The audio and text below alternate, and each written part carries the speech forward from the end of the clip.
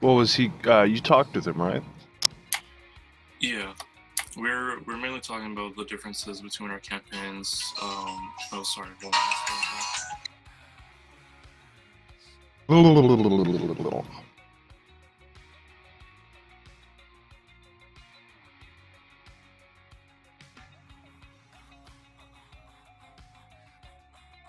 Oh, damn, dude. You know what? I would have to fully redo my whole UI for this now that you switch characters. So for today, we're gonna play with the like general, I guess, stream layout.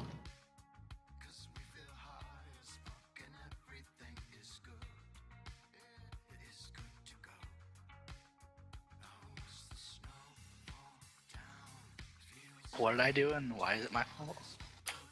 Well, when you switch characters, my UI is basically old now. Yo. What's up, Zax? Now we just need a message Bose.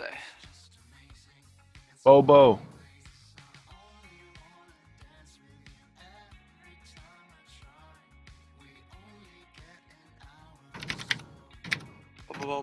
Bo. That show is stupid. It is one of the stupidest shows I've ever seen. I sent him a poke. Because we all know how important pokes are.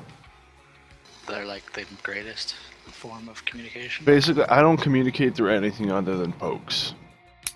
Yeah, just like Navi from Legend of Zelda. Hey, listen. Yeah, hey, listen. Like when I was just talking to, joined your channel. Yeah. Well, says our resident New York citizen. What's going on over Yeah, here? exactly. Yeah, I'm coming. Don't you worry. Don't get your pennies in a bunch, money. Oops, I meant stay, honey. That's how I imagine Napoleon talks. What, do you mean he doesn't talk that way? That's what I'm saying. Just With pass very me a beer. high-pitched voice. Oh, just pass me a beer. That's my highest I can go. I can't go any higher than that. Fuck, we're all here on time for once. I know, seriously, what the hell? I'm here on time. Let me just log on. Sleepy. Alright, I gotta open up my magic items list. Yeah, you did that without me. I didn't even know what day you were gonna do it. Oh, you were supposed to be here. Oh, whoops. Sucks for you. Yep, so Oh, get wrecked, noob. Do you have a description of our items effects verbatim that we could just copy paste into our character sheets and stuff? Yep, I have bullet point lists and stuff, and I can post them into your character sheet for you. Oh, fancy. So okay, so we're gonna actually go down the line and I'm gonna explain them to you. Yeah, he's got the real list. I just kind of gave you the clip, Yeah. the Spark notes. All I ever use. I'm going to add it to your bio, Kirkus, because you have nothing written there, so I can just add your item there. Yeah, that picture is all you need to know about me. Yeah, that you actually look like that in real life. Yeah. Thank you for the follow, Berg Turdler. That's a pretty cool name. Bird Turdler. Hard to say. Okay.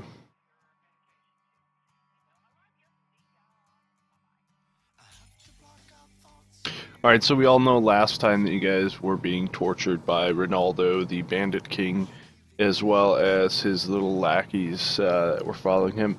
And Mazor got his arm cut off. You guys healed it back up and made it basically a holy arm because you guys healed so good that his arm is now glowing and his other arm is now like a necrotic death. So you can kind of use holy energy and death energy all in his choice. And remember, Mazor, you have to let me know if you're using your left arm or your right arm to do an attack. Or to do anything really related to any spell that you're using. And if you don't, then you might be casting a necrotic spell at an enemy. You're use the wrong hand to scratch your nuts. You might have Yeah, you might lose that thing. Oh, very funny. So my right hand is does radiant damage. My left hand does necrotic. Yes. Got it.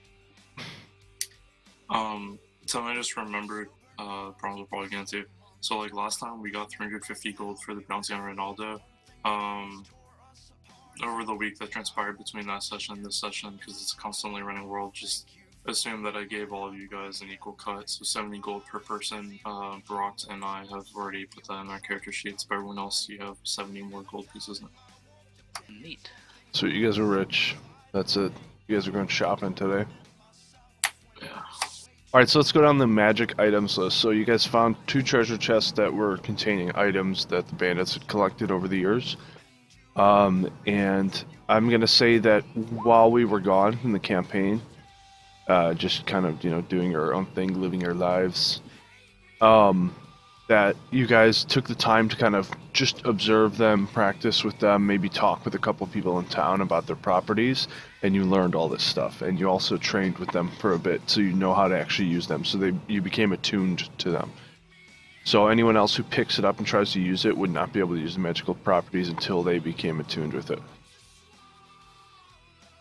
So Kirkus, you found a bow that was like ornate with crystalline structures on it. It also, you could kind of see through the crystal from your end of the bow to the enemy. So your bow is called the Bow of Elements, and you're able to choose what type of damage to do at will, from fire, ice, or fire, lightning, and cold.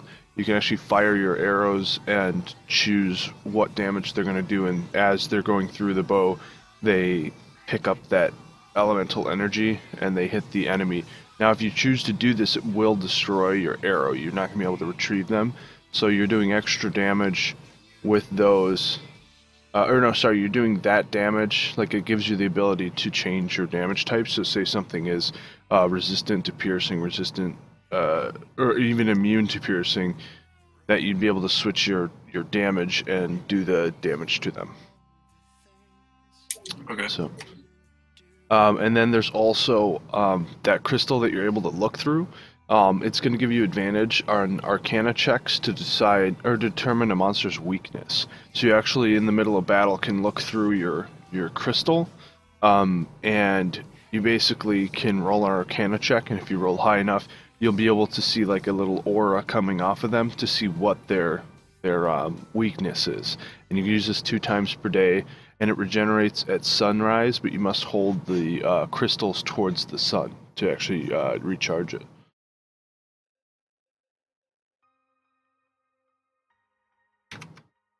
I'm going to paste this in your info right now.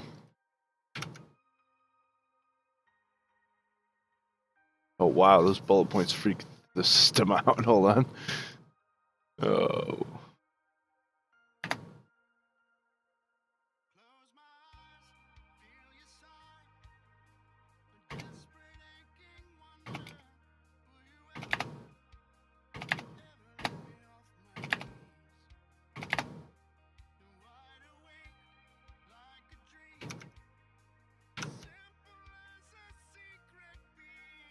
Bullet point.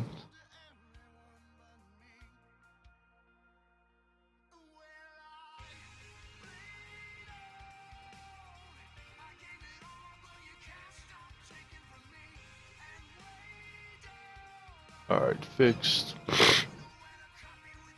Alright, so that's in your bio.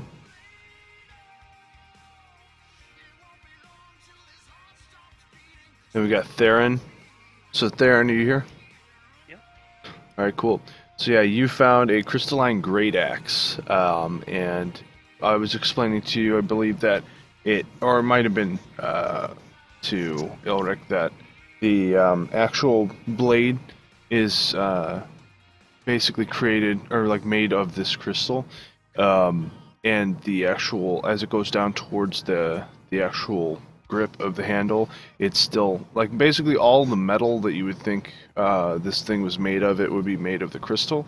It has a really finely crafted leather strap that it allows you to kind of hang onto it, but it's a really like thick and sturdy axe, and it's going to allow you to do force damage. Or no, not. I believe, was it force damage, Rusty, or was it just the knockback?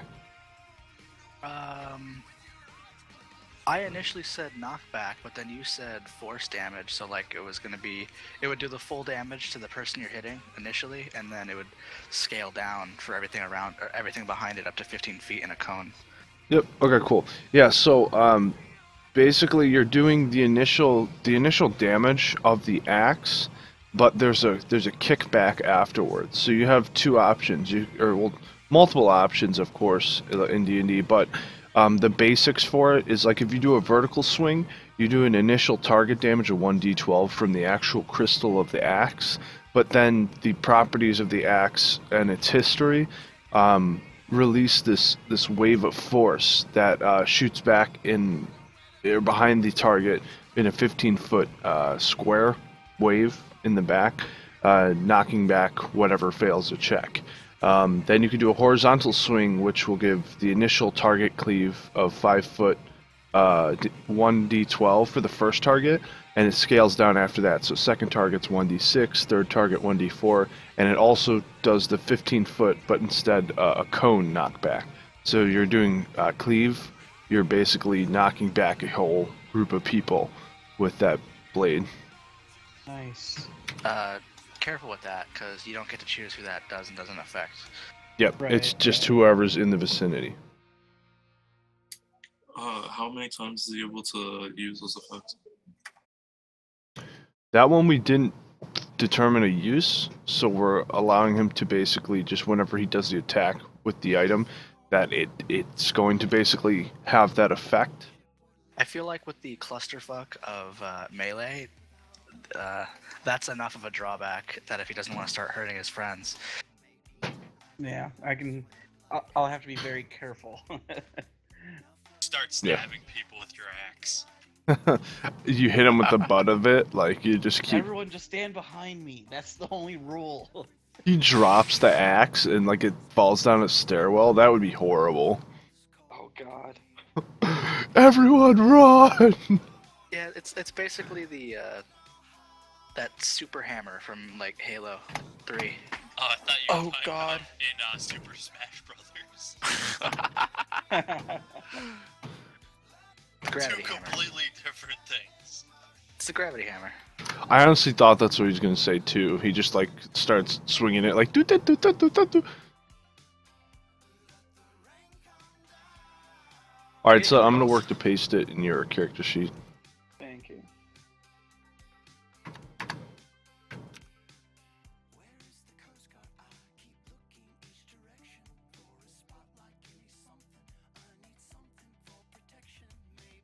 I don't know why their bullet point system's so far off. Hold on a second.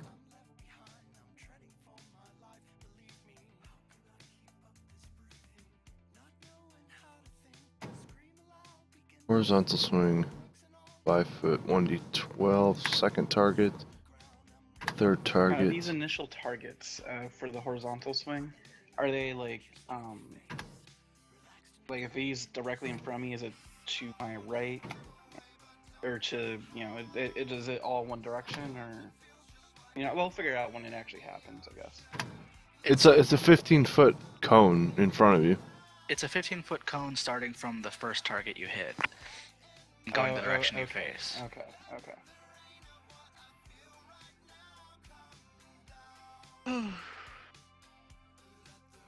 There's no yawning.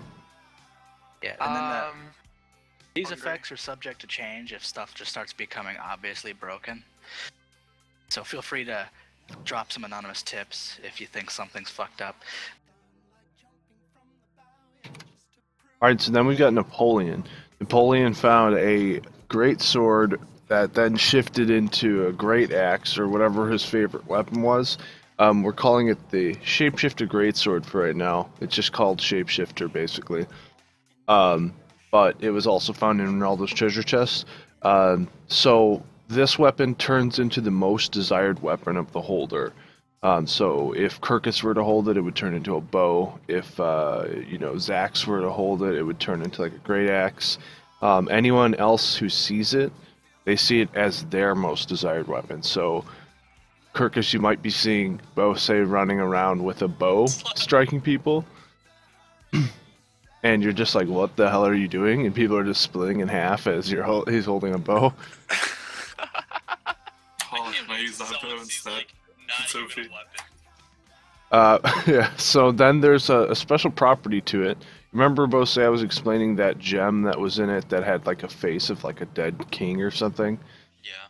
So I call that the gem of horrid thoughts. So once per long rest, you can choose to launch that gem out onto the ground, basically like a little kid's toy from like McDonald's, like just launch it out from there. It's a Beyblade. I have Exactly. no clue what that is. I not know missing what out. it is. But anyways, so you launch a gem from the hilt, bringing the most fearful creatures into the world. So you roll a D100 to determine effects. Anything 90 plus does 1d10 psychic damage to whoever's watching. Doesn't matter if it's friend or foe. And then anything from 1 to 90, target creatures feared for 1 turn cycle. So if you roll too good on that thing, you're going to be doing damage to everything that's looking at it. Including yourself, maybe. I don't even know. I think it's just anybody. You drop Yeah, that into yeah. a crowded like city, and you just start seeing people drop to the ground. Yeah, we were saying that you're going to kill an entire city of gnomes. That they're all like, hey, welcome to our city. And you click the thing on accident, it flies out, and everybody dies in the Hey, town. what's this button do? No, no, no. Exactly. The gnomes are explaining it to you. Don't press, no, boom. And then it's just like Smurf Village dead. Oh, good. Fucking Gargamel. I don't know what happened. My first date. It was like that when I got here. Alright, I'm plugging this into your character sheet.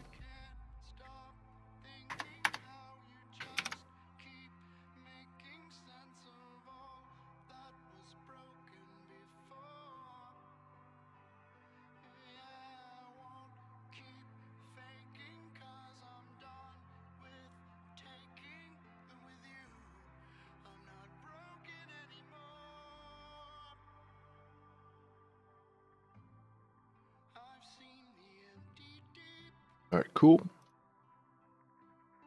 Then we've got the Mask of Misfortune that Mazor picked up. That is basically that executioner's mask with the plated gems on the eyeballs, so you can actually stare through it. Just kind of like the crystalline thing where you can look through and you get an effect. This thing also gives you an effect. So it allows you to replay the events of the past 24 hours.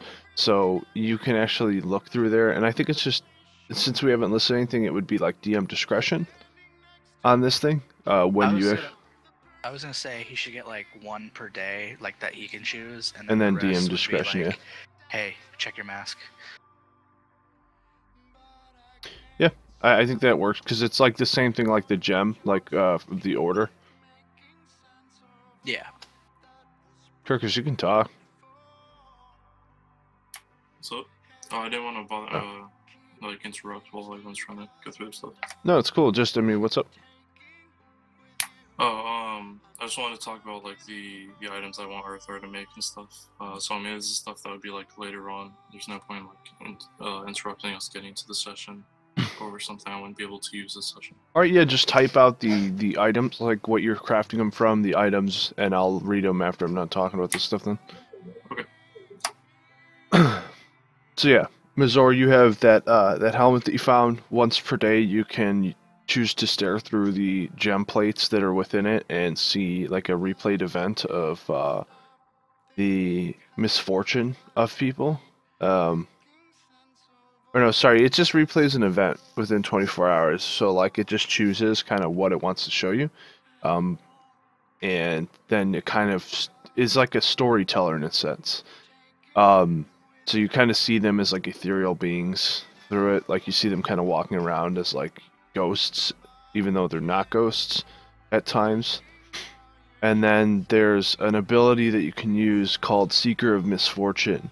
You roll a D100, and anything above a 60, you see a murder or death from a recent time in the past. And it recharges when the mask sees death or a soul of misfortune. So it recharges when it sees like sorrow. Okay, awesome. That sounds like it'll be a lot of fun for story making purposes. Yep. And then let me just copy and put that in your sheet, and then we'll talk about Elric's stuff. Because you guys all saw his axe and him doing stuff. I'm sure you would have questioned it by now.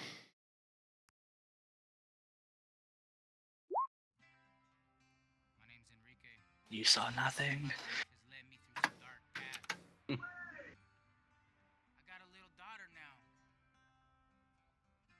Secret misfortune.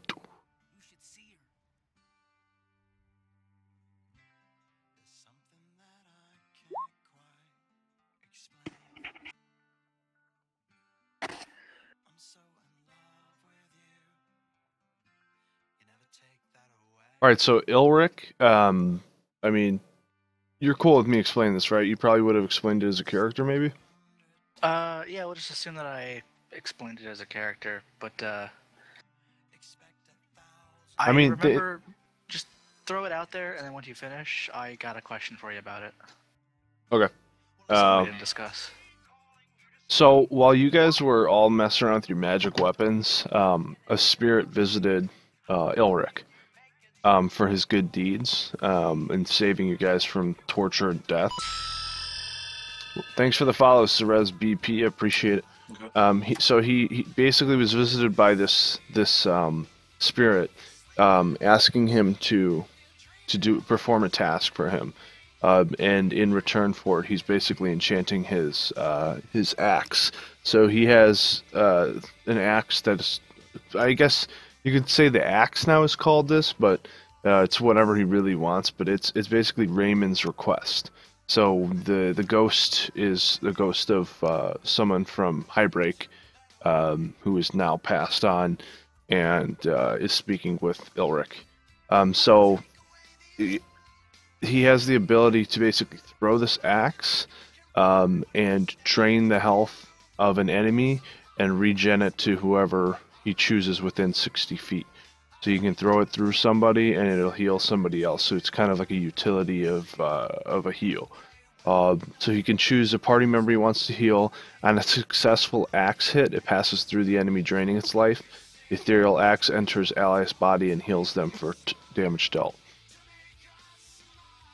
So if you have a high enough, like, well, I guess, I mean, either way, you would see basically a ghost. Like, as he throws it, if he's trying to reach further, you're going to see a ghost appear and throw the axe even further. Like, grab it midair and throw it again, and grab it midair and throw it again until it reaches its target. Now, because we didn't discuss it, and it actually greatly affects how I use it, is this real HP or temp HP? We should probably just say that it is real HP. Okay. I'm okay with either, but if it was one or the other, it greatly affects how I'd use it. Because if it's temp doesn't stack on each other. So it'll cap out pretty quick on the amount that it'll heal. So like a max roll would be 11, and even if I rolled another 11 and chose it to the same target, it wouldn't now have 22. It would just replace that 11 because that's how temp works. But we could just say it can't go over the cap, but it can heal. Either way, it's just going to be normal health. So then you can heal people up. Alright. Alright, so that's all your magic weapons given out. Make sure to update your character sheets, in due time to give the proper, I guess you could say proper formatting to your character sheets. So we'll start off, I guess, with, let me just take a look at Crocus's stuff. Session, I'd like to talk about the new bow, level 6, and the items I want Earther to make. Okay.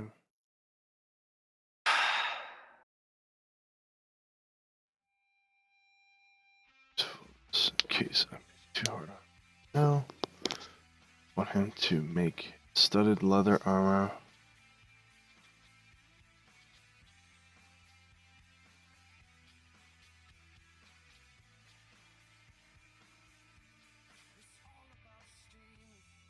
Oh yeah, Kirkus, we could talk about whatever you need to talk about after the session. But any of the items that you need made, Orthar can make them now if you wanted. Oh, really? I thought it would take a while or something for you guys to create effects for it or whatever. Well, yeah, if you're making magical items, then yeah, you're breaking down a magical item. Yeah, because he's like the smithy of the Paladins of Hammerhall. I thought he was the one that imbued him with these powers or whatever. So I'm looking for him to like rework the metal and the blessings of Palor into the next item or something. Okay. Yeah, a lot of the items though, not by his hand were they brought to like enchantment. It was more of like when certain effects would transpire, like Banog's Misfortune. I think you're the one who has that. When they destroyed the ogres in Lowgarden, it actually basically either the deity saw this and enchanted the weapon, or the weapon itself basically drained the energy from the dead foe and basically enchanted it. Okay. So, but yeah, I mean, Urthar could definitely work on something for you. If it's going to be magical in property, we can talk about it after and just kind of determine what you're looking to do with it, and then we'll figure something out. Okay, cool. Thanks.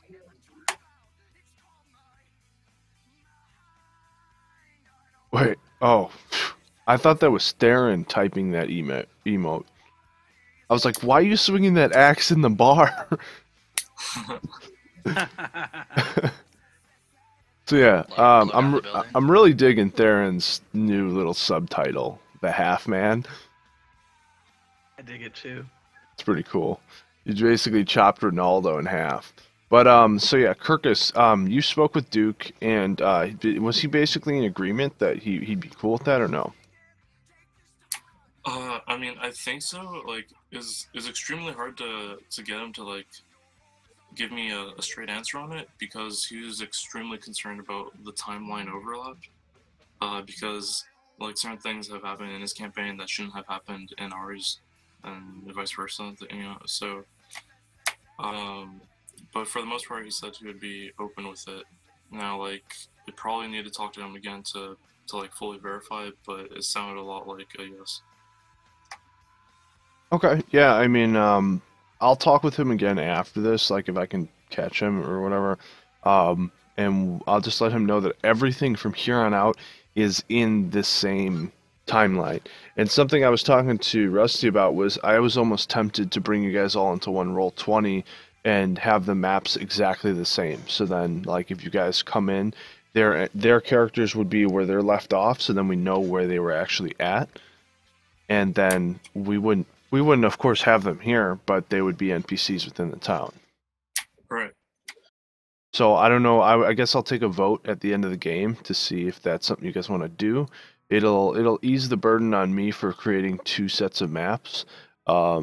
And I believe I can just copy a character over there, so you guys wouldn't have to actually do all of that copying yourself. Just know. Yeah, I mean that sounds pretty good. If you do that, I'd be willing. Otherwise, it's a real pain in the ass to switch over all the spells. Yeah, exactly. I mean, I would do it. I would actually sit down and do it for you to switch over all of the spells and stuff, so you don't even have to worry about it if it wasn't there. But I have the transmogrifier because I pay $15 a month for this thing.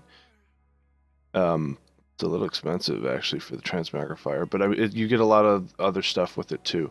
But yeah, so I guess we'll take a vote at the end, see how things roll out. If you guys want to stay in this Roll20 thing, we can, or we can switch all over to one, so then we can kind of intertwine the world. Okay. All right, cool. So yeah, Sounds good. yeah, when you guys left off, you had basically gathered all these materials, brought them back to town, had the alchemist and Larry and them basically brew up some big batches of this cure, and they've been working on them. I'm gonna say, since Duke didn't give you a clear answer, you guys are still in communication about it, but I mean, maybe you take it upon yourself to kind of just start having them send them out, like without Duke, like maybe you're adamant about it. Like, hey, you guys need to get these out to the kingdom or the continent and have these people cured, or else lots of people are gonna die, you know? Right. So, I mean, the Boulder Fists would most likely be like, oh, okay, you know, and a couple of them would probably send some out. That's another thing I just remembered. Duke said that in his campaign, like several people in his party have the disease, but it's done pretty much nothing. Like they might cough up blood every now and again, but it hasn't impacted them in like any way, shape, or form. And so that's what a lot of that was also writing on when we were talking. So I was telling him like, oh, we're curing the people in your party and stuff like that, and he was telling me, well, the disease doesn't do anything, so why should we care about a cure? Well, the thing And is, so I the felt disease like there might doesn't be do it. something- It wasn't doing anything to them at the time. It hasn't ridden out long enough in their system to do anything to them. Okay. So with Urthar and with Vexus, they had it for a lot longer than they did, so they had more intense effects. I mean, that group didn't know anything about Urthar and didn't know anything about Vexus. Only person who knew was Rusty out of character. Right. And I didn't say anything. Yeah, so I mean, they wouldn't know that, and Duke wouldn't know that. I mean, they never even questioned why they were coughing blood. They never questioned any of that. So, like, they honestly probably didn't even know if they were diseased unless, like, I told them. You know, I was like, hey, you guys have some sort of disease. They're like, okay. You know, but they don't question it, so that's fine. You know, they could have simply died from the disease over time. Just let them Okay. die. I thought they had it. The only reason why I brought it up is because I thought that they had it longer than Urthar and Vexus, because if they were like in the same timeline as us or whatever, then they would have had it for like what, several weeks or something. Whereas Vexus and Urthar have had it for like almost 2 weeks or something. Yeah, so I mean, with Vexus and Urthar, I mean, since they're already old, well, they're older than most of the party members, and Valen would know them. I mean, because this disease was brought on by him. It's not like a disease that's just in the world. So they would succumb to the disease more easily. Yeah, I mean, he basically is targeting people, and spreading this out, and he can choose when to like have it basically bloom. Okay. So. All right. Yeah, that's all cool then. Yeah, I mean, now that if he doesn't accept the cure, he can have the disease. I mean, like, if you're like, I'm sending this cure out to you guys, and Duke's like, well, you know, it's not really doing anything. What do we care? Then, I mean, honestly, if he's acting like that as a character, then don't send him the cure. Send everybody else the cure. Yeah. Like, because I mean, he sounds right now like you know how kings would sound, like stubborn kings. Yeah. So yeah. Roleplay wise, I'm trying to be like real nice and virtuous to him about it, like, oh, let's help the land and stuff like that. But at the same time, I'm like, oh my god, this guy's just gonna like die outright. I'm mainly just trying to make this both funny while also making sure the characters don't like die in case the disease becomes something. Yeah, exactly. So yeah, I mean, for right now, we're gonna say that Duke is not receiving the disease. I mean, But we are getting the cure out. Yeah, you're getting the cure out, regardless if he wants it or not. And I'm going to let him know in the campaign that his Boulderfish guys are basically sending out barrels, like unmarked barrels, or maybe barrels stamped with something else. Is there like an icon you guys want to discern to be your cure? Like kind of like A heart. Okay, a heart. Well, what I was thinking is, I wanted to make this like more into a business to make it more attractive for both sides. So what I was planning to do at some point with my character is, like, for example, at one point, if we happen to be in Desolation again or near Low Garden or something like that, then one of the weeks that we spend in between sessions, my guy could go out to the Low Gardens since he's familiar with the area, it being his favorite environment, stuff like that. And he could just collect more herbs, and then he could have the alchemists and whatnot manufacture like cures for all types of ailments, and then have it be like an actual alchemical remedy business of sorts. And so Yeah, I think that's awesome. I would like look into finding an icon that would properly capture that type of thing. All right, well, for right unless now, they I want can an- say that Yeah, I'll just come up with like a symbol. So for like right now, I guess it's just like unmarked, or it just has like whatever vague symbol they use for like medicine or something until I come up with a brand. Just a red Unless cross. other people in the party want to create something. well, Bose's already listed that he wants a heart, so I mean, it doesn't have to be one icon. Because it was healing, so I mean, Yeah. I don't really. That's about the limit of my character's intelligence. So Well, he the just creativity. starts burning a heart onto the barrels with like a cigarette or something.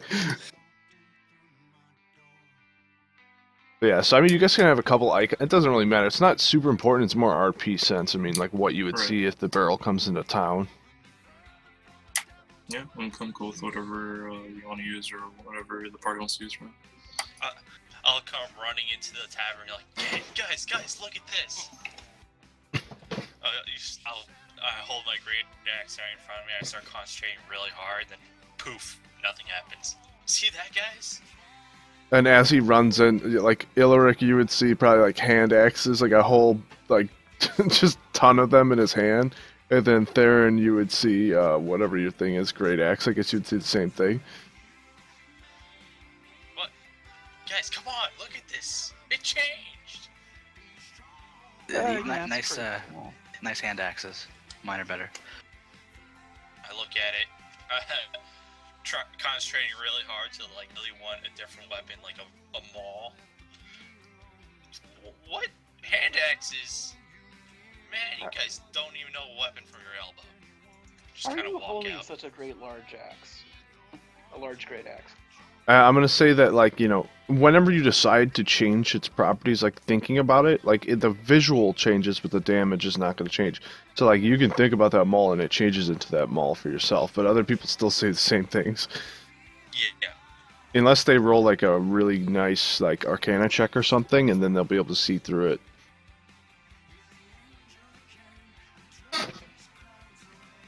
So we're heading to Hammerhall, yeah?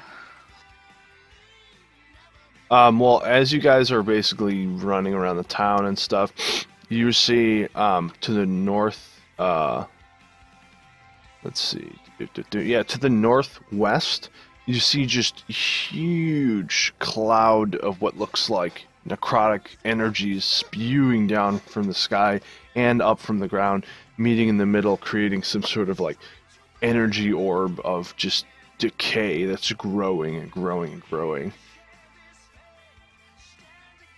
And you hear like Is that dissonant supposed whispers to on the wind. happen?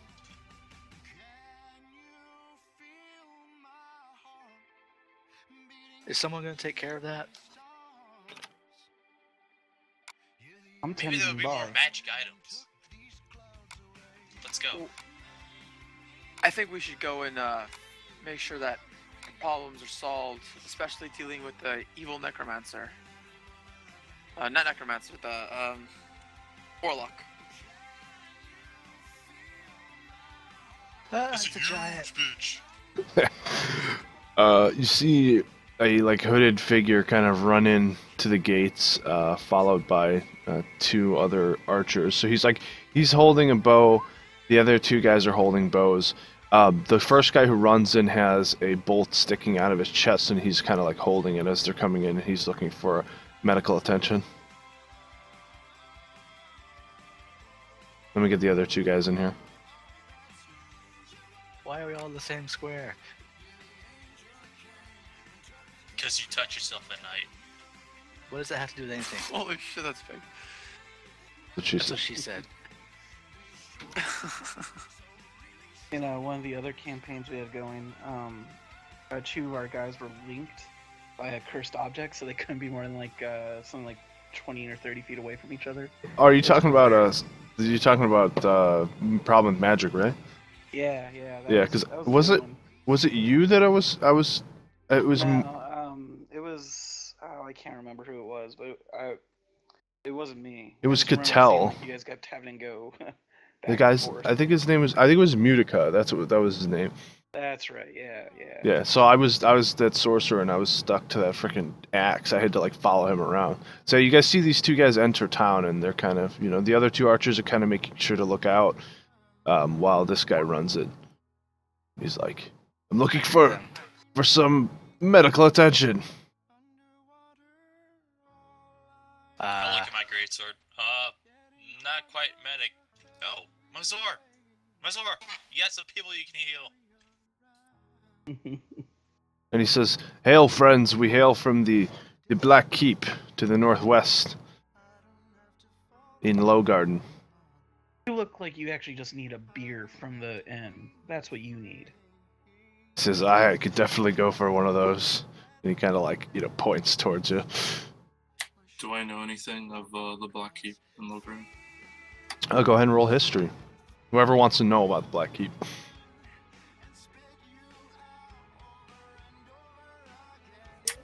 Is Blackkeep in the Low Gardens? Do I know that? Hold on. Mazor's just like, he's like, your skin's not black. So, you're saying you're asking if it's in Low Garden and stuff? Yeah, like, do I know that the Blackkeep is in Low Garden, like in the forest? Just from, I would say from basic knowledge. I mean, it depends on your character. I would still roll history. Okay, I was just wondering because if it's like in the forest, then I might get some bonuses towards it. So yeah, I mean, anyone who rolled above 10, I guess Elric, you would know because you were kind of closest to it. Yeah, you were closest to it. So I mean, but everyone except for Mazor knows this. I'm new to this plane. It makes sense. Oh, thank you, Rusty. Thank you for that, sir. I hate you. Anyways, so yeah, yeah. So I mean, the Black Keep, it is within Low Garden. You guys know that Low Garden has like low-hanging, curvy, huge trees, vines shooting down to the grounds. Bandits are usually there, ogres, just a bunch of horrible stuff. But there's also the most potent like plant life because you guys actually collected a lot of it. But there's a lot more that's out there to help you guys with medicine and poisons. But the Black Keep is deep within Low Garden to the north. It's actually like built within kind of like a mountainside, and it's across a very large river, a flowing river. And you do know that there have been giant problems nearby there. So, you know, them building their city so into the mountain for like, I mean, they built it, of course, hundreds of years ago. But this ranger group kind of has holed up there and basically made it their city. You do know that Thomar is basically almost a king there, that he is the leader of the group that resides out of there, and that he is almost nobility there, but they don't really have nobility. They're more of like normal people. I would say that it's more like desolation, but it is actually, you know, better held together and better structured. And so, like, you know, they're just kind of your average people, average rangers, and they have a giant problem. And then also that in the past there has been issues with the necromancer Valen, and they've kind of dealt with him and been able to survive. So Do I know the man before me as Thomar, or is Thomar like often Blackkeep or what have you? you do recognize him as Thomar. Oh, okay. I say to Mazor, Mazor, this is Thomar of Blackkeep. He is a highly respected individual there. Do I know about the general alignment of the forces of Blackkeep? Are they more of like they just preserve the peace in the area, or are they like bandits? They are not bandits. They do definitely preserve the peace, and they are basically out for the good of the people of their city. Okay, Mazor, these are good people. You should do what you can to help this man. He's very important to the people of Blackkeep. Okay. Thank you. What exactly ails you? He says, well, I've got this huge bolt sticking out of my shoulder. Just, it Anything hurts else? a lot. Purses? It's not that I know of. Some ranger, some scout shot me from behind a large giant of Fomorian that were outside the gates here not too long ago. What's up? Can I say whether or not the disease that plagued Urthar and Vexus is plaguing him with like a medicine check? Sure, yeah. Does it seem like he's showing signs? Yeah, he's not really showing any signs. It's just a huge bolt sticking out of his shoulder. Okay. I Mazor, I believe it is just his physical injuries and nothing else. Then I break the end of the shaft and I pull it out. Alright, he was not ready for that, but go ahead and roll medicine. I didn't say I was gonna be gentle. He was like talking with Kirkus. He's like, yeah, thank you. He's like, how do you know so much about me? Yeah! Go ahead and roll medicine. Let's see what happens. Alright, yeah, so you break the end of the shaft. But, or actually, I would have you roll strength to break it. Roll strength to break it. You know what you're dealing with, kind of like the injury. That it is a bolt to the shoulder. Strength. Okay, can I just do a strength save since that's the Yeah, easiest part to click? do a strength save. I want to see if you're strong. Nope, you roll d20 to determine your critical miss. He breaks his hand. His arm falls off again. I guess I'm still half asleep. He pulls the bolt out and it stabs himself. So yeah, you struggle for a bit. So like he's like bobbing up and down as you're like pushing on this bolt, and he's like every movement you make. Do it, you weakling. And so yeah, Do I maybe pull it out or no? maybe Bose jumps on your back, and you guys are both going like up and down, trying to break this bolt. And he's giving extra weight, so Thomar is like bending over. He drops his bow, his other guy picks it up for him, like, and he's like hanging onto like his shoulder because of the pain. And then so it finally breaks, and he kind of falls backwards. The half of the bolt is still in his shoulder. The one part with the actual barb on it. Alright, guys, let me attempt this one. After that display, I'm not so sure. You should be trying to pull more things out of Thomar here. Can I make like a dexterity check to like pull it out like swiftly and deftly? So he like, it's like ripping off a band-aid, but as carefully as I can. This is not yeah, like pulling off a band-aid. There's no It's comparison. literally the same thing.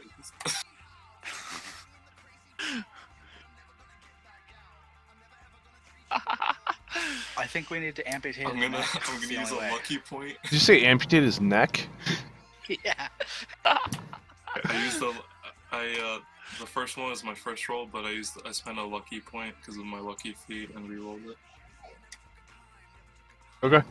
Yeah, so I mean, you're able to basically walk up, like, put your foot on his chest as you grab the end of the bar, or I mean the end of the actual shaft that is still remaining in his chest, and you pull it out, and he starts to basically bleed. I then, in response, I then cast, I love my spell, Cure Wounds. To heal him and close the wound. Okay, go ahead and roll whatever you need to roll. I don't know exactly what you need to roll, or what we rolled last time for it. He just rolls the amount he needs to heal. If he's What's the perception check for? What's that bolt look like? Well, that bolt is a, it looks of orcish make. It's pretty crude. It's like a large arrowhead or bolt head, and it is very angular. And it has two barbs that are basically pointing behind its point, so it sticks within the foe and it stays within there. And it's not really supposed to be removed by normal use. It's supposed to basically make them bleed out. Just so you guys know, out of character, Rusty shot this dude in his other campaign. Yeah, I'm gonna relay that information. Not that I shot him, but what that bolt is to everybody else. Yeah, so Kirkus is hanging on to half that bolt, the part with the blade on it, and then Mazor, you heal. You have to roll for the heal, but like roll a I'm not sure if it would be a medicine. I think it would be a Well, I just rolled the healing amount, and now I guess I can roll a medicine to see if it fully healed. Well, I'm saying to actually fix the wound. Oh, because I thought like the magic just closes up the wound, and that's how you heal. Yeah, it'd be kind of weird if it's like he's full health, but he's like hemorrhaging everywhere still. I'm not saying that he's hemorrhaging. I'm saying roll to see how effective your magic was in sealing the wound. It could have been okay, a. Okay, I was just wondering. Do I have advantage? I'll leave it to you. Yeah, you would. I mean, I would assume you'd have advantage. Yeah. I mean, well, you don't really need advantage with a roll like that. Yeah, I mean, I would say that you're able to seal it up. Caster, so hopefully he didn't bleed out all over the floor before he gets decided to do this. Just eyeballing him, does it look like he's doing a lot better, or does he still need to be Next treated? time, you should ask the follower of death to heal him. He didn't ask for healing from anybody. Well, actually, yeah, he did come in and ask, but he didn't ask you specifically. Other people asked you to come up and heal him. Well, now they learn too. And he's just like, an introduction, buddy. yeah, he's just like laying down. He's like, whoa, what just happened? Don't worry, you'll live. I think you might need a second drink there, buddy. Can you even pick up your drink right now? Like, Yeah, he stands to his feet. He dusts himself off and grabs the bow from the other guy. He's like, "Thank you, my friends," and he puts his hand on Mazor's shoulder and on Theron's, because I guess he's closest to him. He's like, "Thank you, friends. Round of drinks for you all at the tavern. Speak to the barkeep. Have him bring out the." And he like stops as he's talking. He's like, the barkeep. he's like, "Well, my good man," he's like, "Bring us the best that you have." He's like, right and he away, like, right away. You have a coin, of course. yeah, he like pulls out a huge sack of coin. Excellent. All right, well We then just follow like me. forcefully, accidentally took over a business. Yeah, I'm You definitely killed like. him and made it yours. Basically, his body's still laying in there. No, I would have cleaned that up. No, I said you guys already brought it to the graveyard. You guys are Ganar and Greener took care of it or something. yeah. Anyway, back to business. To Thomar, do you know what that big old cloud over there is? To the northwest? He says, "Yes, I had a couple scouts come back from actually observing it, and they saw a horned demon of sorts, Severian. We know him by speaking with the great necromancer Valen. They seem to be in cahoots, working at bringing some evil into this world. We should try to thwart that effort. It's like, that's why I came here." Interesting. He says, "You might have seen outside the gates of Fomorian. I've been hunting him down. I encountered a group out there, and let's just say they weren't too friendly." And he points to his wound. Yeah, you never know what you get with the people around here. What kind of group were they? Do you remember anything about them? Anything you can use to describe them, give detail to them? He says, "Actually, yes." He says, "One of them was riding atop the Fomorian. From what I could see, he looked to me like a tiefling. He spoke from on top of the Fomorian, and I could kind of make out a couple shadows behind him, but I couldn't really see exactly who they were. Before I knew it, I had a bolt to the chest, and I saw a hooded figure moving to the behind the Fomorian." He says, "I got out of there as fast as I could as Severian and the Necromancer took notice and engaged with the group."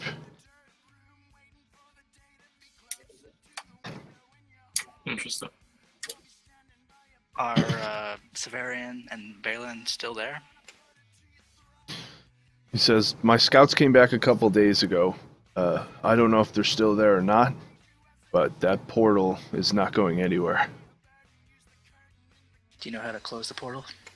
Does anyone know how to close a portal? Perhaps Earthar would I know got the an way. axe that opens portals and Would I be able to flesh. close the portal?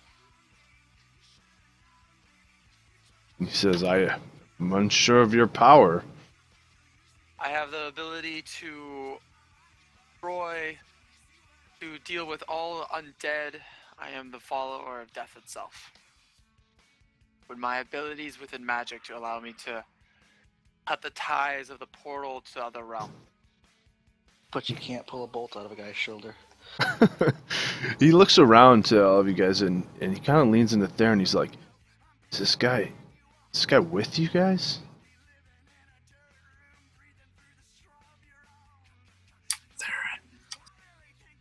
Sorry, guys.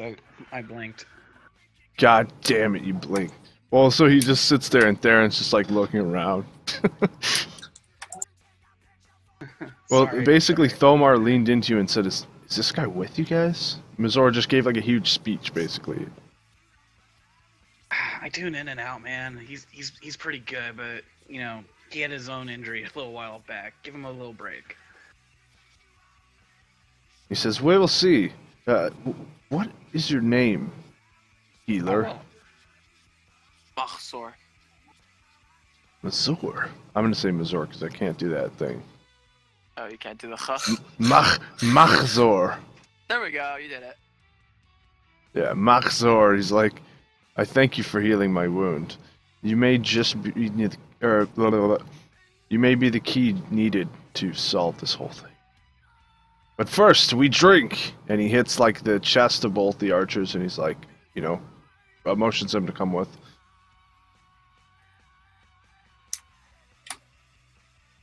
I thank you for your. Well, okay, I'm just gonna say I said this to him while he's like moving over there. I thank you for your generous offer, Thomar. But there's some people I must check up on in town. You guys go ahead. I say the rest of the party.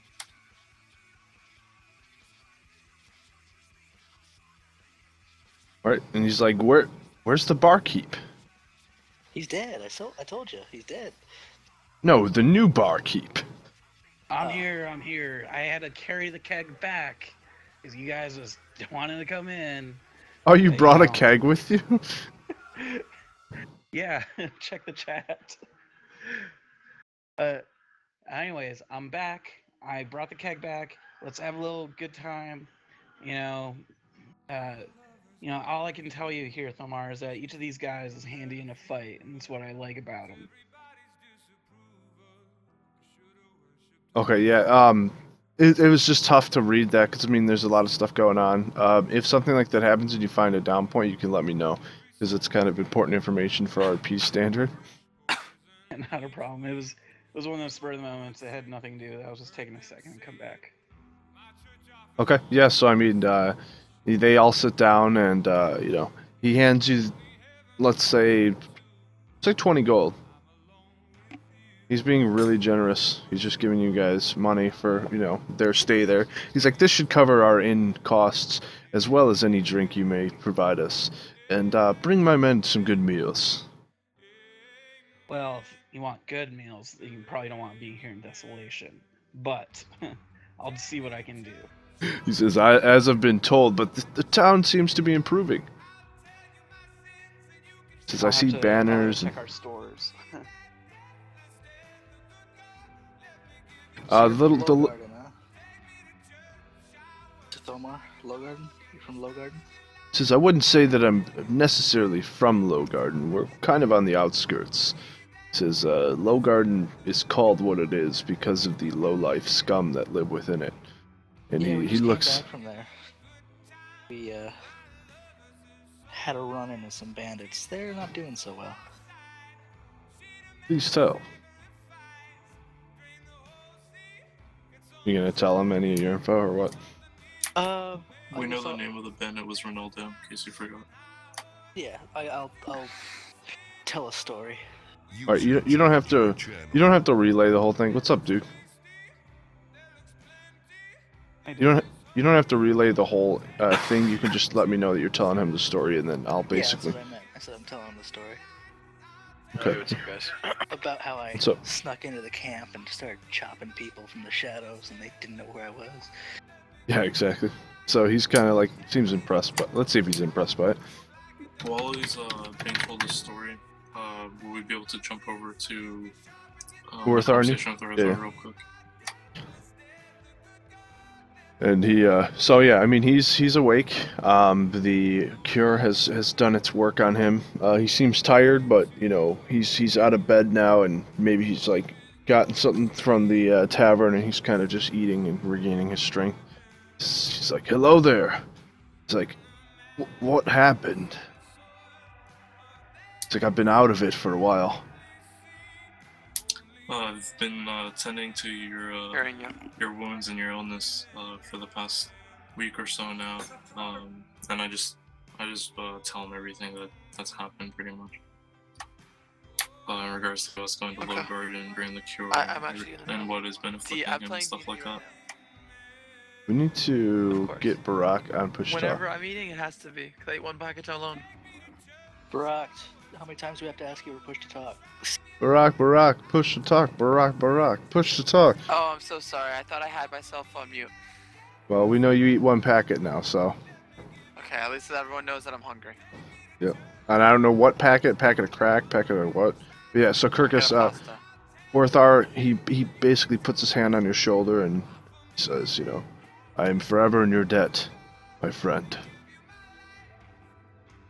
And he's kind of asks for your help to help him stand.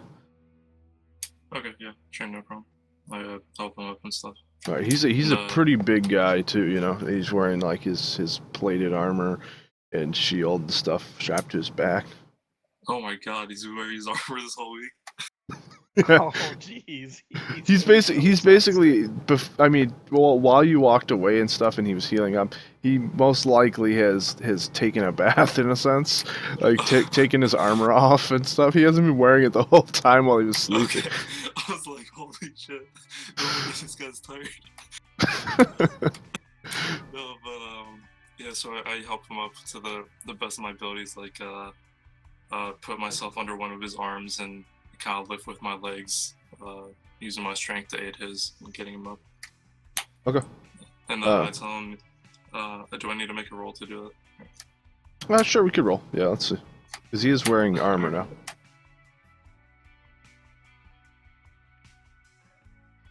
He just falls on you.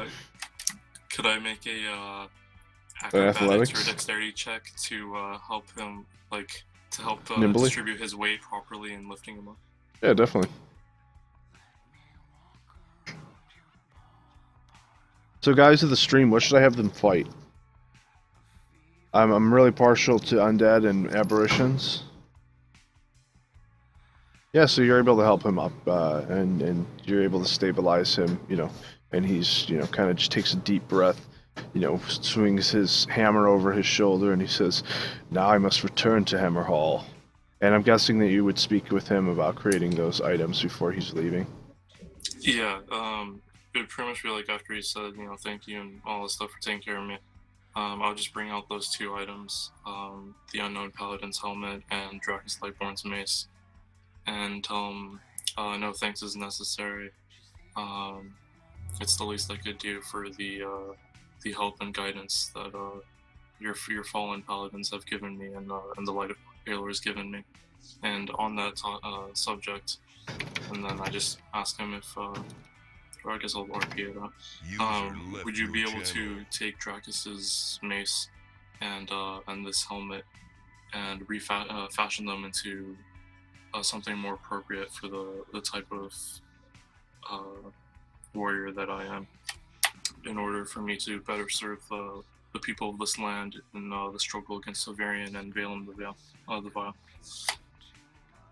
And he grabs, you know, the two items, you know, teary-eyed and, you know, kind of like remembering the two paladins that he worked with in the past.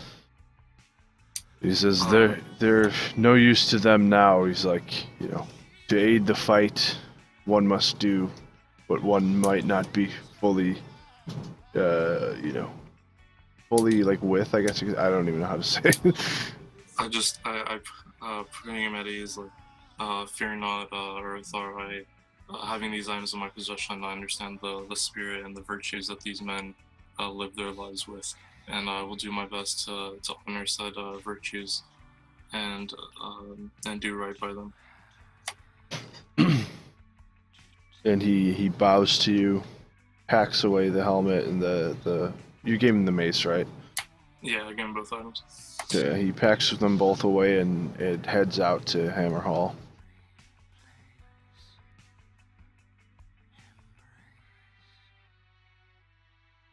And then, yeah, so as far as your attack roll, Delia happened to walk out of her room as you were throwing the axe down the hallway. Oh, How could I possibly know she was there? You didn't. for the sake of clarification, I also told him, like, what items I wanted with them, and since one of them is studded leather, I would imagine I'd have to provide him with a leather armor, right? Oh, yeah, most likely. Okay, can I just, like, buy one in town? Yeah. Let me find the Okay. prices for it. It's 10 GP in the guide, so Oh yeah, then it would probably be like with him. I mean, let's just say like 5. We'll do half price. okay. Then I'll take 5 GP out of my inventory, and we'll just say he has a leather armor provided. So. Definitely, yeah. Okay, cool. I come back to the tavern. They're all drinking merrily, but you do notice that Delia is storming out from the hallway. She pulls her blade out and aims it at Ilric. She says, "What is the meaning of this?" What is the meaning of what?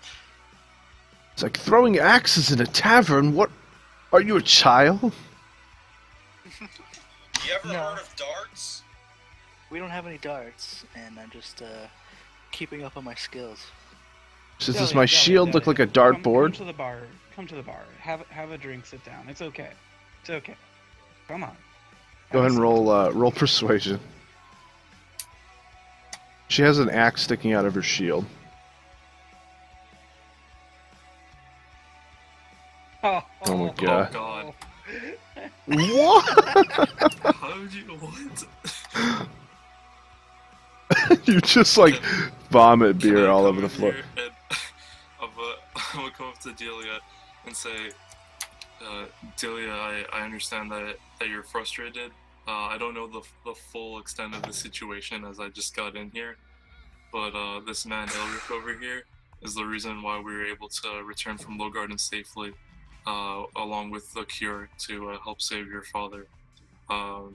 Would you be willing to accept an apology from Elric for his recklessness and his axe throwing?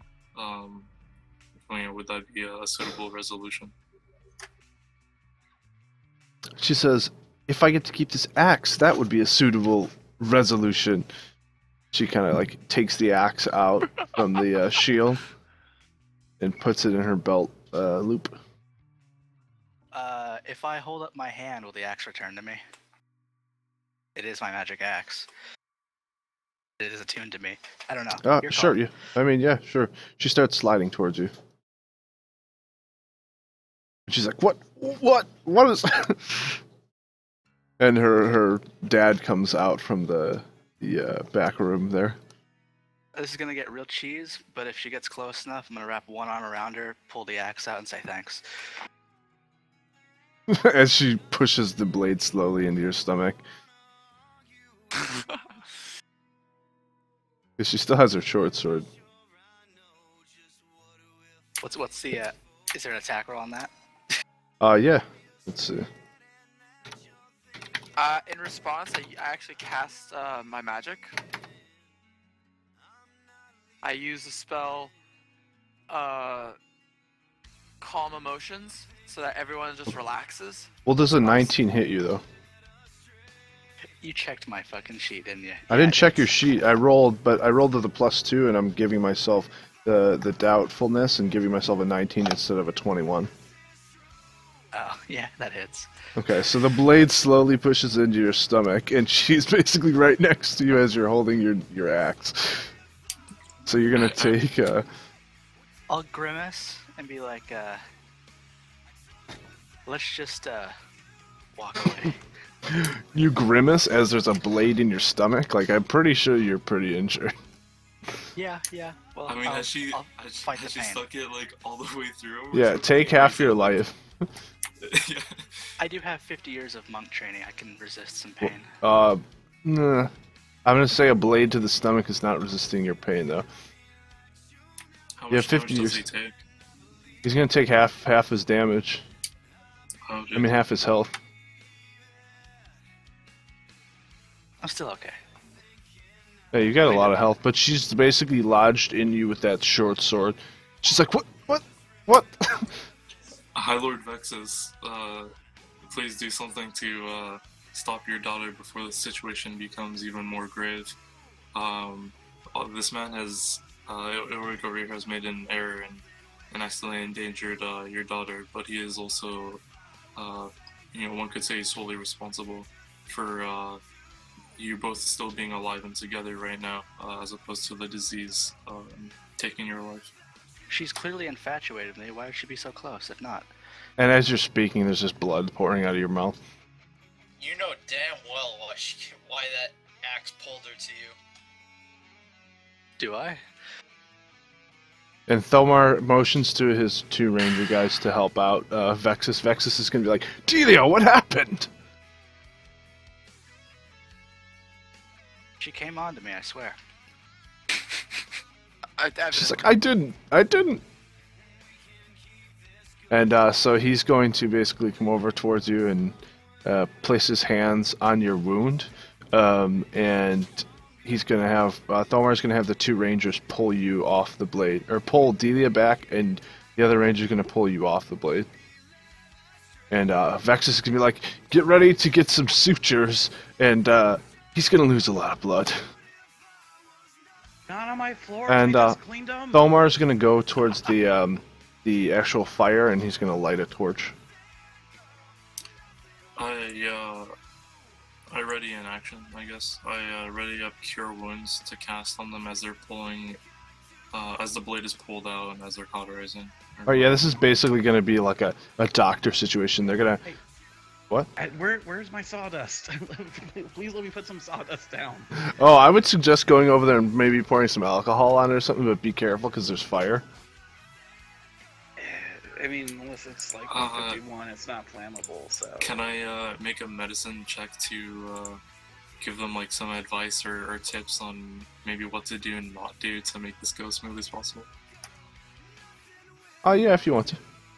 Go ahead and roll medicine. I'll spend a luck. Oh my god, yeah, you better. Oh! So you want to pull the blade out as fast as possible, let it bleed for a little bit, and then... Just wiggle it in there. Of course, the blood cleans out the wound. First you turn the blade, yeah, the blood cleans out the wound. You pick it up from the floor, and you put it back into the wound. So you gave them some bad info. Oh, Theron, what are you doing? I'm looking to see if I can find the most potent drink. It looks like all I found was some cores. You pick up a box of corks? Cores Coors Light. Light. No, I was saying you pick up a box of corks. What are you looking for over there, Theron? This is serious. Try and find something to help dull the pain here. You Everybody's should just all gun-ho happy over there. You should be like, blood, we can cork the wound. You don't know where they keep that stuff? I just jump over the counter. It's literally my first day. Yeah, so Kirkus, you find the bottle of elven grape juice. I love elven grape juice. Gimme. Addicts, all of them. They're all addicts. Does he know that I found this, or did I like? I Well, just open a box and Did somebody say grape juice? Yeah, if my I open the character's box addicted. and I see that's grape juice, I just close it and like. It's not grape juice, it's elven grape juice. It's listed as that, but it's a really alcoholic beverage. Hey, Mazor, Oh, okay. maybe we should add in some Benny Hill music.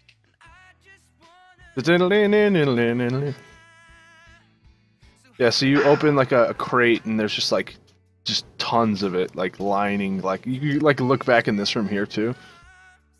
And there's just like boxes of it, like same listing. But there's one on it, there's one box that you opened and it says, for Corey. It says what? I'll type it on chat. What is this song?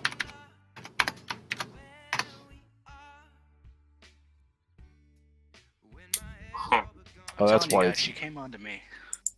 There's a Obvious. bottle that has That's that on it, or a obviously the box? answer, right? Sorry, there was like 5 things going on. What's up? Okay, well, I guess first things first. I made that medicine check because I wanted to determine whether or not I'd know whether there'd be like adverse effects to try and use the elven grape juice to help sanitize the blade slash wound. So like you're pouring it on the blade as it comes out, or you're pouring it on his wound? I mean, would I know how it would affect him in either way? That's what the check is for, like. Well, yeah, I mean, do you I would think you something would. bad would happen? I mean, you don't think something bad would happen per se, but you would know that it would help the wound. But you also are aware that elven grape juice is highly addictive. Yeah, that's what I'm wondering. Like, do I think that even though it's being used to like being applied to a wound, would it still hold those properties? Am I able to determine that? You're not able to determine if he would become addicted, but you do know that getting into your bloodstream, it might have, it might have that effect. You don't know yet. Right. Okay. And then as far as the 4-Core thing goes, is that like a box that said that, or a bottle? Like, where am I? There's like a little, like, I would say, like, piece of like tape or something that's on the side that says 4-Core on the box. God, that's it's Bucko's can I like tell kid, isn't it? what's can I tell what's in it by like eyeballing it? Well, I mean, it's a box of elven grape juice. It's just like bottles of it. Oh my god, okay. Okay. That just cleared everything up for me. I thought you said I found like an additional item that has like No. or It's, a bottle. yeah. I was so confused. Alright, yeah, that's fine. Yeah, it's like a crate of wine, basically. Okay. Yeah, so you... Yeah. Oh, say, what are I'm you just doing gonna- in all I'm gonna this? put that away. I'm gonna close that back up. Like, and, I told Kirkus to get out from behind my bar. okay, alright. I just kind of like Get push out the and box put away. whatever you were doing, touching, just put it down. Put it down. Yeah, put it down. I couldn't really find anything. My bad, man. This box is pretty much useless. I just kind of like shift it out of the way and walk away. I don't. Oh, so you're not bringing it? No, I don't want to use the elven grape juice and have him become addicted potentially. Like that's what I'm thinking. Okay. I'm going to go ahead and look at that box you just found. All right. Well, as he walks back to the group, Vexus is counting to 3. Yeah. 1, 2, 3. Sawdust! Yeah, the archer pulls back on Delia. The other archer pulls back on Ilric. And I'm casting. Am I casting Cure Wounds here? Well, I would say you're casting Cure Wounds after the cauterization happens. So, like, Thomar's sticking the torch to your skin, Ulrich, and it's just burning your flesh as, like, blood spurts out, from the first part. He lets the blood initially spurt. Vexus pushes down on it, and then he lifts his hands up as he cauterizes the wound.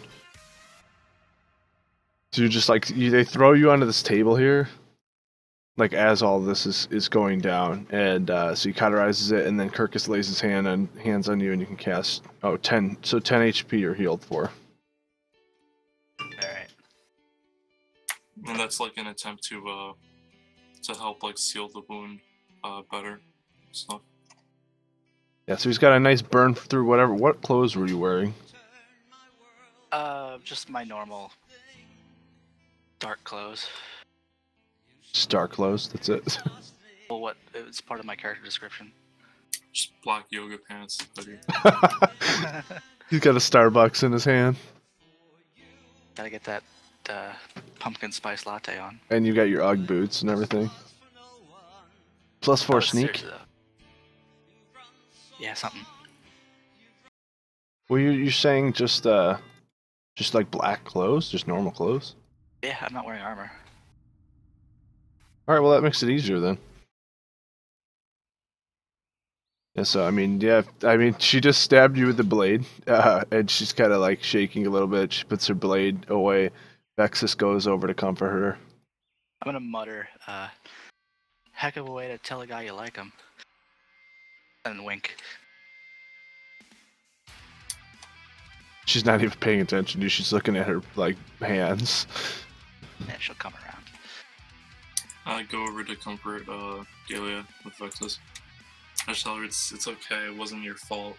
It was the magical properties that his weapon was holding. That's what it appeared to be like to me. Vexus is gonna be like, magic? What magic? And he looks over to Thomar and Kirkus and Elric. I'd like to make an Arcana check to see like just how well I was able to determine what kind of properties his axe has from what I saw. This dude blocks you. Like, Okay. am I able to determine that like that the axe was like drawn to Elric? And Yeah, it wasn't, I mean, like, you- Elric using a spell directly on Yeah, it. you can see that it is whatever is affecting the axe is basically giving him the ability to do these things, that he's not himself casting a spell, that this axe is in fact enchanted in some way.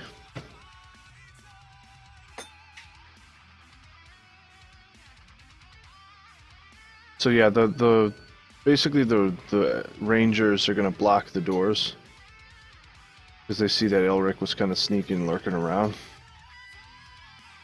I'm just gonna go for a walk. Yeah, and Thomar's like, yeah, a walk. Sorry, I was talking to someone. Yeah, so I just tell Vexus and Delia that that axe seems to be like possessed or attuned to Ilric, and he's able to have it returned to him at will. So he just pulled the axe back to him, and that must have been why Delia slid towards him. So I mean, this is not necessarily any fault of your own, Delia. It's just an unfortunate accident, but he'll be fine, and yeah, everything will be alright. Alright, so she calms down, yeah? And I know that Mazor actually cast a spell to calm people, Well, so... the spell's late. I was casting it in response to him going towards him, so I'll just cast a healing spell so that he doesn't die of blood loss. Okay, definitely. I need to go AFK for just like 2 minutes, but I'll do. So I can we cast get the back Cure to the Wounds on him, Big magical. and he gets another 7 health. Whoa. Bose and Barack. Bose, what were you saying? Can we get back to the big necrotic cloud thingy? Yeah, I like how you guys are drinking. It's just like, there's a huge necrotic cloud over there. We You guys can't are fight getting evil angry for sober. a hand axe. Yeah. Okay, so 7 HP heal. Did you already heal that? Yeah, I added it. Mazor, you're standing in the middle of the city. Upside down. I like the view. You know what? From here on out, if you rotate your token, you're taking half damage. Deal. No, Fine. no, every time you rotate your token, I'm having you roll a dex roll to see if you do a handstand. Okay. And if you fail, you're taking half damage. You're going to break your neck, become paralyzed, and have to drag you around. Can't I just say I died? I took my own life at that point. Don't worry, If you I'll want to take your make life it seem for like... you. Yeah, exactly. Bose will chop you in half. Okay, so, yeah, I mean... Did you say that as a character in a poll, or, Bose? No. No, I'm saying, like, did you say, can we get back to the necrotic thing? Yes. And Thomar's gonna be like, of course. He's like, Rangers, to me. And basically he's preparing you guys to move out. He's like, we have to be very, very careful in Low Garden. He's like, come with me back to the Black Keep, and we will prepare to engage in whatever is around the portal.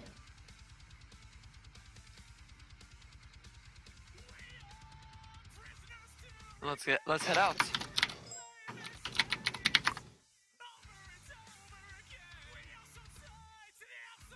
So Thomar's going to visit the blacksmith before leaving town too, and basically, I would say maybe like an hour has passed, and he's going to basically load up on some some arrows. I'm gonna go pick up some healing kits. I'm gonna do the same so that I don't run out of health potions. And I'm good. I'd also like to, in that time, like try and set up a deal to have people watch my bar while I'm away, so I can return to it. So I'm going to hold a little job fair and an interview process real quick. Okay, let's see who's going to try to interview.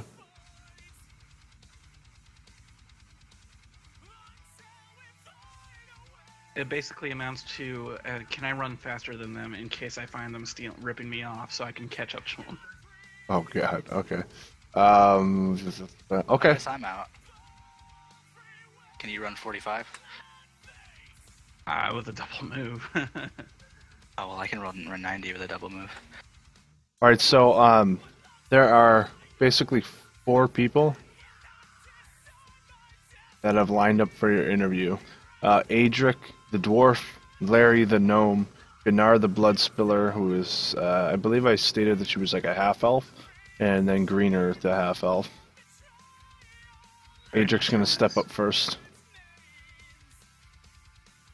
He says We don't it's- actually have to roleplay this now, just so you know. Oh. I'm just saying, like, as a... I'm gonna hire one of these guys, so I'll just roll a die. Yeah, roll a d4. Gnar. Excellent. With a name like that, surely my business will be booming. I'm sure your bar will be covered in blood. Well, it's already in good company. I haven't had a chance to clean up that mess over there in the corner. So if you could take care of that, Gunnar, I'd really appreciate it. It's actually your first duty. And make sure we have the right kind of stock, and look about getting some new food in here. I think we're going to be redoing the menu. There's no problem. She's like, I'll make a few calls. She whispers to a carrier pigeon and it flies off. Alright, I'm back. Welcome back. I actually have to update their tokens eventually. I'm going to do that after this game. Cool. But before we do that, can I quickly buy some healing things? Because you didn't tell me how much it cost. We didn't even get to that yet. Calm down.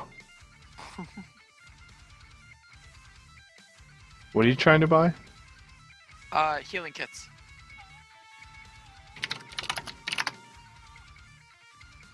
Give me 1 second. Equipment.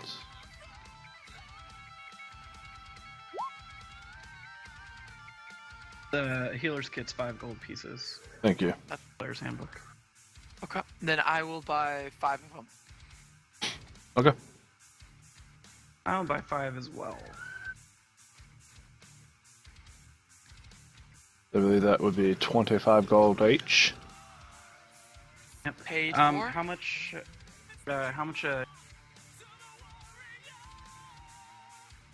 How much what? You cut out. Sorry. How much am I paying Gunnar? Oh, to do her duty? Yeah. I mean, I run a good house here. I don't shirk my employees. Well, she doesn't know how long you're going to be out for. She's like, well, how long are we talking? Am I going to have to run the bar for the rest of the campaign? I mean, considered it an option. I will be periodically stopping in to bring new supplies and, hopefully newer contracts. But, yeah, I'm going to need some help watching the bar here. I mean, you're here all the time anyways. You practically know the bar better than I do. She says, well, I'll be expecting a weekly wage. Of course. So, I mean, I don't know, what a good wage would be, so I'm going to say 20 gold a week. All the elven grape juice she can drink. Yeah, basically that. She's going to be keeping any bandits out of the town. Basically, she's a protector of the town, in a sense. She's offering you her services as a protector of the town. I would say that each of the characters, depending on who you hired, would have had a different wage. But since she is basically a trained mercenary, that you're basically getting best of both worlds. She's able to basically control any situation that would step foot in your tavern and into the town. But she's not the greatest, I guess, at talking with people, persuading them. Well, actually, no, I take that back. She's pretty good at that, but as far as people person, she's more of a mercenary. Wait, are you guys talking about Gunnar? Yeah. Yep. Doesn't she actually still get missions from the Order of the Purple Eye that she's part of? So, I mean, isn't she actually, in and out, kind of? She just frequents the bar often when she actually isn't. Did we say she was part of the Purple or the Order? The bar in my stead. Yeah, you told me you that told us she that was, a and few that weeks ago. yeah, and that she's pretty bloodthirsty, and so she doesn't get along too well with the others.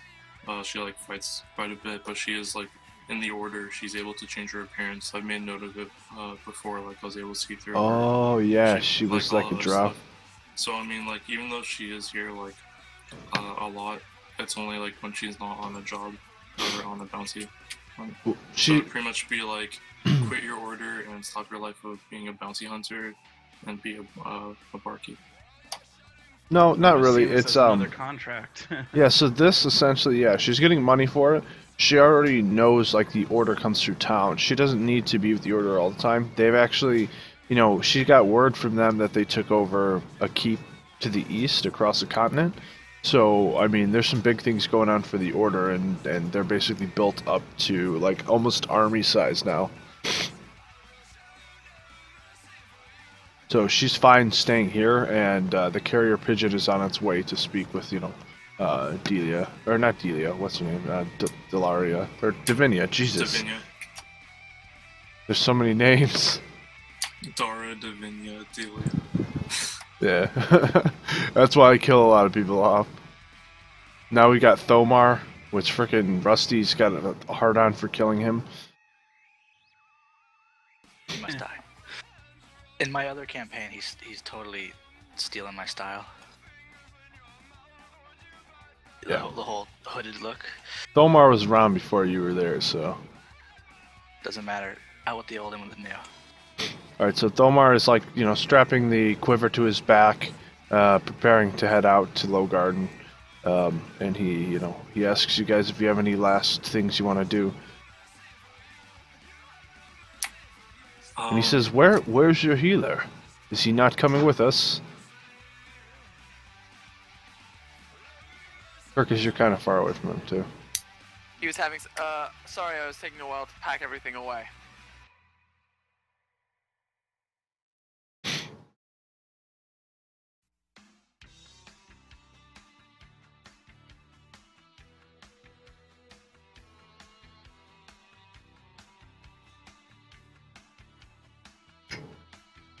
You guys are basically heading to the Black Keep, just to let you know. Yeah, that's fine. One you more do? Fine thing. with me. Sounds good to me. One more thing I heard. What's up? I'm gonna. If I see them through this window, I'm like, Delia, wait for me, baby. Before we set off, actually, I'd like to talk to the alchemist real quick. I just want to ask him, like, what medicines are generally in short supply, and what herbs you need from Low Garden in order to be able to supply, like, this continent pretty much with medicine. Wait, you said they're in short supply? Yeah, like anything, any herbs or like medicines are in short supply, because we're gonna be headed to Low Garden, or to the Black Keep, which is right next to Low Garden, if not in it. So I might as well like pick up some herbs while I'm there, type of deal. He says, we have one of the greatest alchemists in the continent, or on this continent. He's like, he'll be able to provide you with any herbs that you may need. He has people that go out for him collecting these things, so you may find a scarcity of them around the keep. Okay. I was asking about like me retrieving herbs to have him create medicines that we could distribute throughout the continent in case there's any particular medicine in short supply. That way, it's like pretty much everyone in this campaign more or less has like really good access to cures for the disease and other ailments. Well, he's asking you if it's like a partnership. He's like, are you speaking of like a partnership to distribute out of Black Keep?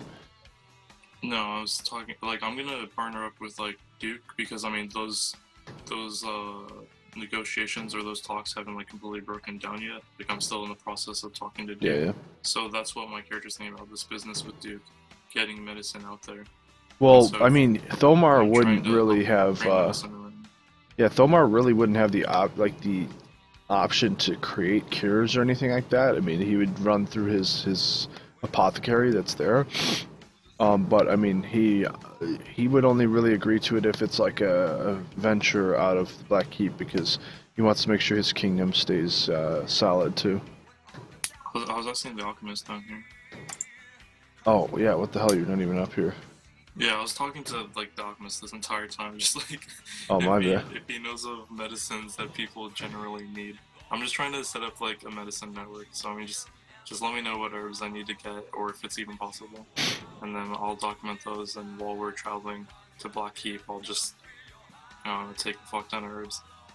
Yeah, I would say that he lets you know just the general stuff, maybe for cough medicine and colds and stuff. Like, but you don't really need to note those down. But yeah, I mean, like any just general remedies, like for fever and stuff, swizzle root, whatever was the last thing that I was talking about. All those common herbs that you had found for your cure, he's making sure you guys collect those, as well as just the common folk stuff, maybe for nausea and such, you know, because they have a lot of that going on.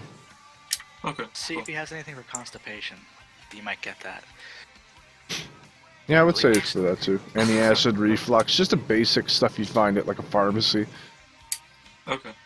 Alright, cool then. Because, I don't know how long the trip will be, but, like, one of my feats for rangers that's actually useful. The favored terrain thing or natural explorer or whatever, while we're traveling, I can actually forage without slowing us down, stuff like that. Oh, awesome. Nice. Is everyone good to go? Yes, I am. Alright, so this is going to be like a journey phase, so I'm going to just explain kind of like the surroundings without changing the map. And it's going to take you guys a little bit to get there. This will determine what map I'm going to make next, because depending on what you guys say as we're going through this phase is going to determine where you guys actually go. And so I haven't designed the map for this yet, but it's just based off of what you guys choose. So yeah, you guys head out to the north through the Daven lands, so I'm actually going to switch you guys over to that first.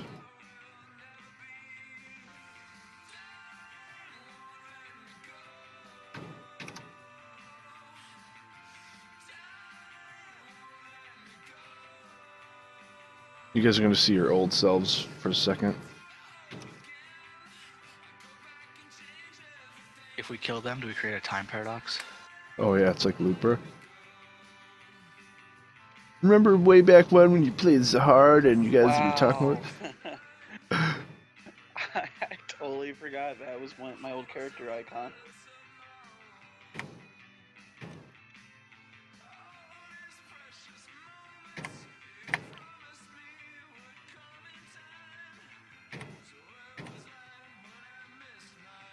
So yeah, as you guys exit, I mean here, there's like a huge rubble. Let me show you. Let's see.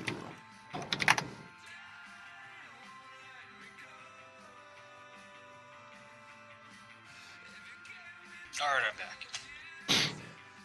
Welcome back. Yeah, so as you guys exit town, you notice like to your right-hand side, there's just a destroyed tower. It looks like something just came out of there, just like knocked that thing over. There's also just the grass is pretty much like, I guess you could say, burnt. And there just seems to be like tricklings of like blood and that all over the ground as you guys are walking down this pathway.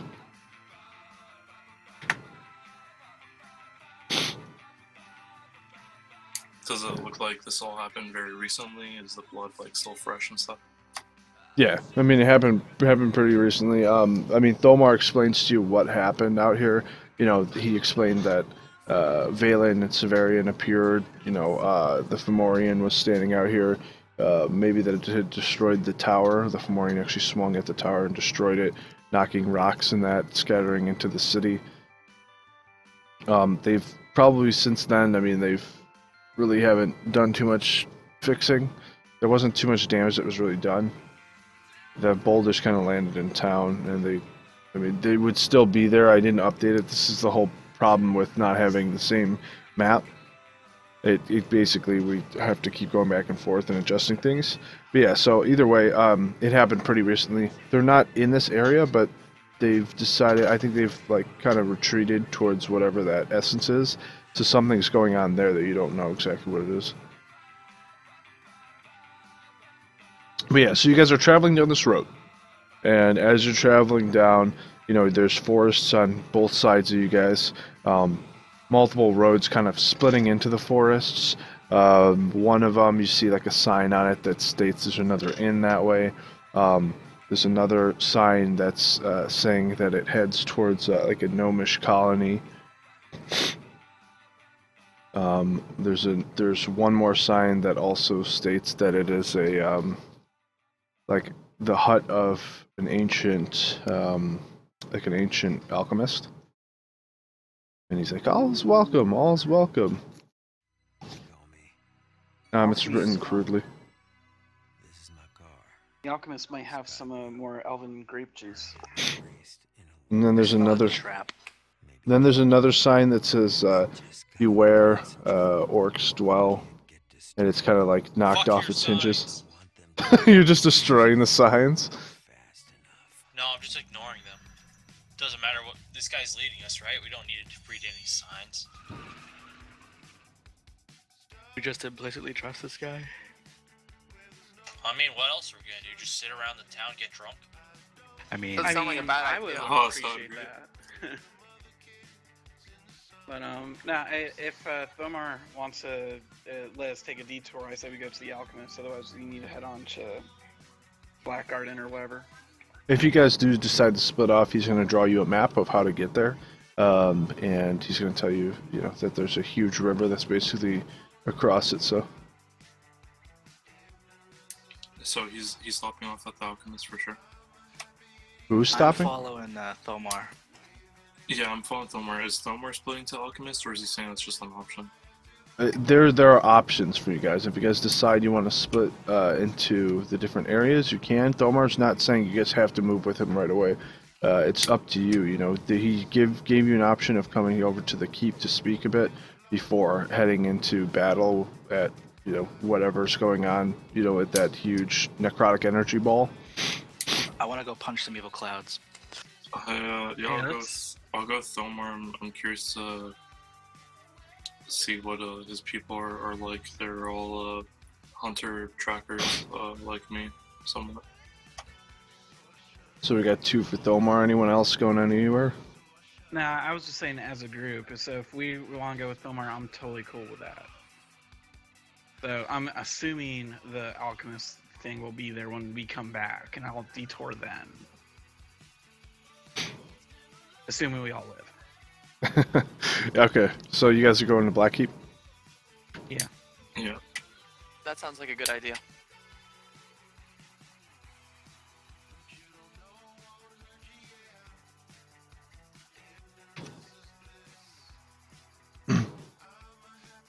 You guys can see everything, right? Yeah. Yeah, for the most part.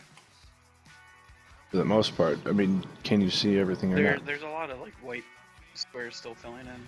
Yeah, they're going right now. There we go.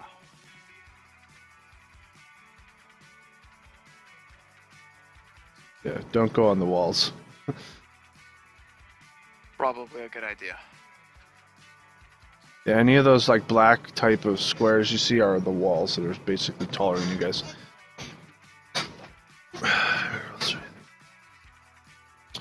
Yeah, so yeah, I mean, you guys can say that it took you a couple days to travel here. It's pretty far away. I'd say it almost took you guys probably almost a week to get here. Because they're dense forests, and I mean, but Thomar knows the secret pathways and that for you guys to get through without interrupting any goblin camps, bandit camps, or ogres.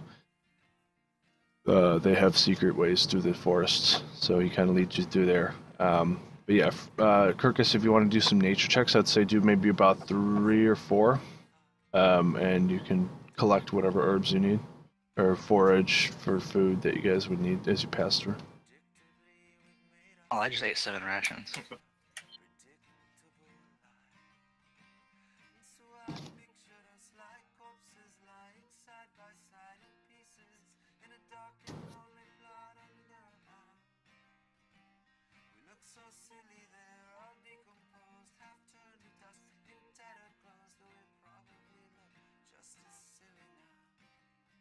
You've been trying to get it to change in other people's eyes? I mean, it does change in their eyes. You're trying to convince them to see other weapons? To see what I see, basically. Oh, okay. What's up, Sniper Go? Is it fine if I would survival also apply to these checks, or is it just nature? I mean, it would just be nature. I mean, if you want to do survival for food for you guys, you can.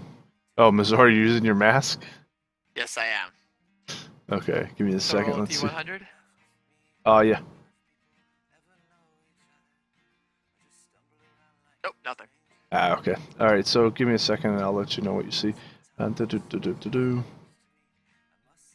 So yeah, I mean, you're able to collect whatever you need. You're able to also collect maybe a good series of herbs for the common remedies as well. Cool. It probably doesn't make a difference now, but whenever I do these checks, it also doubles my proficiency bonus while we're in the forest, so it's an extra 3 to all these. All right, cool. So yeah, Mazor, as you look through the glass of the mask, you see just rangers and citizens kind of walking through the streets, passing by you. Well, actually, let me describe the place before I explain this to you. So, as you guys walk, you are walking through this dense forest. There's vines everywhere. There's dirt roads. You do probably pass by some bandit camps, some ogres you see kind of like lumbering around, some giants that some of you have probably never seen before, some Fomorians that are actually grouped up. And Thomar has you guys keep quiet as you guys are walking through all this stuff. Of course, he makes sure that you guys are not interrupting or like scaring these things or bringing them towards you. You travel through their days and nights, see the stars, all this other stuff through the trees. Sometimes at night there's like a huge dense fog that goes across it, but Thomar and his guys know how to traverse the lands through this fog. And he kind of had to hold a couple of your guys' hands as you walked through it. As you guys got deeper and deeper into the forest and towards the north, it started raining a lot, and it became colder, and you walked down towards a large and flowing river that had like a zip line running across it, essentially. And him and his guys showed you guys how to kind of climb across it safely. Some of you guys weighed down the thing, so you were almost touching the water, but you were able to get across. Is there anyone that weighs a lot? Napoleon. Napoleon, yeah, how much do you weigh? I think it's 40 pounds. Oh, you're good. You're perfect. You're basically like a loaf of bread. Anyone who weighs over like 250. I'm 125. I'm looking. I'm 190. Oh, you guys are all pretty slim. Okay, you're good. So you guys are able to cross it. You guys aren't the most nimble crossing, but you get across. If we want to now, we can kind of roll for roleplay purposes. You can roll like a dex check, all of you guys, and see like who fell in the water and maybe made it across after Thomar's help and stuff. Yeah, Ilric, you were perfectly fine going across. Maybe you used your toes to climb across. I do have 20 decks, so. Theron, on the other hand, fell into the water and probably was like, "Help! Help!" And he went down the river, and like the guys like basically caught him in a net and brought him out of the water and stuff. So Theron, you might be shivering at this point. Oh, cold. You got some shrinkage going on. He's got an innie. Bose, did you want to roll? No. Let's see, he just flies across. Let's see if any of my guys fall in. Everybody crit fails. I think we got they're good. that out of our system. Yeah, so they're all good. Theron happened to fall in, so he's shivering. Maybe Thomar grabbed like a bedroll or like a blanket out of his bag and wrapped it around him. And he's like, "I told you not to do that, or I told you not to lift your foot up that high." But I was marching.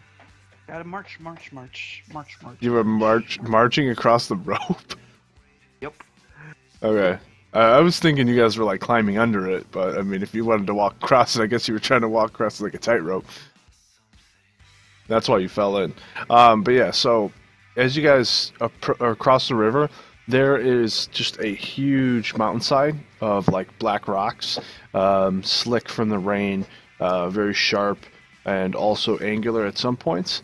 And there's a staircase that's basically etched into it over years and years of work. And it's like running up the mountainside in curves, and there are towers that are etched out of the mountains as well, and also brought from rocks that are down below. So it's kind of like stone structures of like a castle, and at each one, or atop each one of those, is an archer that is looking down upon you guys as you pass through, and they're kind of giving signals to Thomar. They're keeping an eye across the land, and maybe one of them yells out like an update on the orb, that it is getting larger, the necrotic energy is growing, and so Thomar kind of just nods to them. And you guys are walking up the staircase now, and yeah, so that's the town so far. As far as the mask, you see spiritual kind of like people, just citizens walking through you, past you, and Thomar actually appears, and he's speaking with his rangers, and he is saying, that they need to make their way to Desolation to find the Fomorian that had attacked their town recently. So it's basically him speaking with his rangers about hunting down this Fomorian that's been kind of like doing things to their town, and you hear him call the Fomorian by its name, Fromo.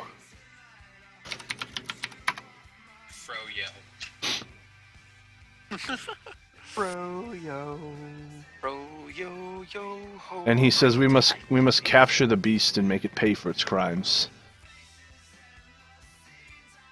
And at this point, you don't see a bolt in his shoulder. And then the spirits basically fade away.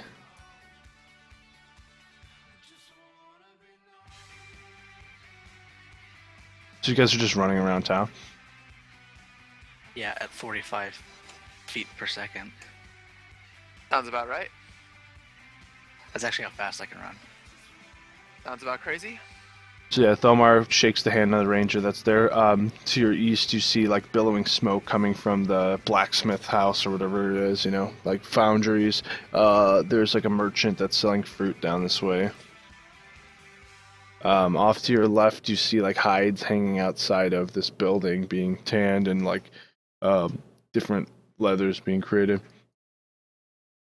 To the north, you see some other merchants that are selling weapons, magical items, different implements, and then also you notice like just common place where they're selling clothes and stuff. The basic adventuring gear over there. And then there's a huge castle up to the north. And it's just like Thomar and his guys basically head that way. And they say, he's like, enjoy the town, have a look around, we leave in the morning.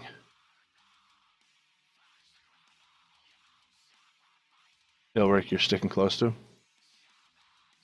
I was looking at the castle.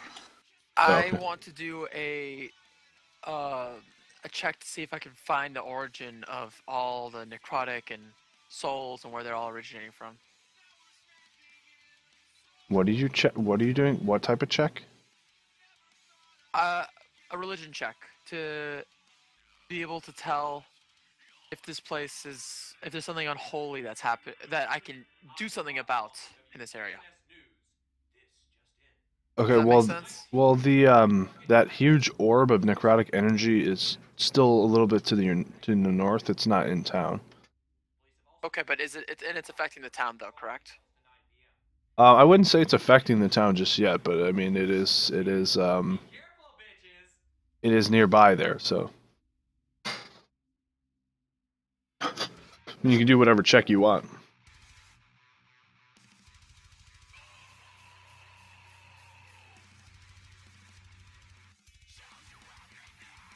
He says, I've seen bigger. He says, well, we're modest folk here. We don't need large castles to make up for stuff. And he like looks you up and down. He says, so, you and that elvish girl back there. I saw some Yeah. chemistry. She wants me. Well, let's hope that your castle isn't as small as mine. Oh! He just like severely burns himself. Exactly. He's like, I'm very insecure, hold me. Steps back carefully. And he goes into the arms of one of the rangers. They're like, it's okay, it's okay. It was an arrow accident, it's okay. That's why there were like only men rangers here. Oh, yeah, exactly. It's okay to be good. It's not about the size of the castle. It's about the memory that the impression you leave when they leave the castle. And I'm sorry that I'm only using one token. I can be gender equality and get a female token and start using those too. Oh no, I don't care. It's fine. They're all very, very voluptuous women. They're just very attractive. Even Thomar's a girl. Just tits everywhere. Yes. He peels his beard off and he's a female. Oh God. What is this? What is this magic? God. There's sirens, run! That's my fetish. No, I'm just kidding. I'm joking. Thomar's still a guy. Booyah. But Mazor's a girl now. Oh, okay. When did I change sexes? And Napoleon's a Murloc. Yeah, exactly. Okay, so yeah, I mean, Thomar's gonna basically have his rangers stop you at a point.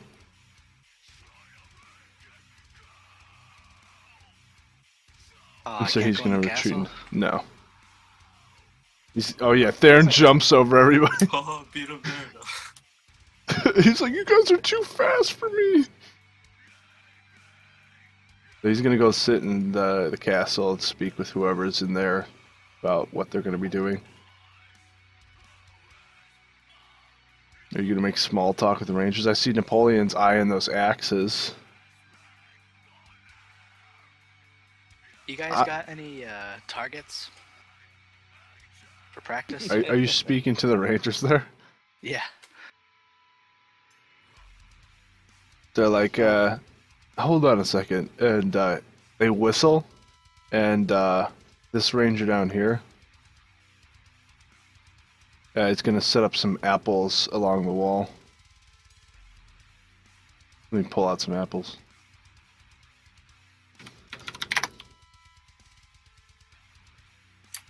Are the people of Blackkeep all humans? Or is there any mix?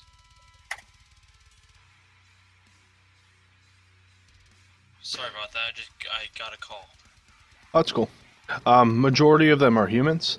I would say that maybe like folks like yourselves would pass through there every so often, but I would say it's primarily a human kingdom. Okay. It's basically only these like kind of ranger-esque guys that are here running it, and then there's just basic citizens that are walking through. They do house whoever needs the assistance of them at the time, but again, majority of the people up here are humans, so you've got kind of like mixed races that are there, but yeah, you see a lot of those. But the blacksmith is actually a dragonborn.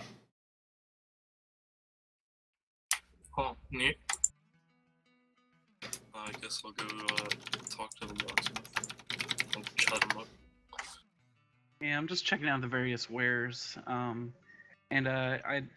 Was there like a bar here so I could do a comparison? As far as a bar being there, I mean, I would say there's a merchant that's selling alcohol, but there's no tavern built just yet. Maybe you'll see them like working on a building over here. I will go to him and sample his wares.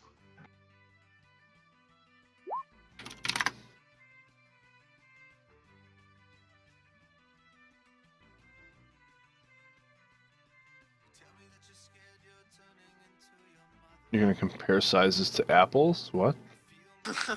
Compare the wares, like see what he's offering, figure out maybe I should start stocking that at the bar, or maybe, just looking at the competition. Oh, you don't see anything that is really catching your eye just yet. But he does, say that he's getting a new shipment in tomorrow. He says it's coming straight from Viridian. Elven wares. He says you might want to check that out. Some elven grape juice? I've never heard of elven grape juice. Is it new? Turns his head all the way upside down.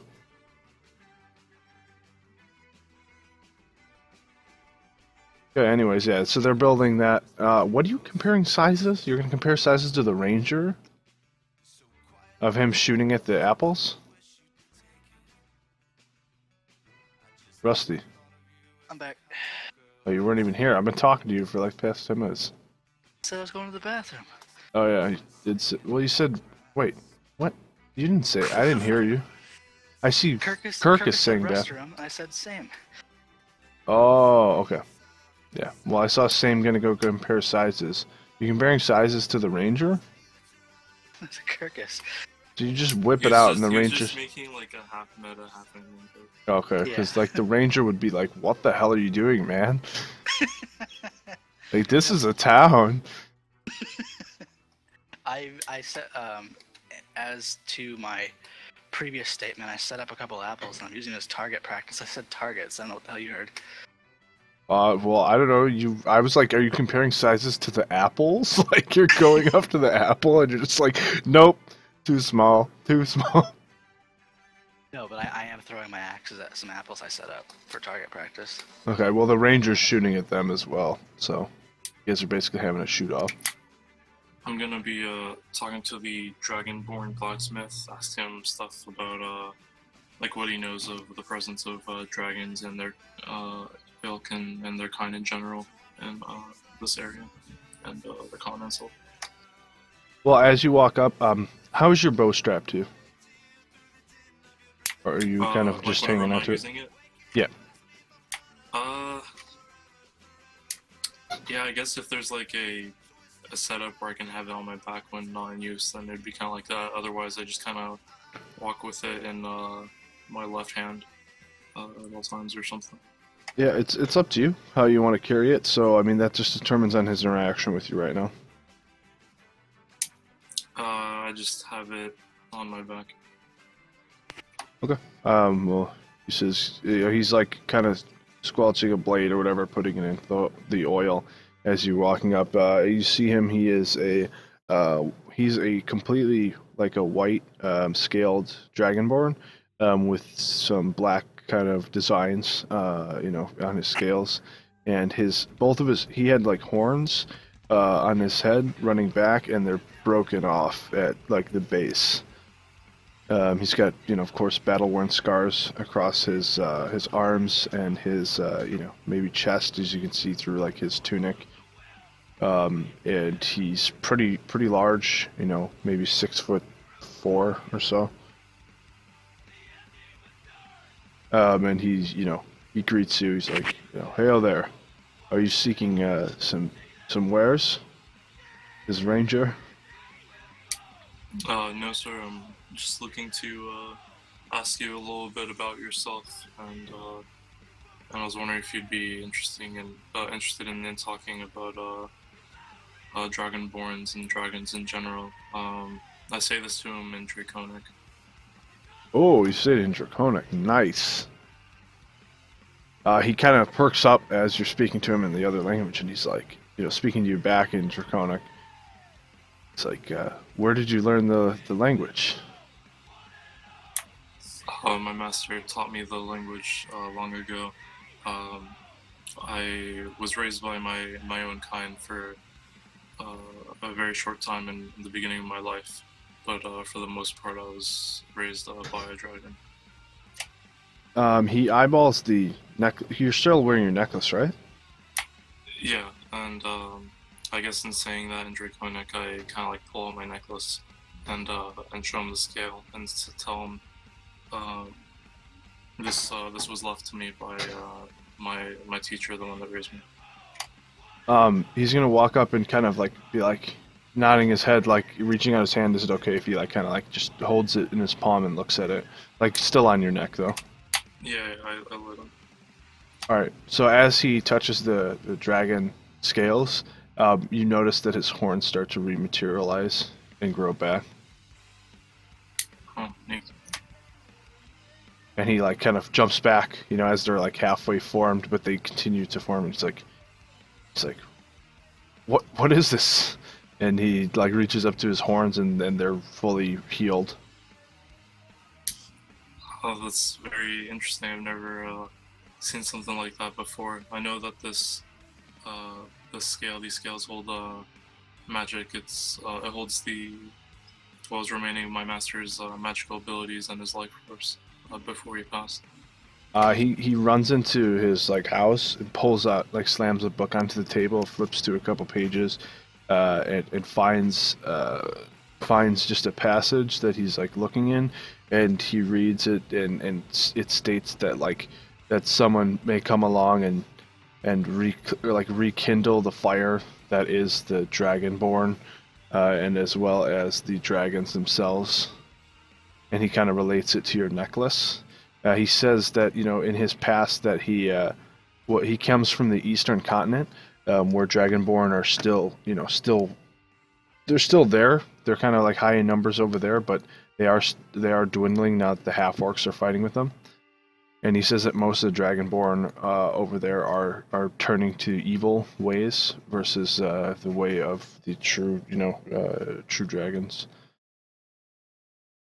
And then as you're basically speaking with him, because are you like leaning over the table to see what he's looking at or anything? I'm just taking. I mean, is he doing all this like reading, like completely out of my view? Is it like No. This is like with his back to me or something? Yeah, he kind of like he's like turning, like I would say he slams the book on the table, opens it, looks over to you as he's like reading this stuff. And he's just like reading it, relaying it to you, kind of turning to you, and like I would say that it would probably spark your intrigue to go over towards him. Okay. Yeah. I'll go over and look over the book with the passages. Okay. As you walk over, he eyes your bow, and he's like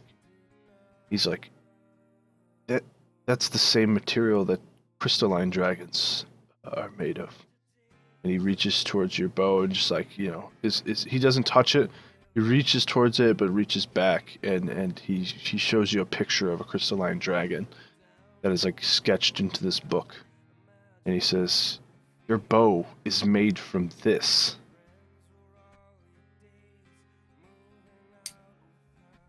Crystalline dragon. Mm-hmm. He says like there's so roll history. Because I mean he's explaining this to you, but I just want to see if you knew this before. Is this so it's a dragon related check? The dragon related check, I would say that it's just history. Oh, okay. Because this is dealing with a specific dragon. Oh, okay. And I would say you roll with advantage because you mean your history. Yeah, the reason why I asked is because favorite enemy lets me make intelligence checks to recall information about my favorite enemy, which is dragons. So I thought that's where it would. Oh, your enemies are dragons. Yeah, I mean it's just a creature that I name in general. It's sort of like any creature that you know. Yeah, okay. Like expert on dragons. Oh yeah, then I would say you probably. I mean, well, from your history too. I mean that that back way when there was a crystalline dragon that was it was great in power. Like it fought other dragons. It used like force energies to level cities, and shot like shards of crystalline into its foes before devouring them. But it was from which you gained this bow that this dragon's corpse was basically made from. Like whoever took it down, etched from the dead body of it for years and years and created these various items. So you know that your bow and anything that is crystal is made from that. Oh, that's very interesting. Thank you for the information, Kindsmith. And he says, if you have ever head to the east, can you bring this message to my family? And he hands you a paper with like handwritten notes and that, like a couple papers, I would say. Sure. I'll just like need his name and stuff. What is your name, sir, that I may relay to your family, so they would know it to be true?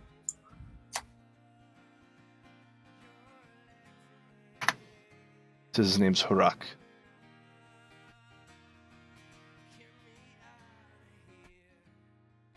It's just Harak the Smith. You're still attacking apples? Told you I'm training. Target practice. Gotta keep in shape, you know? Definitely. Delia walks out again. No! When he tells me to the east, does he give me like an actual name location? Like... Oh yeah, he does. I'm just pulling up my map real quick.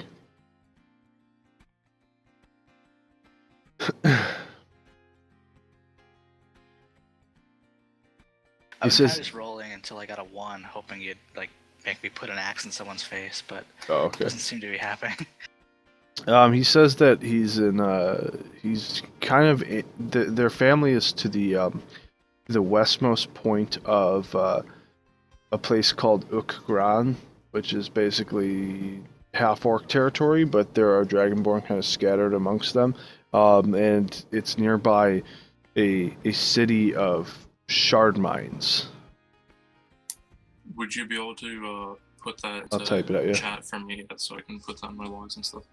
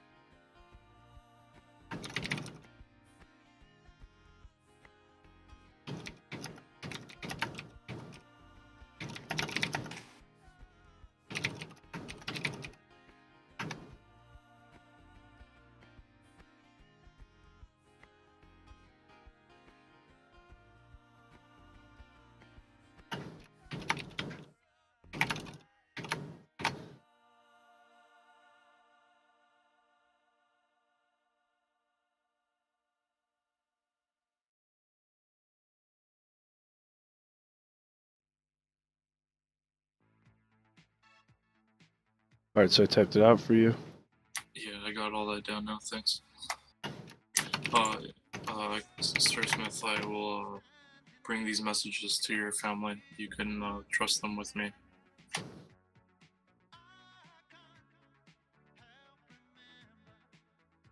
And he thanks you. He says, I wish that you have a safe trip, and I see you on your return. If my family speaks with you, do you mind having them write me? I'll see to it that it is done if they're able to do so. Alright, he hands you basically like a journal, with enough like writing material to basically have them write whatever they need to write to you, and also you can keep it as like a journal yourself too. Okay. He's like, thank you so much. Alright, so Ilric, you are attacking Apple still. You are an Apple foe. The archer is going to basically show you that there are no more apples, and he's going to go collect his arrows. Aw, I'm out of apples. I guess it's time for a nap. You just lay down in the middle of the street. Not quite. Is this a hotel? That's a tanner. Let me formulate an inn. I'm feeling a trance come along.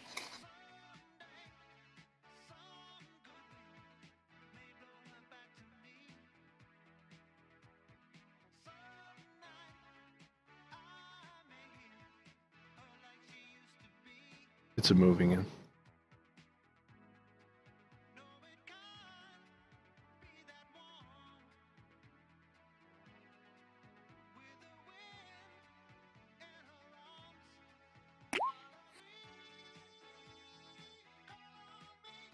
So we're guests of Thomar. Do I have to pay? Oh yeah, you still have to pay. Alright, how much? Same price as the other one, I would say. I think we were saying like just a gold per night, or was it like 50 silver? Or half, whatever it was. I'll just throw a gold on the table. Okay. While I'm still at the Smith, before I part ways with him, his journal that he gave me is empty, right? It's really just for like his family to write in and back and forth or whatever. Yeah, I mean, whatever else you want to use it for. It might become a major factor in the future, you're not sure. Right. I show him my necklace again, like the scale, so you can get a better look at it, and then ask, Sir Harak, do you know what kind of dragon, the scale is from? I was never quite sure what type of dragon my master was, and he never imparted such information like that on me. Yeah, he puts on like busted up glasses and like looks real close at it. Like, and then he also flips down like a little, like kind of like inspector for gems, like whatever those are things they use to actually like look closer at them. Right. And he starts to basically like look into seeing if he knows what it is. And he's like, I believe this is from a chromatic dragon. One that's able to switch at will. Its properties, in a sense. Like, so you see, like, as you look closer to the scales and you turn it towards the sunlight, like, the colors of them change. Interesting. Can I try to recall, like, information on chromatic dragon specifically? Is there, like, anything, is there any more for me to know than that right now? Let me see if a chromatic dragon's actually a thing. Hold on. It is, but they have chromatic dragons are a color though. Pick a color. Like you mean like specifically like a red dragon or a blue dragon or whatever? Exactly. Oh, well, okay, so this would be one that could be like whatever. Yeah, this one would be just like a multi. Okay, cool. Yep. Interesting. Thank you for that information. Do you know of any one else of Dragonborn kind or dragons, or just someone in general I could speak to more about the nature of chromatic dragons? Because unfortunately there are very few of us left on this continent. Says you may need to speak with an elder to the northeast of the eastern continent. They may have more information for you. He's like, so I would suggest whatever you guys do here, you finish up first before heading across seas, because we all know how hectic that can be. And he kind of nudges you and like laughs. Duly noted, Smith. Thank you. So you said the northeastern continent, just for my own logs. Yeah. What's up, Griffin? Okay, then I'll walk out and we can do everyone else. Yeah, because you guys can switch between whatever continents you want, depending on how you guys want to play this game. I have areas made for each continent, so... Rock, you better use that push talk or else I'm going to slap you. Did you hear a sound just now? I heard you go, ah, and then I heard, bing, like you're moving a plate or something, or a bowl. Okay. He was setting down his bong. Griffin, you're missing out, man. Yeah, I just brought in a Dragonborn. Exactly. What's up? Said missing out on what exactly? D&D? I mean, you were supposed to be in what? I think it was Rotten, or were you supposed to be in Throne? Rotten. Yeah, so I mean, like, these guys are already in another town and stuff. Like, in Rotten, you missed out on some really good stuff, man. You're the only Dragonborn, so... I just learned the Dovahkiin or something. Wait, you let him know what? I just found out that I'm like starting to become the Dovahkiin, so I was pretty excited. Basically. Fusroda. Exactly. Well, you do have Force now. Actually, yeah, that's pretty funny. Yeah, well, unfortunately, I enjoy sleep more than I do, well, mostly anything. So... That's so hurtful, Griffin. But you liked hanging out with us. But yeah, so, okay, anyways, Mazor, what are you doing? Okay, he just died. Mazor's dead. Bronze. What's up? Yeah, Are you guys playing a scratched with the campaign right wrong now, by the hand. way? Am I interrupting? Yeah, we're currently in a campaign. We're done in 2 hours, I think. Why the fuck is it so early? Uh, Can we actually get some D in this 2 hours? can we actually what? Get some D&D in. This So is many D&D, are you kidding me? distractions. Yeah, we're having a lot of stuff come up here, and I'm also partially blinked out. Yeah, okay, sorry. I didn't think that you would have been in a D&D session. It's just really early. I'll leave you to it. But yeah, both say this is D&D. Out of character, does anyone have time to stay later than what we scheduled? No, not today. Uh, I have time. Whether I have I time will as or well. not is questionable. Well, if you want to run Yeah. long game. Yeah, I have time. In case we're at a point where we can set like Theron to autopilot or something. Unless he doesn't want us to, then I'm fine stopping. I mean, we're going until 5, right? Yeah, I think so. It's depending on the group. Well, I mean, what we're gonna do. I don't have maps built out for the whole thing. You would have to give me a minute to build a map if we're gonna go anywhere. Oh, well, I mean, it doesn't take too long to build a map. It's just a matter of putting it together. oh no. I was just wondering why I was being put on autopilot for some reason. Oh no, we just meant like if everyone wanted to continue after the designated time had passed, and if you had to Yeah. go and then you didn't mind, then Yeah, that's no, what we would like, do. that's fine. Yeah, you guys can autopilot. Like, I don't know if you guys can see my character sheet, but you're more than welcome to if you can look at it. Feel free. Okay. Yeah, I have a pic of my dog from the vet. That's that is like I'm waiting for that phone call. So. Yeah. You can stay at night. Oh no.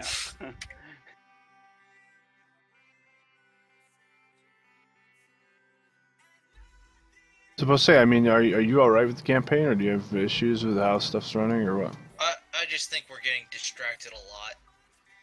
Distracted? How though? Like the entire 1 hour scene at the bar, between Dahlia and Alaric. Well, Talking about the roles after we've already made this journey. Well, I mean, the thing is, like, I mean, that's part of what D&D is. I mean, you have those things that transpire. If you want just combat, then that's a whole nother story. I mean, we have half and half. Like, I can't just have us just do straight combat. Well, I'm not talking about straight combat. Like what you were talking with Kirkus and his, the Dragonborn in his past.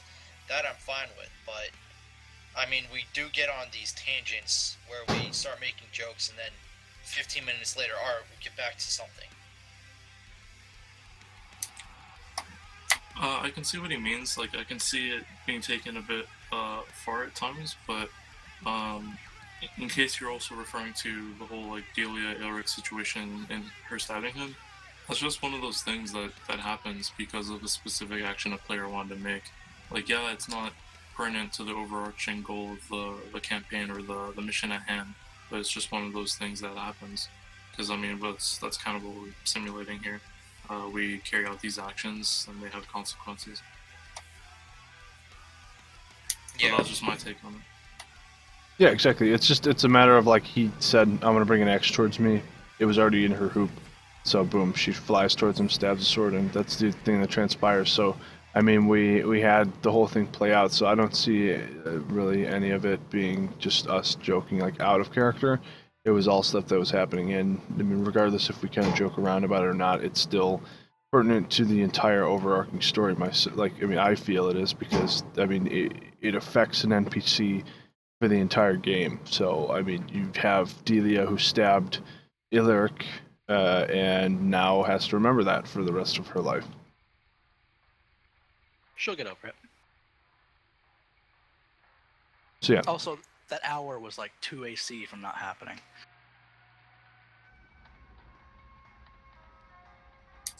Let's carry on. Yeah. Oh, mean, I have a I'm good with question. going. I have a question. What are we don't we need to... Oh, this isn't a question. This is in-game. I'm asking everyone. I have a question for everyone. Why aren't we immediately going to deal with the horrible evil that's plaguing the land? Why are we wasting this time? I do feel a bit anxious. I feel that something should be done about this ever-looming threat from Silverian and Valen. I agree towards that end, but our purpose here is to wait for Thomar to return to us so we can be more informed about the situation at hand before we move out. You So you hear guys are- Maxor grudgingly sigh as he agrees that that you need to wait a little bit, but he says, fine, but I want us to get this done immediately, as quickly as possible before this evil desolates more of the land and throws the balance of life and death. Throws off the balance of life and death. Gotcha, I gotcha. But yeah, as soon as we get the info, I'm ready to head out here. I mean, there's not much more to do here. I mean, did we ever say what time we arrived here? Whether it's the end of the day, beginning of the day? I would say that, I mean, because it's pretty cloudy, I mean, you wouldn't really know too much, but I would say that it's later in the day. So, I mean, you guys would rest up here before journeying out. I mean, he said they were leaving in the morning, so whenever you guys decide to. I mean, Elric was already in the inn, so. So it's whenever we turn in for the night. Basically, yeah. I mean, unless you guys have any other stuff to do. No, I'm done looking at the wares, looking at the other stuff for, see if I should do other things in my bar. I didn't really see anything of consequence at the other shops, so I'm good. Like, I'll turn in. Yep, I'm gonna go to bed. Okay. Mazur, Napoleon? I go to sleep as well. Oh, I can't see because your character's still outside the inn. And then Theron? Napoleon. User left your channel.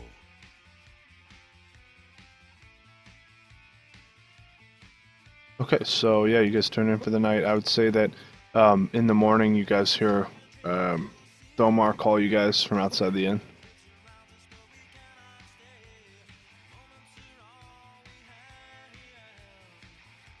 He says, he's like giving a speech to his men. He's like, today we make a journey to take down the necrotic forces that Valen has brought upon this land.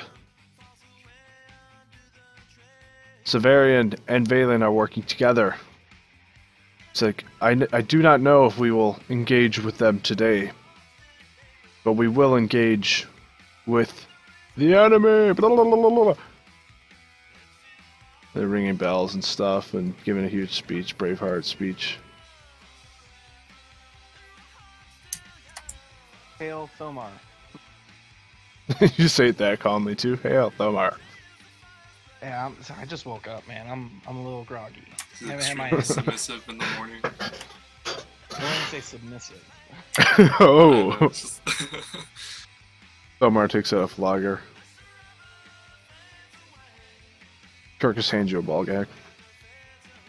Anyways, yeah, so, That I mean... was last session. Oh, God.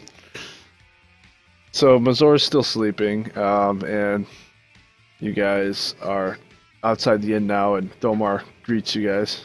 Like, hail. He's like, I don't know if I've asked many of your names, but, I mean, did you guys tell him your name?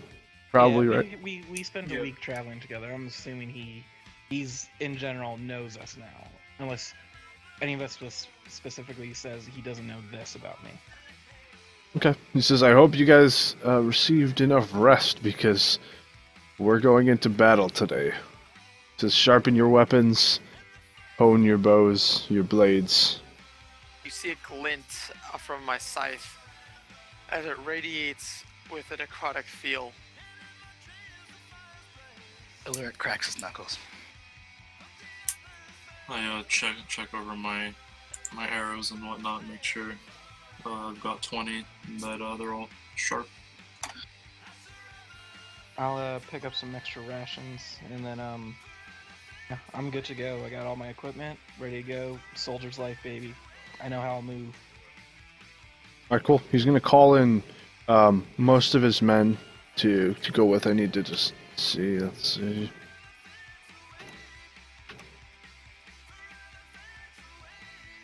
I'm just gonna bring 6 with him for now.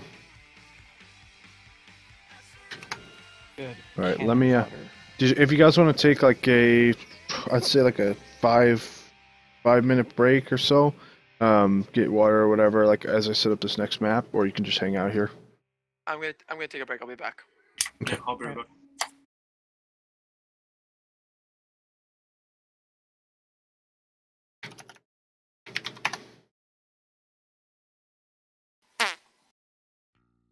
Beautiful.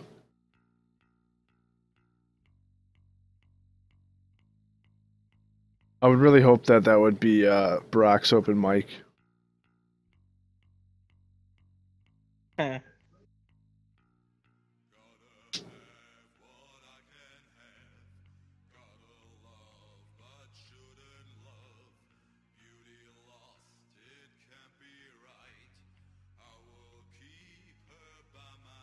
Hmm.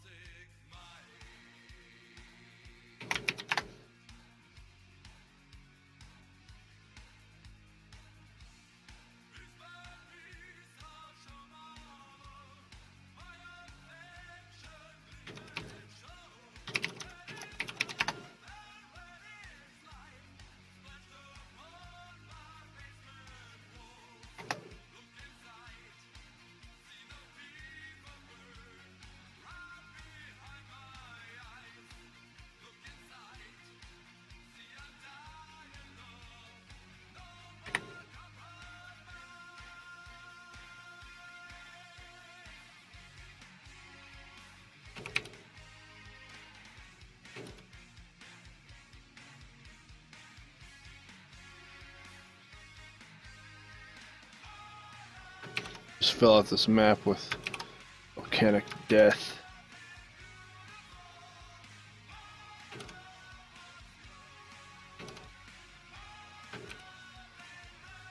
And I'm back. Great. Where would you be without your monkey? Probably with a lot less poo thrown around the house. Yeah, but you'd also be captured by those bandits. I would have gotten out. Probably not with all my teeth, but would have gotten out.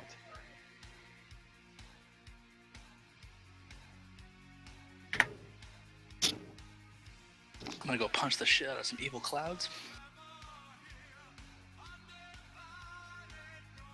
I'm wondering if the knockback works on clouds. Whoosh, whoosh, whoosh. DM discretion.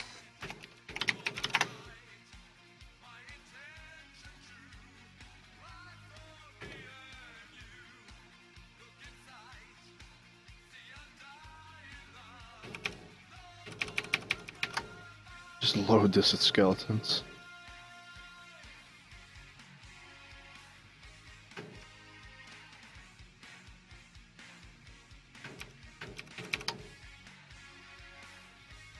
They want combat, I'll give them combat.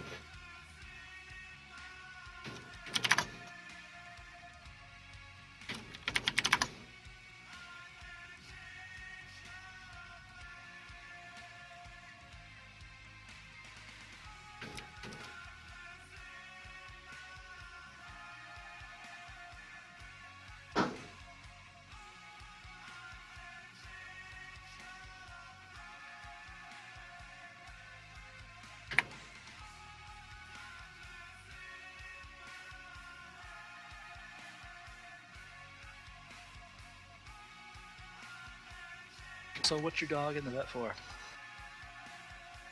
Oh, just basic comprehensive. It's do you guys have a PetSmart around you? Like I use them for their Banfield Hospital. So it's typical stuff, but she's getting a couple vaccinations and various other things. So she's going to be poked and prodded all day today. So she's going to be very sad and weepy when I pick her up. Yeah, well, we better watch out who you tell that she's getting vaccinations. They might think that you're trying to give her autism. Oh well. Like, if I have to concern myself with those people, then, you know, yeah, I can't give a fuck.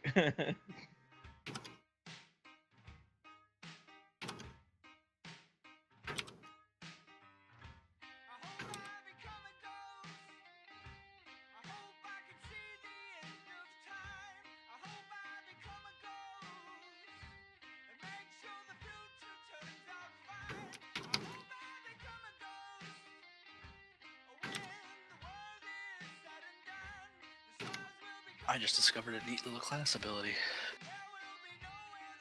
What ability? I'm gonna save it. You'll see. Alright, I'm back. Welcome back. Alright, map's almost ready.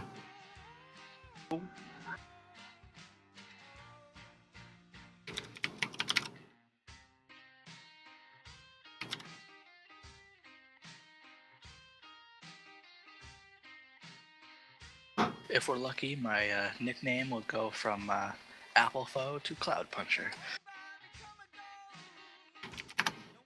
Or maybe, let's see, I do Kung Fu and I have axes, so maybe I could be Slap Chop. Think Kung Fu Hustle. This is a lyric with Slap Chop.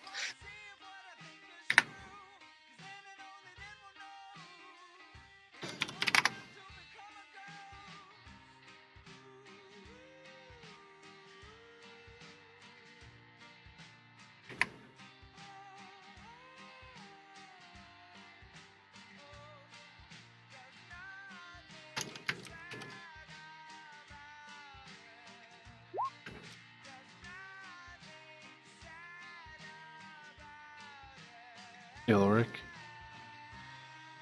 Illyric. That's how you say it. Got it.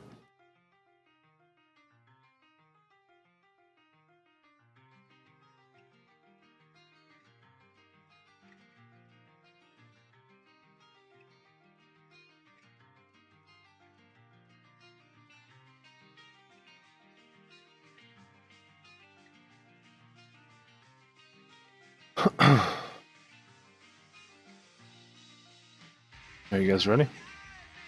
Let's do this. Gotta go punch some clouds. Lava!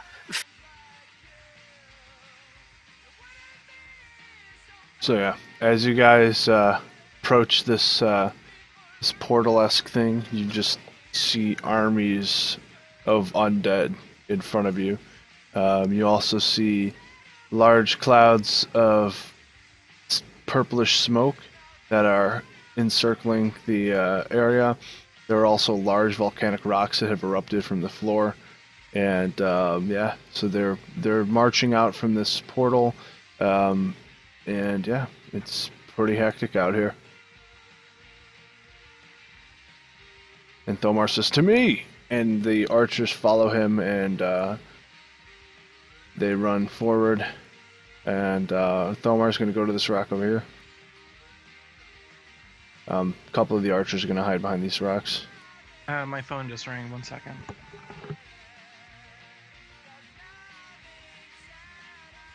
The other two are going to stay with you guys.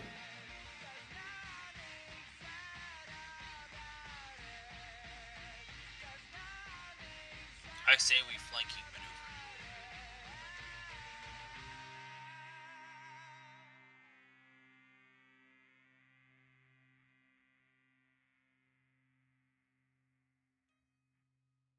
I'm back. Welcome back. Is Zach still on the phone? Probably, right? It appears so.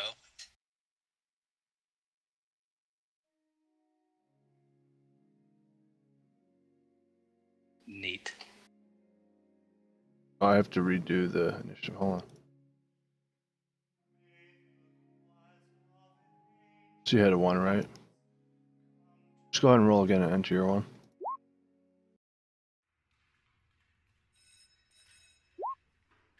Okay, sorry about that.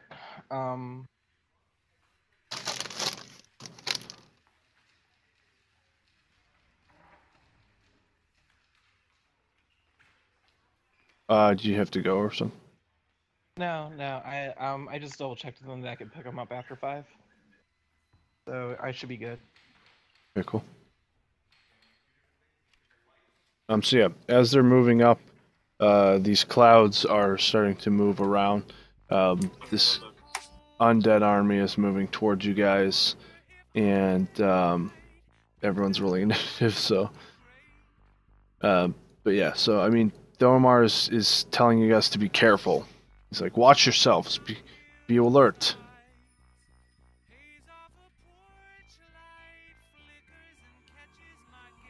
You know, that's my initiative cannot possibly be 1 because I have a Dex mod of 5. Yes, we've talked about this. The initiative on your character sheet is broken. Yeah, So- you have to use a proper marker. Well, I fixed it, so it's 6 now.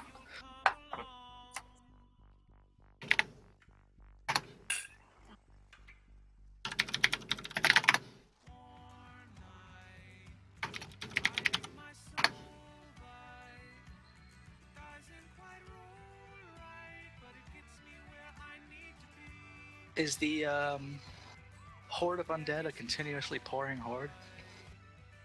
You can't tell from now, from the distance you're at. I see.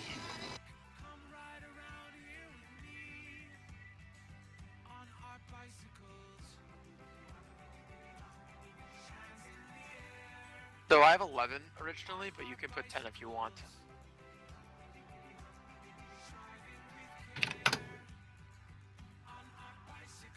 Doesn't make too much of a difference to me.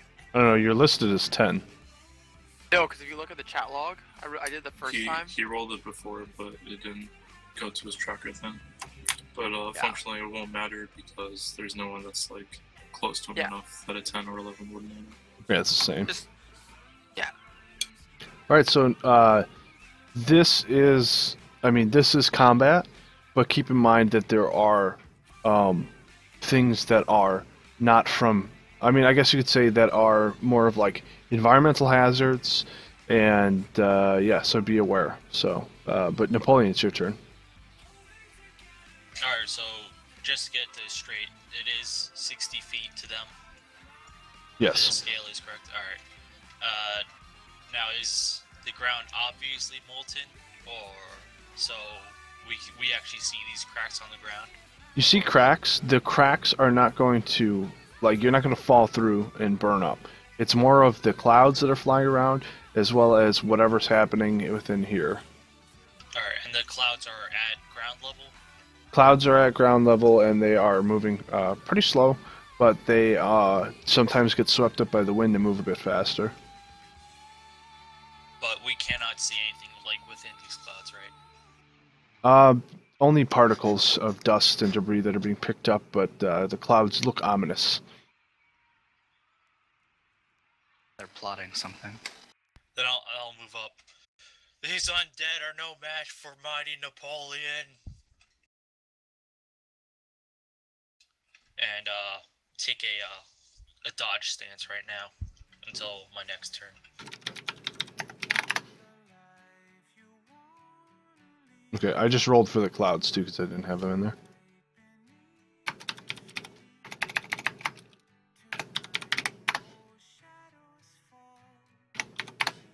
It's always a good sign when clouds have initiative. It's just to keep track of things. So, sorry, what did you do? You yelled at them, but then did you do anything? Dodge, so +1 AC. Okay, so if anything attacks you, you're basically dodging it, like if they're firing arrows at you. Yeah. Cool. Anything else? No. Okay. Clouds shift.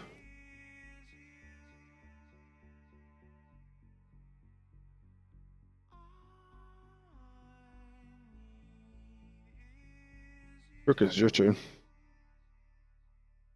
Alrighty.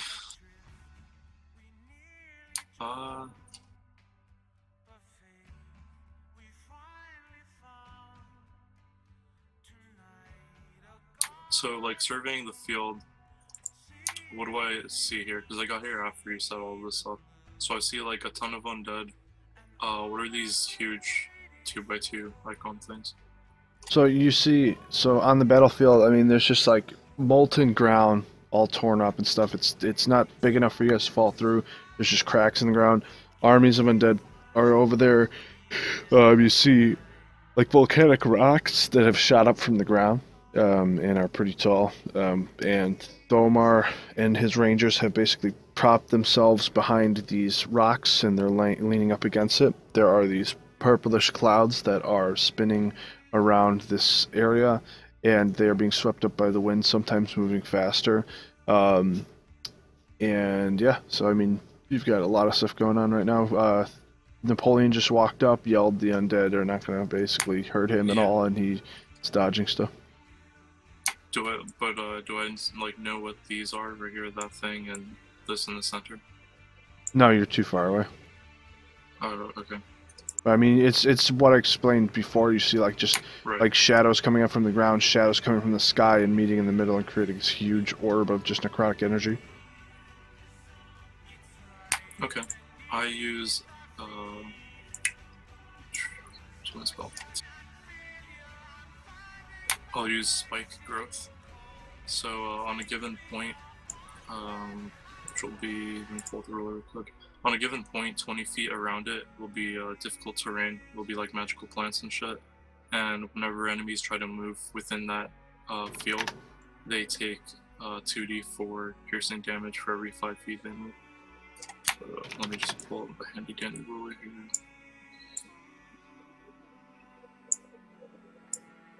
Yeah, so it'd be like centered on this guy over here. Okay.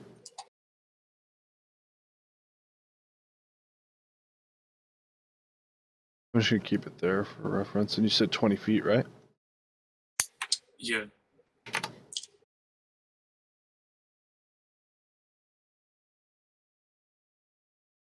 So if you want, you can put like, I don't know if they have a good system for it, but you could just put like the 4 corners of this 20-foot box.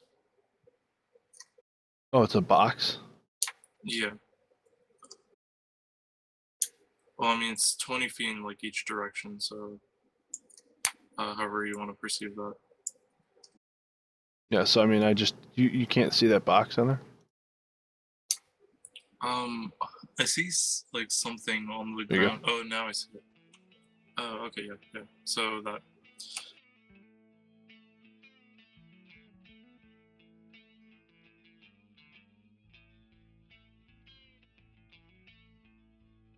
So you said they're taking how much piercing damage? It'll be 2d4 piercing damage for every 5 feet they travel, and that whole box is difficult terrain for them. They know that it's there. If they like saw it, if they're within vision of it when it was cast, like on the point that it was cast on, they would see these plants coming up. So they know that it's there. But if they didn't like see it, then they wouldn't know. They'd have to make a perception check.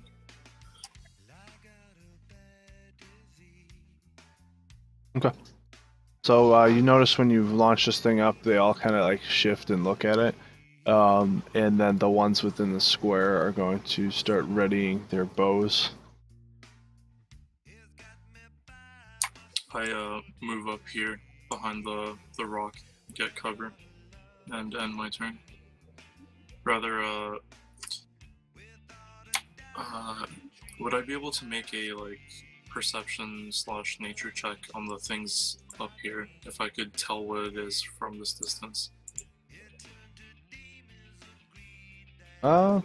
Yeah, I mean, you can do anything. I would say you're able to. Okay, so would you want me to make the nature check to see what it is, or perception check to be able to see? Perception check to be able to see it, because it's really far away. Oh yeah, I'll allow you to see them because they're huge too. They are deformed giants. Okay.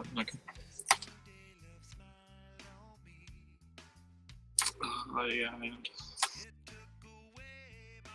Alright, so Theron.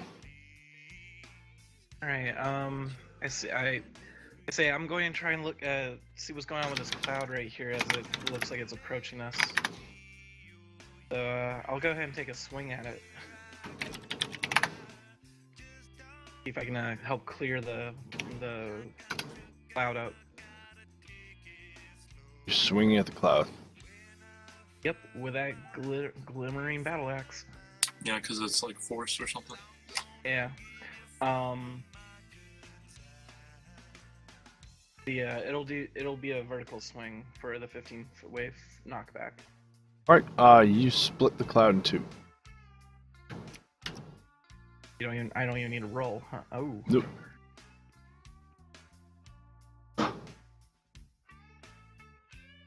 Uh-oh. And I would say because which way did you swing? It was a vertical swing. So. Well, I'm saying like what direction? Um, Just aim it with the ruler.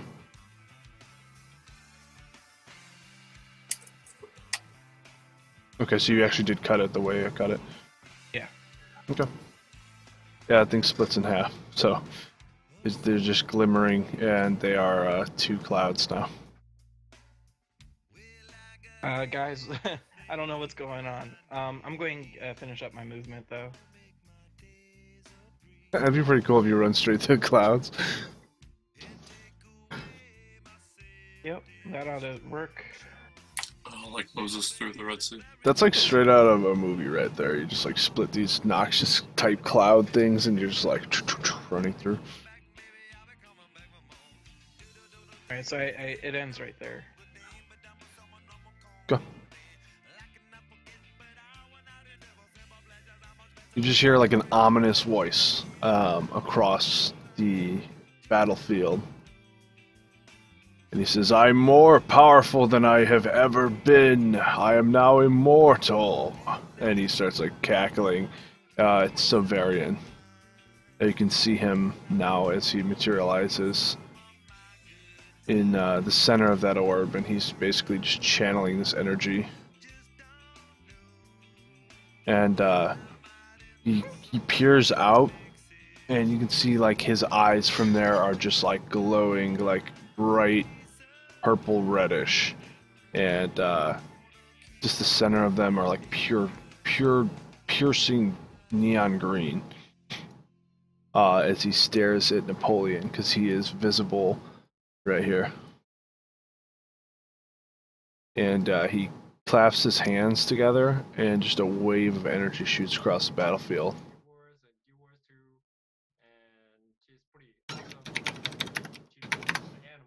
Anyone who is not behind a rock take 7 damage.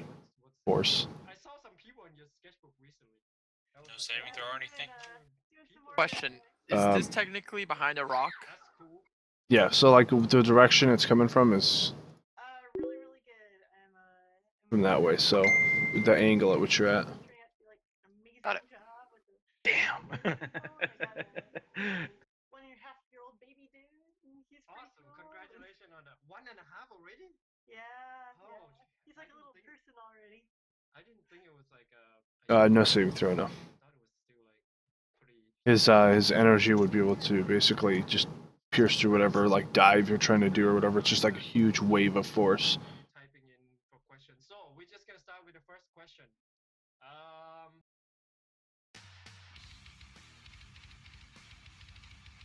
And the skeleton army is going to fire a wave of arrows.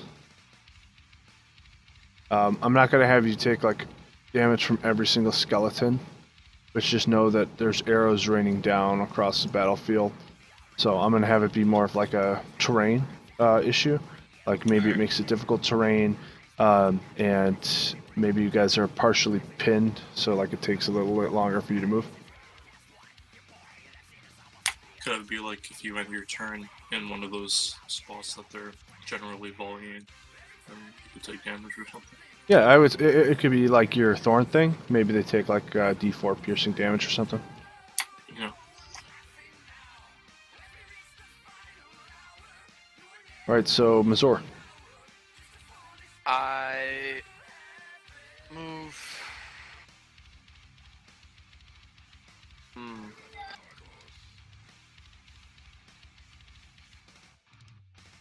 To make sure that's right. The distance. How much is that? 20 feet? That was 25 feet, I believe. Okay, that's fine. I then cast Chill Touch with my right hand. Which is the and holy it's hand, correct? 120 feet. To both of these 2 skeletons, because I have the ability to hit 2 skeletons at once. Okay. Do they have to do a save throw or anything? No, I just have to roll an attack action. Alright, go for it.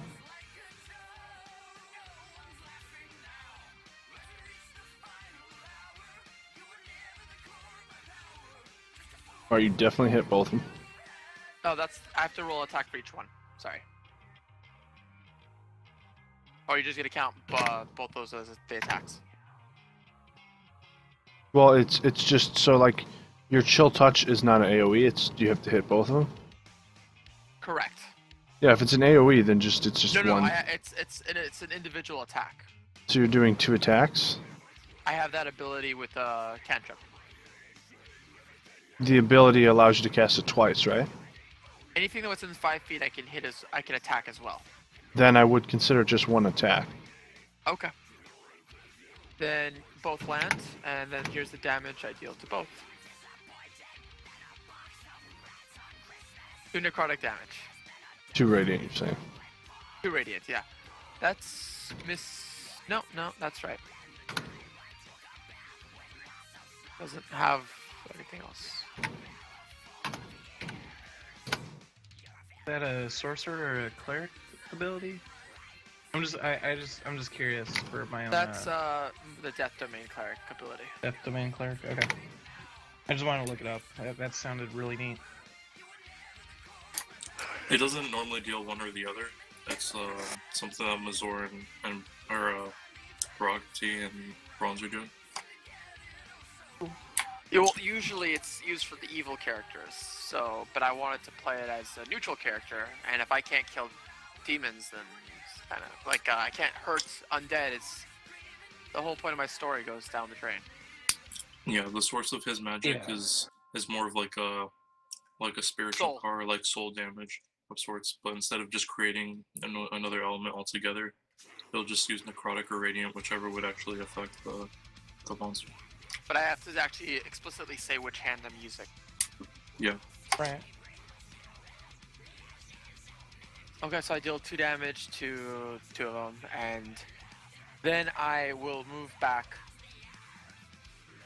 5 feet. I think that was the rest of my movement I had left. Okay. Yeah, 5 feet. Alright. Ilaric, Apple Foe, let's go. I'm gonna move up 5 feet and then move over.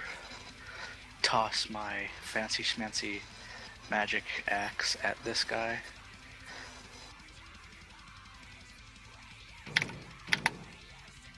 Go ahead and roll the hit.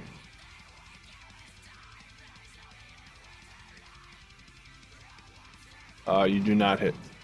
And then it comes back, and I finish my move right here. Because I got 45 move speed. That's only slightly crazy. Yeah. That's what happens when you're a wood elf monk.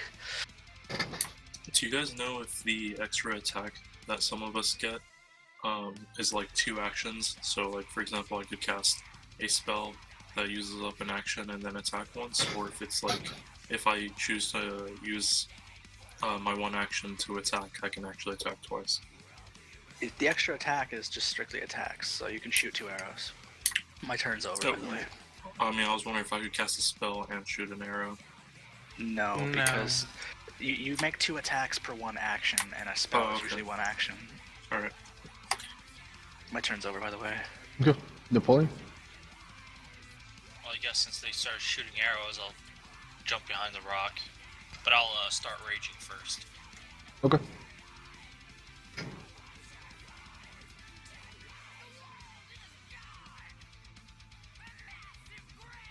Alright, so the thorns is 5 feet in front of this skeleton. That's closest to me, correct? Yes. Alright.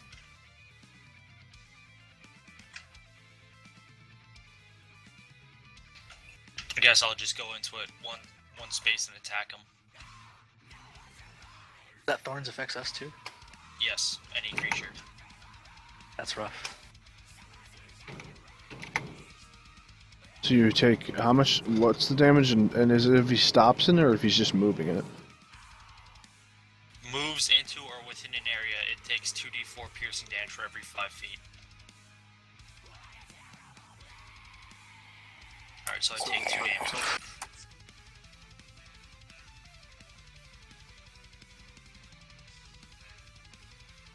Alright, go ahead and roll to hit the skeleton. And I think you have advantage, right, because you're raging? No. Oh, Raging no, wait. is strength checks. Only if he uses reckless attack. The zone on that isn't correct, Bronze. I had it on this guy. Oh, that's because it's the, Yeah, so like you just have the thing over there. Yeah, so actually no point wouldn't have even been. Yeah, add your health back. Alright. Yeah, the only reason I had it over there was because the token stuff. Right.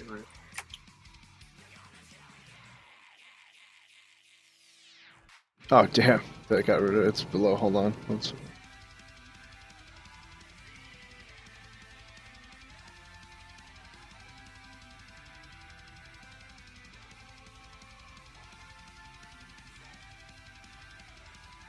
I thought that I would keep it on the map, so.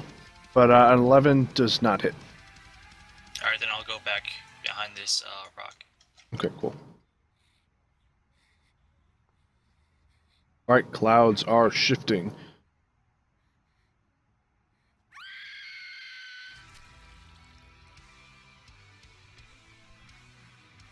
And this one reforms back into one.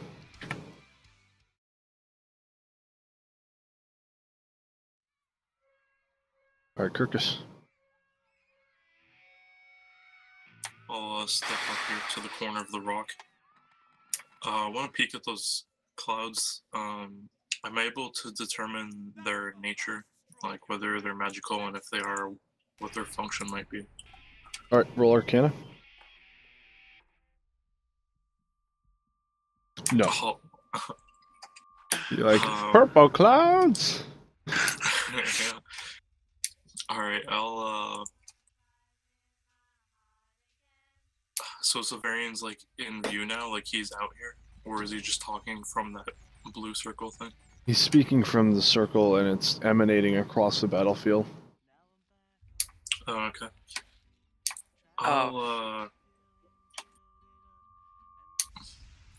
use my bow's ability on the giants up there, the undead giants, to see what they're weak against. Let's see. Okay. So it's an Arcana check. With advantage. Yep, with advantage. Awesome. Yeah. Oh my god. Making all those clutch saves right there. Yeah, I did just wonder. Alright, I'm just gonna shoot any skeleton. Just whichever skeleton it hits first, I guess. I'll just fire in there. Fire in the hole. That guy, the dude in the front. Okay. You hit him.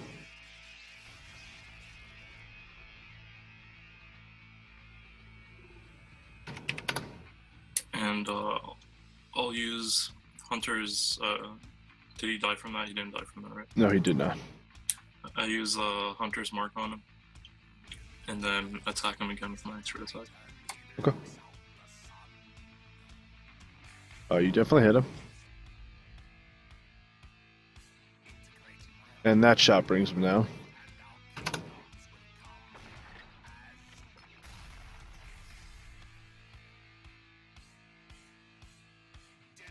It shifts your hunter's mark, right? Yeah. As a bonus. But that's on the next turn, yeah, right? it would be on the next turn. But I guess for your information, it'd be like the dude above him or something. All right, we'll just wait till your next turn. You can let me know. Okay. Anything else? Yeah, just make sure I'm peeking back behind the rock again. I just moved back down. All right, Domar calls to his rangers to advance.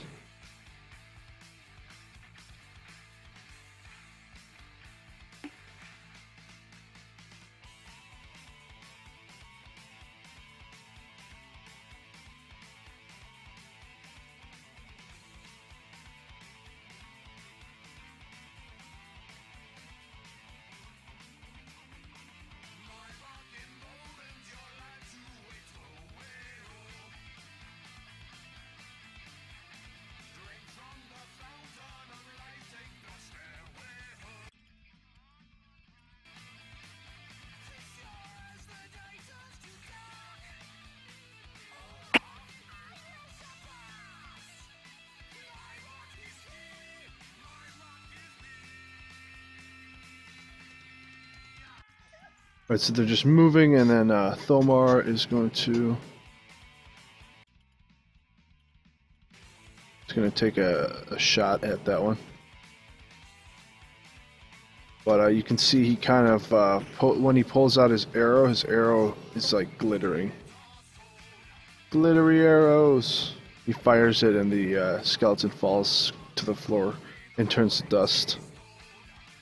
Does he call out glittery arrows when he fires? He says, "Fabulous." Nice. And the other two archers are going to do basic attacks. What's your base damage on your bow? Me, it's a 1d. 1d8? Yeah, for that's a longbow. Okay.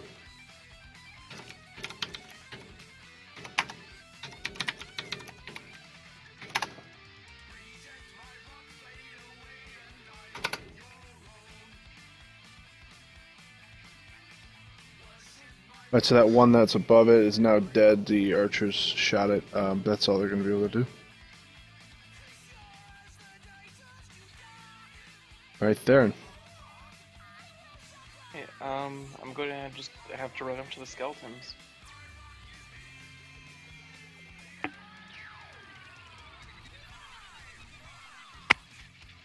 Question, how long does that thorns thing last? Oh yeah, good question. Quite a while. Let me pull it up in the spellbook. 100 turns. Oh my god. So we really need to wrap this up. Or until he loses concentration. True. Yeah. Oh yeah, okay. That's also why I'm like all the way in the back. I don't want anything to touch me. Yeah, I'll run up and I'll use a dash action to run up here. Okay. And then yeah, no, that's all I'll do. I just get in their face, be like, "Come at me, bro! Come at me!" Come on, you. Okay. Yeah, I don't think they got anything come on me with.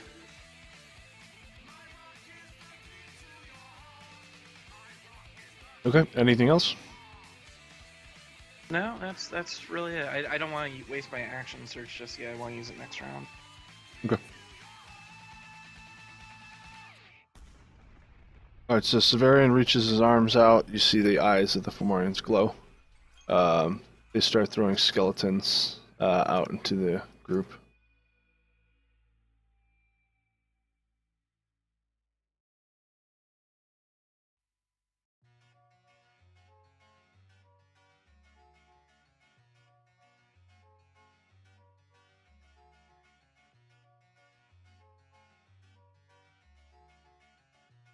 And then he claps his hands together, and there's going to be another force flying out. I only think it hits a ranger. It hits two rangers, Mazor, and Theron.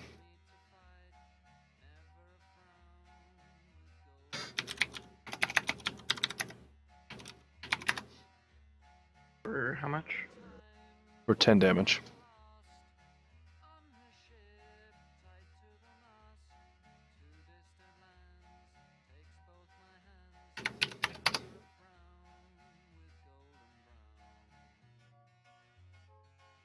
Let me check how much the rangers have.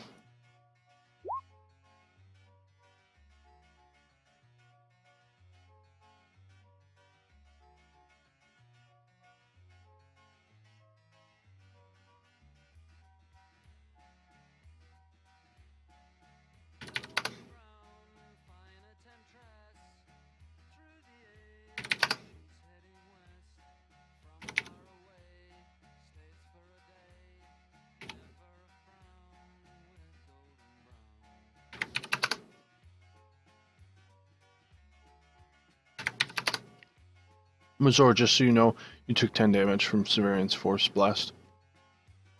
Thanks, sorry, I had to walk away. Okay, I already added your health. Oh, sorry, that ranger and as well as Thomar take 10 damage.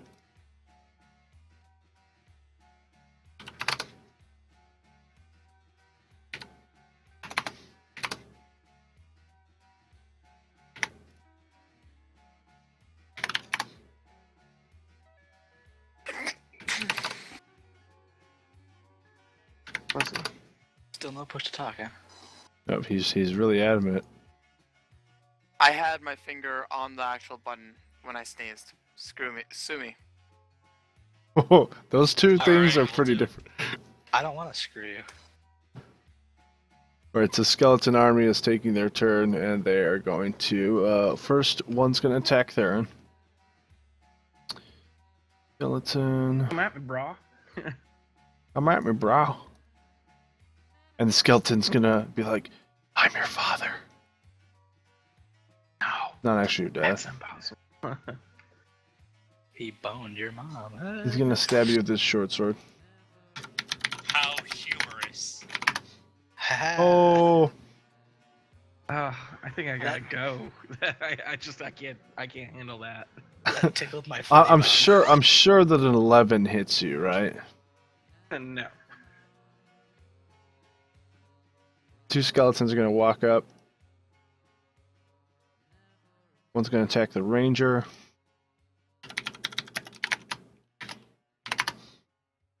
Definitely hits him.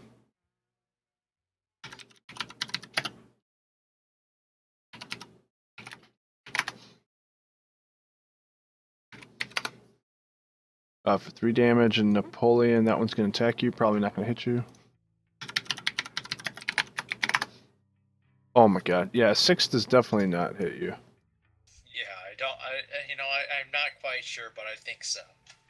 I don't know. You're at disadvantage. And then they're going to fire another round of arrows just out into the group. Right here. I should probably find like an image.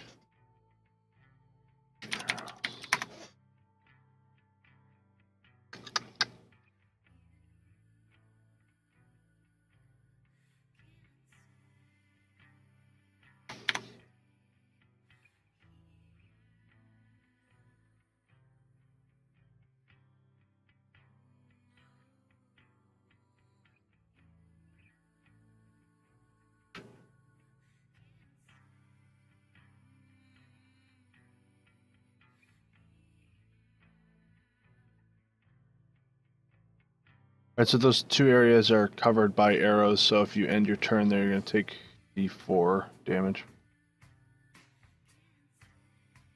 And your movement speed's halved.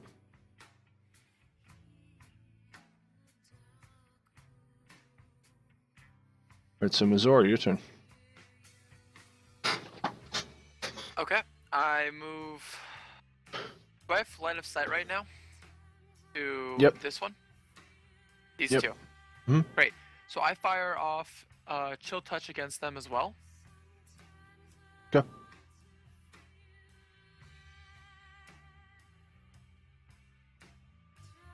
Roll to confirm crit. Roll a d20.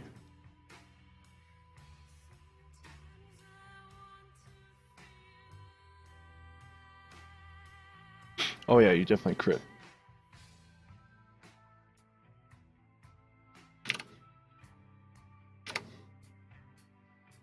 So 16 damage to both, I'm presuming. Oh, they also can't heal, and they also have other debuffs.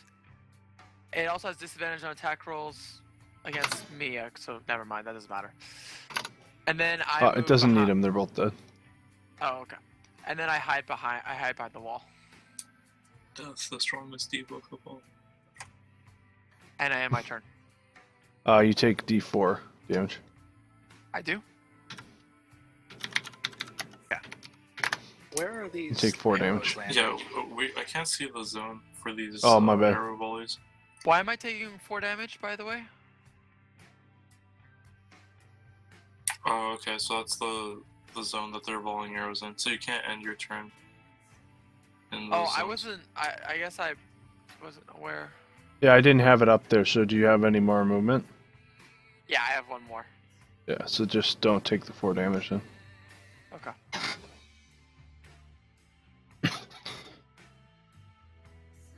You done? Yes, I'm done. Alright, Alaric. Insight on this purple ass cloud. Like, what are you trying to find out about it? Anything you'll tell me with a 21 insight. Well, I mean, you can see that it is it's being controlled by Severian. I mean, it doesn't have like a conscience. Is it like poison, like a miasma, or is You it don't just... know what it's gonna do yet. I mean, it hasn't affected anybody, so I mean, you just know mean, it's a is it- cloud. It's a cloud of smoke. I mean, like, is it a bunch of pot smoke, like purple? Purple haze all in my Yeah. vein. All right, I'm going to step here and throw my magic axe again.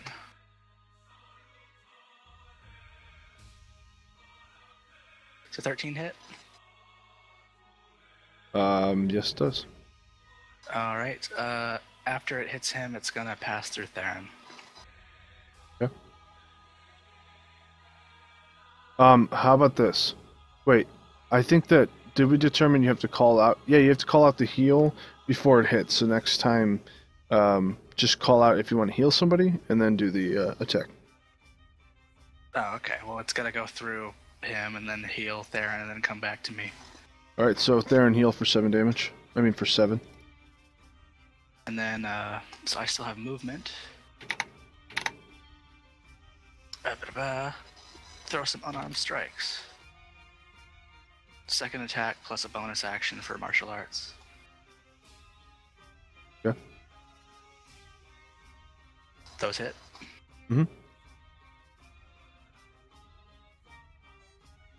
Couple of 9s. You kick its skull off, and then you kick its spinal column out. How did you get 3 attacks? Okay, so on level 5, I get 2 attacks. And You're then level 5? We're all level 5. we're all level 5. Yeah. Oh jeez, I wish I knew that. Check the forum, bro. Read the write-up, bro. Seriously. I don't read. You know that. It's your one responsibility. So I yeah, can't even read. Don't even blame me, God. I'm level 5, so I get 2 attacks, plus the monk gets to make an unarmed strike Alright, as a bonus I action. get it now. I didn't know that we were level 5. Yeah. Oops. 1 second. I need to do some quick,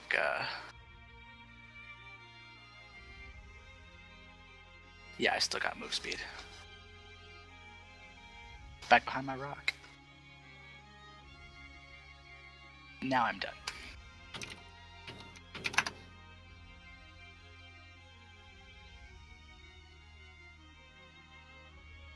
Okay. Napoleon. I have no time for games with silly skeletons, as I attempt to destroy this one directly in front of me. Okay.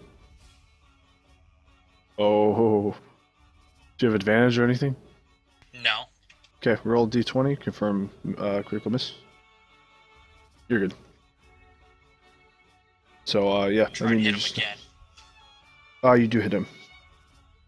Whoa! Wrong with that. There we go. If he ever fails that hit for a crit miss, you should just make that gem fall out. Oh, God.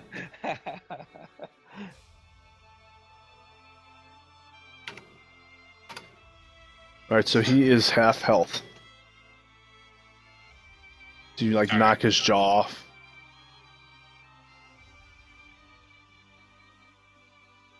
Oh, anything else? No, that's it. Alright, the clouds are going to move, and this ranger's going to feel the wrath of it as the winds pick up.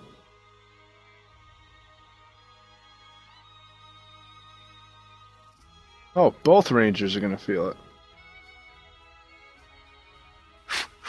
I blow out the cloud. Yeah, it's like right in your face. So as it hits both of these rangers, they become completely deformed.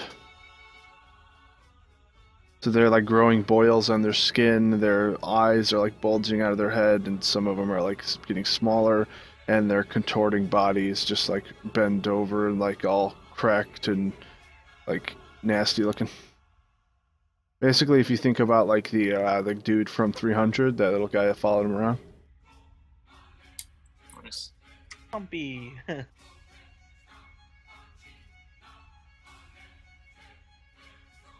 Let's see if there's like an ailment I can put on them. Hey guys, thank you so much for watching World of Warcraft medley featuring the amazing Peter Hollins. Definitely go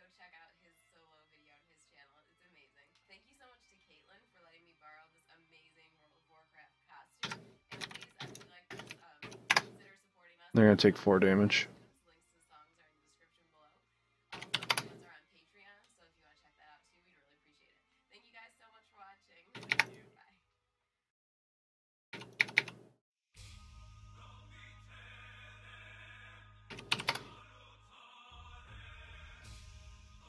All right, Kirkus. All right, I'm gonna move my hunter's mark to the skeleton that's fighting the ranger near Thomar.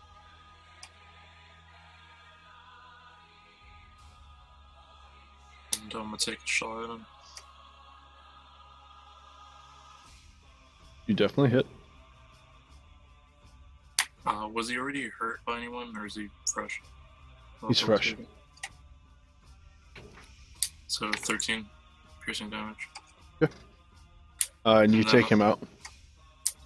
Cool. And I'll move the hunter's mark to the one in front of Napoleon and fire at that. You hit. No, he's definitely dead. Yeah. I'm gonna pull out of this zone here. Kind of like right around. Yeah, sure, that's fine. And I will end my turn there.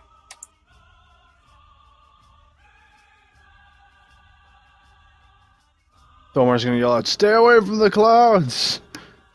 They deform you! To me!" And he runs to the farthest most rock. And he props himself up on top of it.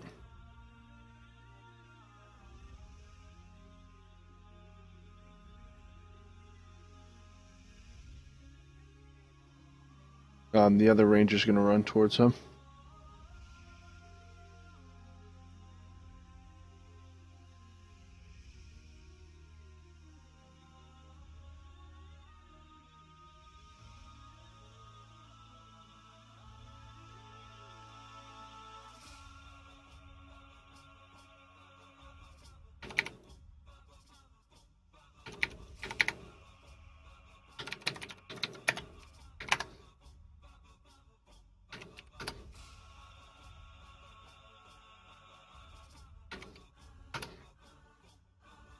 Kirkus has a small bladder.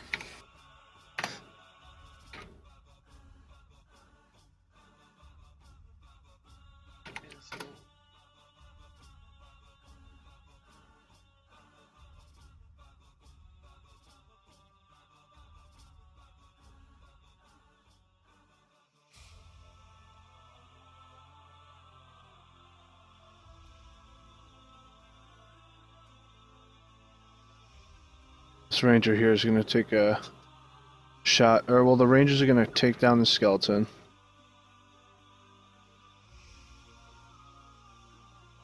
The other rangers are running through the field of arrows, trying to get to Thomar. And then Thomar is going to take a shot at Severian's orb.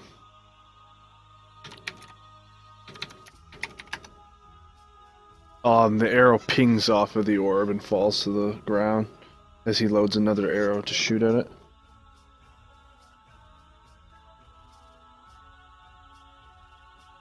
Darren? Alright, I'll go ahead and take a swing, a horizontal swing on the guy in front of me. Yeah. We're aimed this way, though. Sounds good.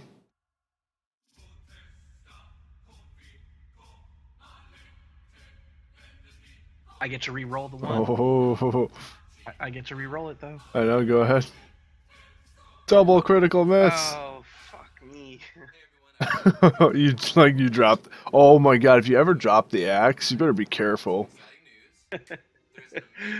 Alright, so I'm assuming I miss. Yeah, you definitely miss, I'm but not gonna waste they're just skeletons. I wanna attack like one of the big guys with all my like power attacks and everything. yeah, exactly. So, I'll just use my bonus action to second wind.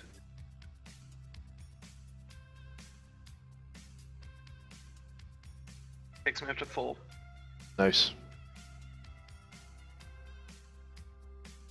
Anything else? Yeah,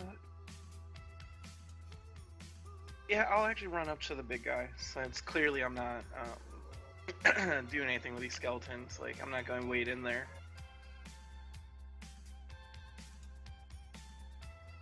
Okay. Want to take an attack of opportunity?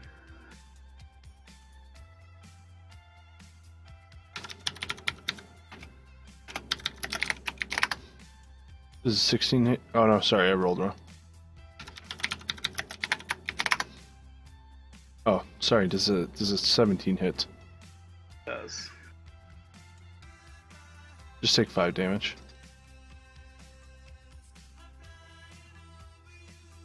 Cool. Alright, well, that's it for me.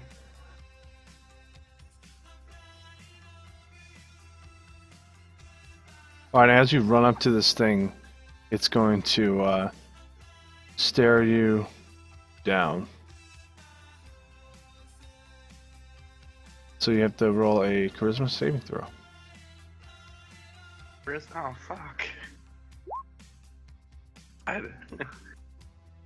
Or you take 27 psychic damage. Oh. And you are now cursed with magical deformities. So you are completely deformed, and your speed is half, and you have disadvantage on ability checks, saving throws, and attacks based on strength or dexterity. You can repeat a saving throw whenever you finish a long rest, ending the effect on a success. So Theron is now deformed.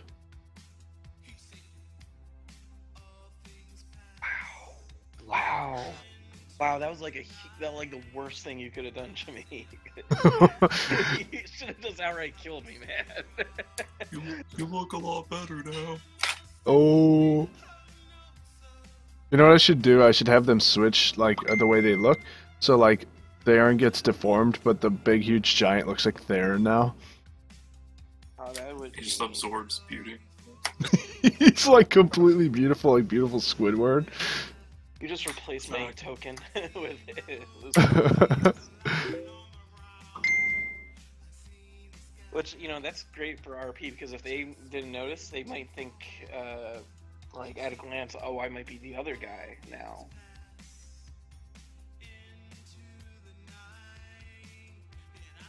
The other Fomorian is going to move. 30.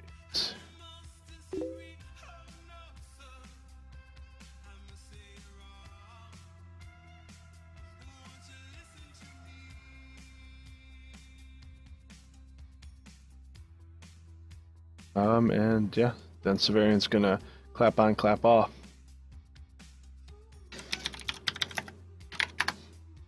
Whoever is standing out and about, take 8 damage. The Fomorian's in front of me. Do I have to take damage? Yeah, because there's a slight opening to your left here. 8 damage? Yep. I can give you half. Let's say 4 damage, because I mean you are slightly covered by him. Partial cover. I'll let you have it. And let's see, anybody else out? Severian shooting from here.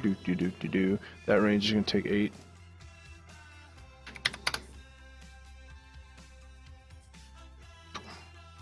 Kirkus and you're good. The guys all in that arrow field are taking damage. Worst rangers ever. I know, right? So unaware of their surroundings. Oh, they're aware of their surroundings. They're just trying to rush through a field of arrows. One of them is basically like near death right now.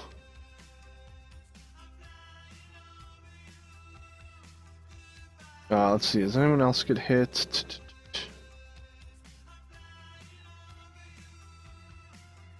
Oh, Thomar gets hit. What is he on top of that rock?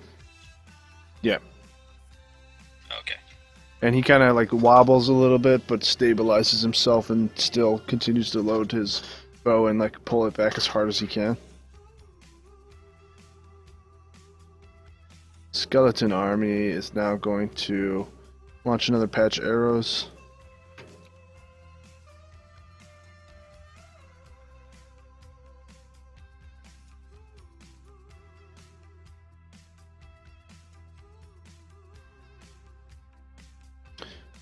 Yeah. That's moving from the previous area, right? Or do they now have 3 areas under lockdown? They have 3 areas. Oh, jeez. And then this skeleton is going to move out into the group.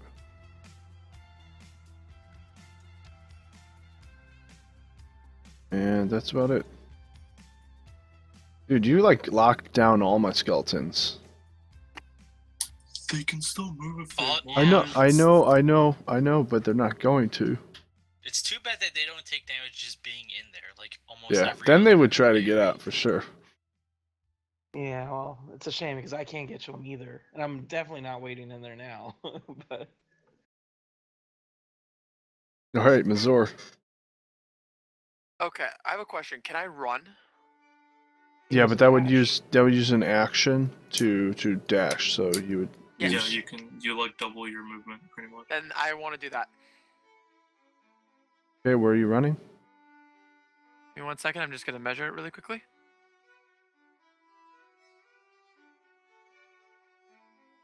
So move here, and then from there, I'm going to go 45, 50, 60. Done. Yep. Sup? Any And that's the end of my turn. Okay.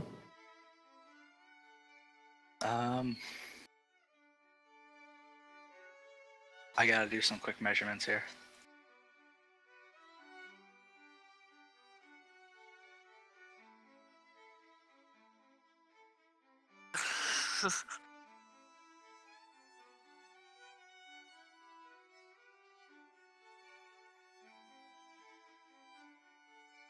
All right.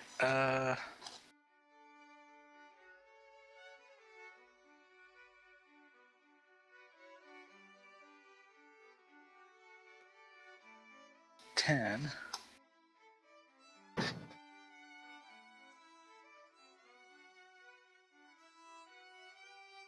$30. All right. I'm going to throw magic axe at the guy in front of me, and if it hits, it's gonna bounce and hit Theron. Okay. I'm also gonna throw one of my offhand axes as well. Go.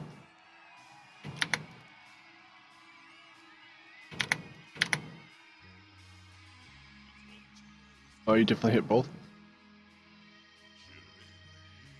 Let's get the damage for the first axe so we can heal Theron.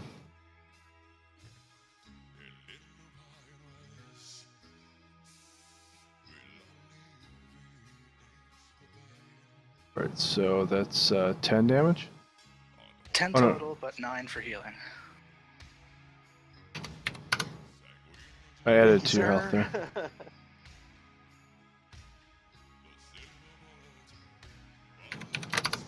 These heavy swings of my HP are a little not doing too well for me. A little yo-yo. Up and down, up and down. I mean, Yeah. I'm glad I was at full life when it when it hit me again. Cause damn. Yeah, yeah, what else you gonna? I guess I'll use my last bit of movement speed to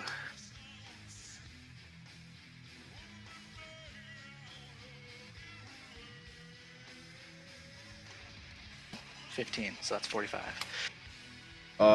You jumping on top of the rock? I am trying to stay as much behind it as I can. No, I'm not on top. Alright, because I'm only going to allow you to go on top. This would be behind it. Oh, I see. Alright, then I'll sidestep so that I'm beside it. Okay.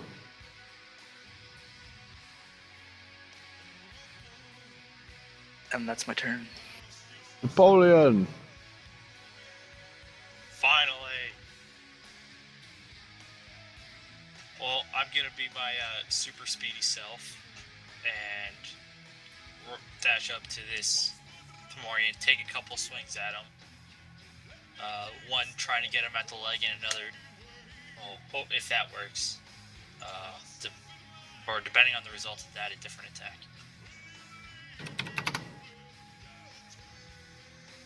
But 11 does not hit. Alright, now I'll just try and swing at his legs again. Oh, come on. Oh my god. I'm not allowed to get anything past the 5. No, an 11 twice. Yeah, but that's with a +7. Your secondary rolls are awesome. Your first rolls suck. You just need to work on getting advantage. Alright, Yeah, then I'm going to run out.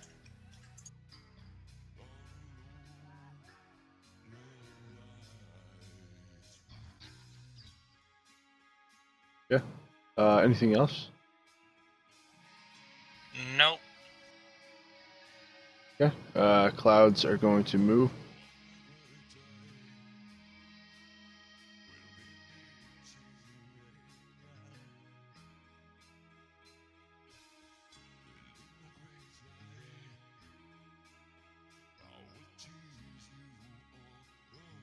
All right, Kirkus. I want to use my bow of elements to light the wood and the vines and everything that I've created there on fire. Hell, yeah, go for it. Alright, what kind of roll do you want me to make to try and do something like that? Just roll a hit. Okay. And probably like a D100 to see what percentage catches on fire. Sure.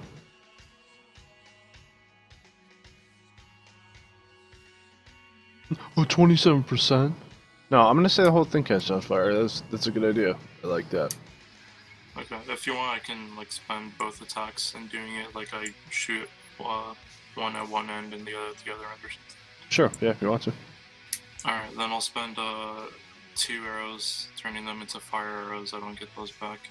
And I fire into the grouping of the vines like there and there. Go. Go ahead and roll another D100. I just want to see if you can add more percentage. Yeah, so we'll say about half of it catches on fire. I mean, central point to where they're at, and then it's going to expand outwards. So maybe on their turn, it's going to be fully lit. Okay, that's good. And I'll move on over. Actually, I'll just stay here. This is a good spot for me. I'll move the hunter's mark though to the Fomorian up there. And I end. Alright, Thomar's going to take another shot at Severian.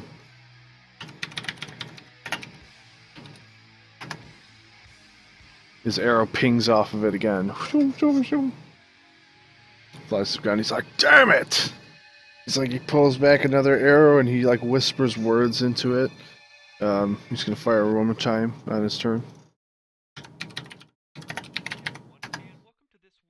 Oh my god, pings off too. He's still just trying to launch arrows at it. And the ranges are like calling to him. He's like, fire at the goddamn shell! And he has all the rangers start firing at it.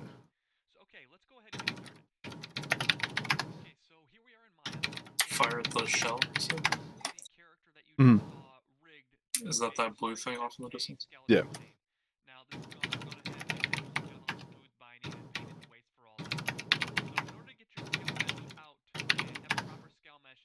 Alright, so the one ranger that has, let me see if the last one hits it. The one ranger that has like the lowest amount of health, he's the one who breaks the shell. So an arrow goes flying from him.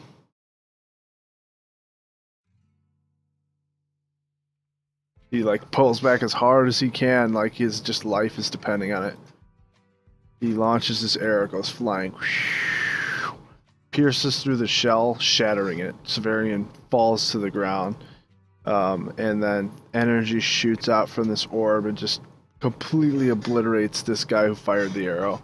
He just turns to like just mush, like pulp, just flies everywhere. If you've ever seen War of the Worlds like that. Nice. Nice. And just a very bright light launches across the battlefield, and you guys just like everything lights up and then goes dim again.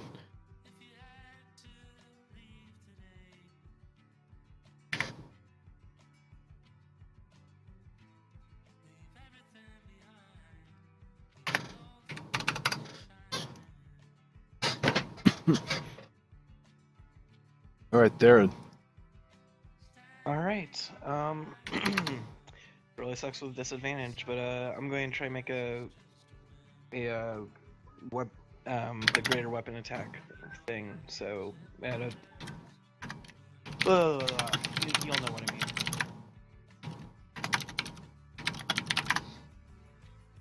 Oh, and I have to do that at disadvantage, right? Or sorry, not that one.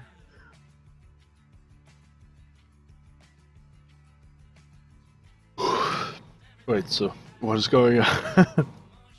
Sorry, I was using my great weapon master attack roll, and I accidentally clicked my second win for that second one. So I have disadvantage on strength attacks, right? Yeah, So strength I and rolled a dex. 7. All right, well I'm going to I have 2 attacks per attack, so here's the second chance. What? Oh, man. That's so mean, a crit and like nothing. It sucks so much. I know thy pain, brother. I spit on it. Like, what you got, boy? What you got? Oh god. And as you say that, what? Anything else? Oh, none of them were. No, none of them were 1s or 2s. Oh, and Good. I also I crit on a 19 or 20, just so you know. Okay. Well, just so you know, Not your that last words to the Fomorian were what? I just spit on it. Come at me, bro. You got nothing. Okay. Well, you're gonna take a great club to the face. We'll see.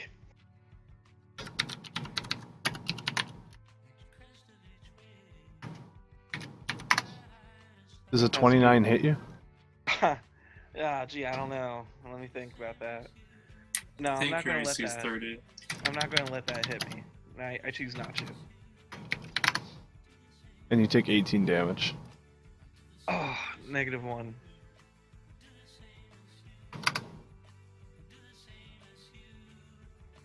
And you go flying across the battlefield. Let me put your unconscious.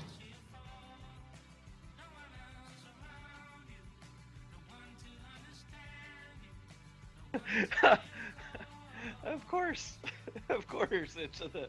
Oh God. Forced movement does not provoke the. That's true. AoE That's damage. true. No, I'm just thinking. Yeah, no, like, you go flying over all the skeletons and land on top of that rock. It's out of here. Home run. The other Fomorian is going to try to finish the job by heading towards the rock. He takes 4 damage.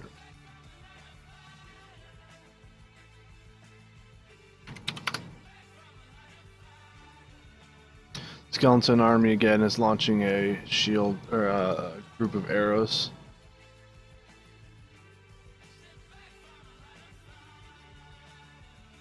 Alright, they have to have reduced size or something because, you know, they can't upkeep those 4 large areas. Yeah, they can. It's not that they're replacing the arrows. It's just that each barrage of arrows creates painful terrain to walk on. So they've only shot 4 arrows, or 4 arrows each. Alright, I thought it was like continuous arrow showers. No, it's just like a volley of arrows, and it's just hitting the ground.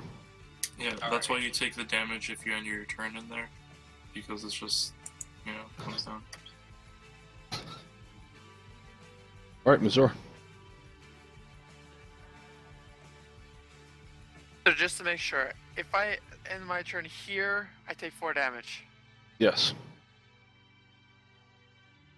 Second question. And if you end your turn here, you're gonna take a hell of a lot more than 4 damage.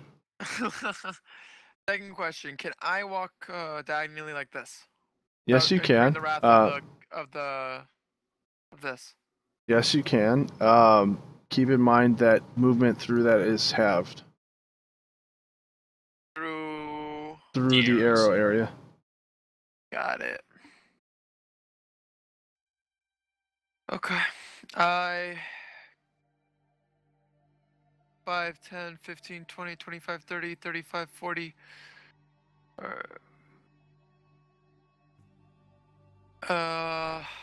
Or just stop here. 0, 5, 10, 15, 20, 25, 30. I do a full move here. And then I fire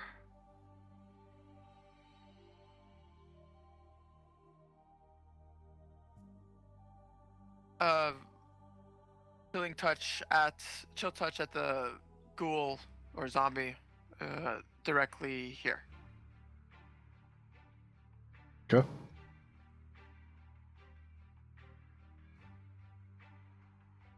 Definitely hit, and I would say it's going to kill it. Just roll your damage. Yeah, it's with the right hand, of course. Yep, you kill it.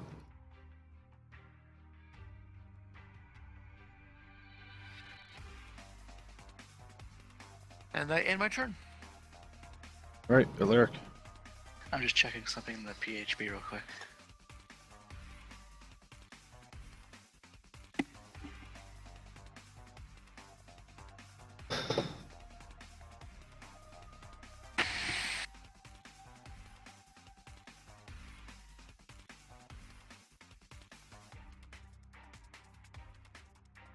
Got it. Okay.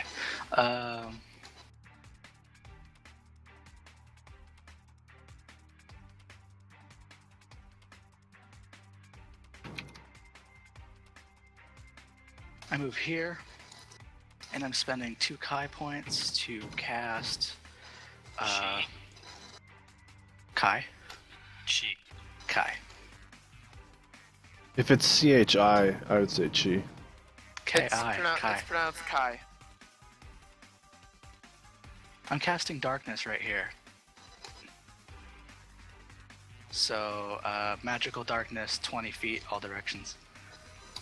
Okay, Or no, it's 15 feet, all directions.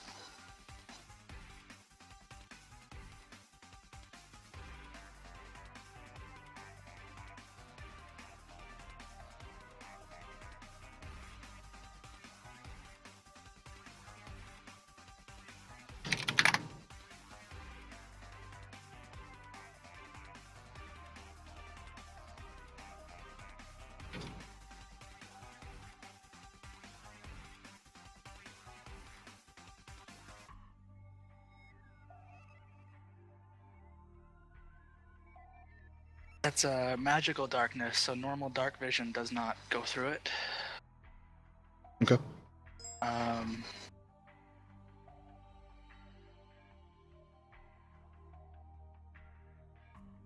That's gonna be my turn, but I gotta look up what kind of negatives you take in darkness. I'm assuming it's just a disadvantage on all your attacks. Blindness, basically. Can't disadvantage on attacks. You can't actually attack something unless you know where it is through some other means. I see. Okay, so yeah, that Fomorian's not gonna be eyeballing me, and hopefully, if he claps his hands again, he might just blow up all his skeletons. Who knows?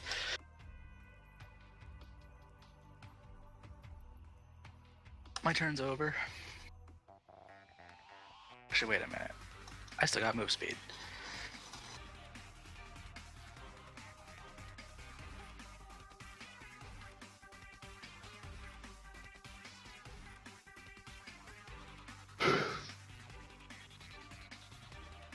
I get to move back there.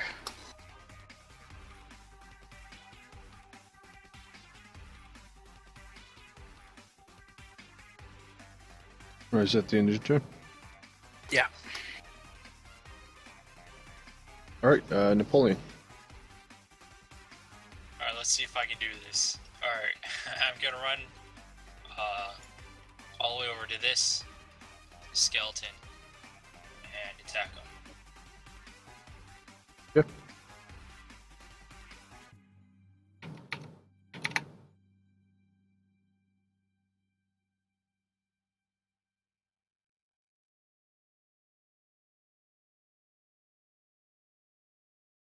You Fine. definitely hit, yeah.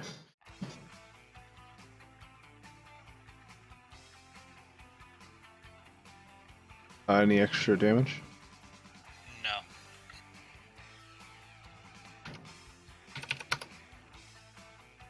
Alright, it is basically on its last leg. And that has used up all of my move speed, so I'm going to attack him again. Yeah. And hopefully kill it. Yes, you do kill it.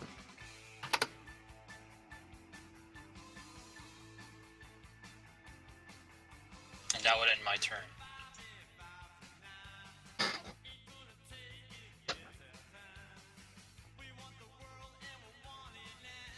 Alright, the clouds are going to move. These two are going to join.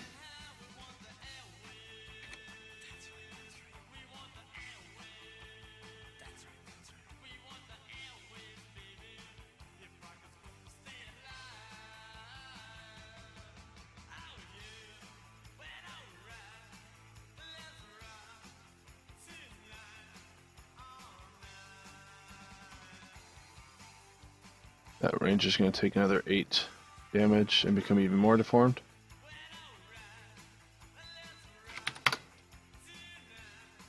So now he's like a pile of like tumors.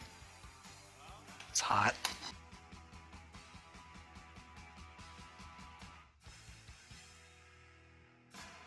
And Kirkus, that means it's your turn. Alright.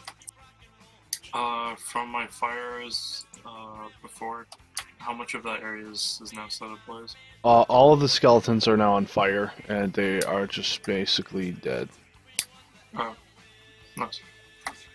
Let's see. Like, pull the ruler, see if I have an angle on that from one.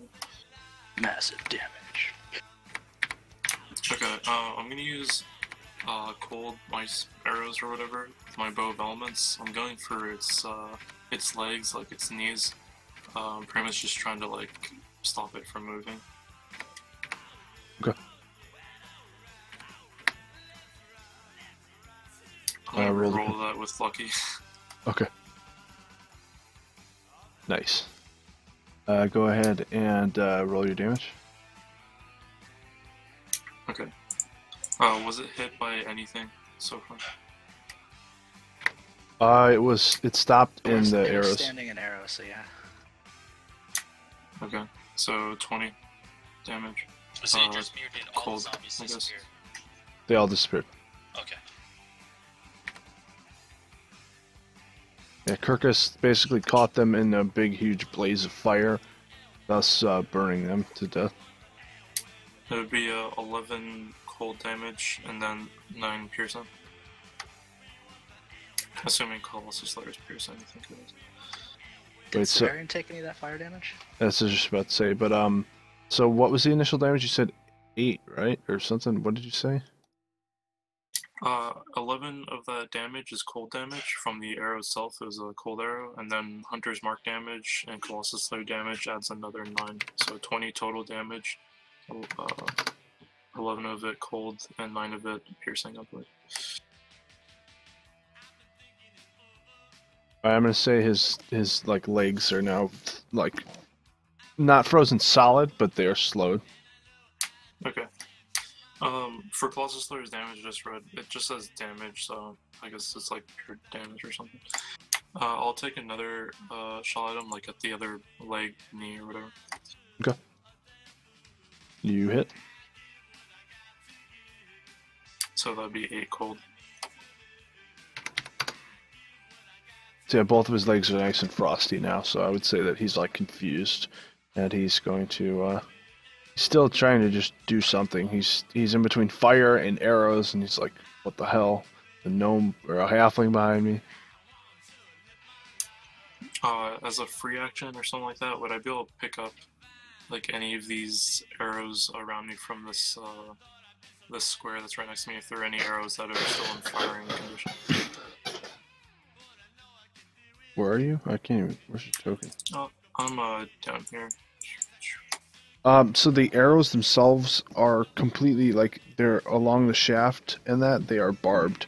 Okay. That's why you're taking the Alrighty. piercing damage when you stop in there. Oh, okay, yeah, then I don't fuck with those. I just chill here and end my turn. All right, Thomar's gonna take a shot at Severian now that he's out of his bubble. And by the way, go ahead and roll your fire damage.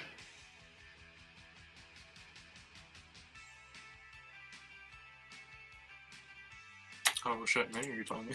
Yeah. Is darkness partial or full cover? Depends on your darkness. I guess it would be full cover. Or, So +5 AC.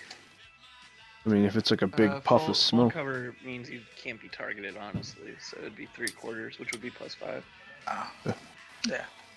How do you want me to roll the fire damage? Do you just want it to be the same as the spike growth damage, but fire instead of piercing? Just double it.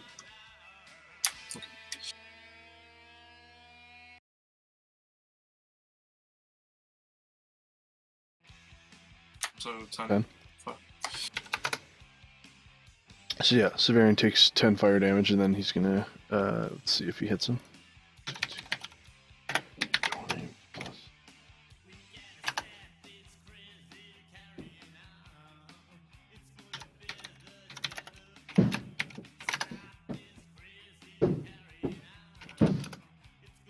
Right, so an arrow flies at Severian, and he takes like a slash to the side of his face. Alright, Theron. Death saving throw number 1. Failed. You see Bucko moving towards you in the afterlife. He's like, "It's okay, Theron. It's okay." No, no, I don't want to go. Damn. Don't worry, the bar's in good hands. Yeah, you're in like the tavern itself, and you just see the light is emanating from the fireplace.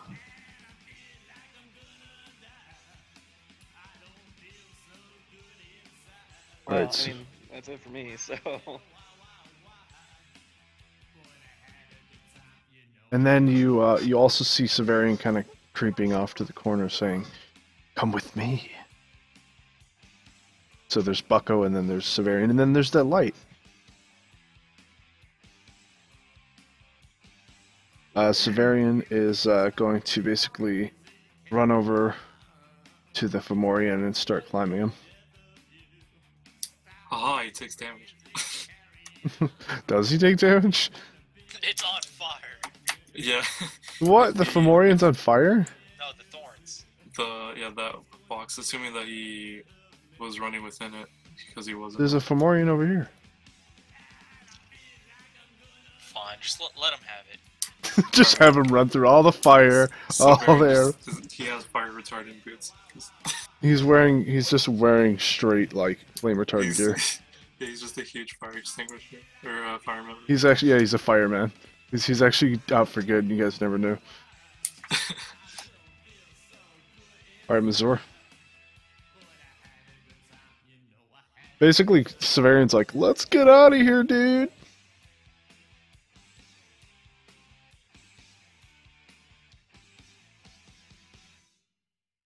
Welcome, Mazur. Barak. Sorry, I was still muted. I forgot to click the button. So I went and I attacked this Fomorian with Chill Touch. Okay, go ahead and attack.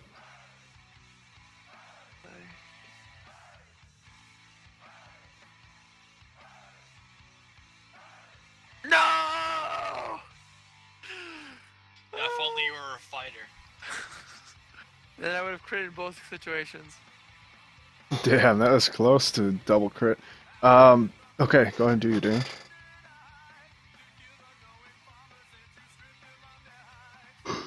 That's basically the no you should have yelled when Theron went down. Nobody cares about Theron. Nobody cares. Is there a dead? Except Bucko. Oh yeah. I'm dying. He's death saving. Yeah. Okay, well, I'm trying to get to you, but it's gonna take a while. That Is makes it just? one of us. It's just 14 damage, right? Yeah. Radiant damage. If only I crit, that would have been 26 damage. 26 with a cantrip. Cantrip. That's it for your turn, right? Question. If I use a healing spell on Theron, will that help him no longer be unconscious? If it brings him above 0, I think. He's automatically at 0, so Any healing spell or any healing that he receives will bring him above 0. Oh, okay. Yeah, they changed that. I then use my bonus action to use healing word to heal him. Okay. What's your heal? What's the range on that? I hope I can. I'm in range. Let's find out. I need to be within 60 feet. I'm within 60 feet. Okay, great. Oh, but there's a rock in front of your face. No, you're good.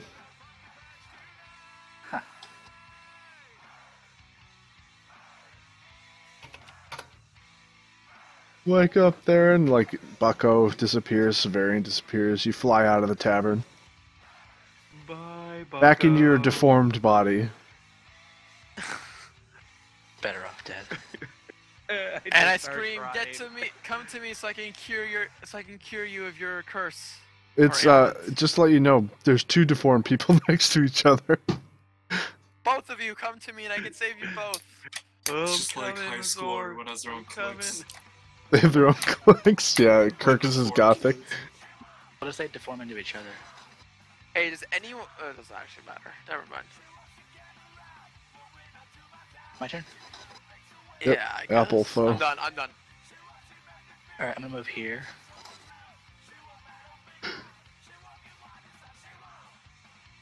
Oh man.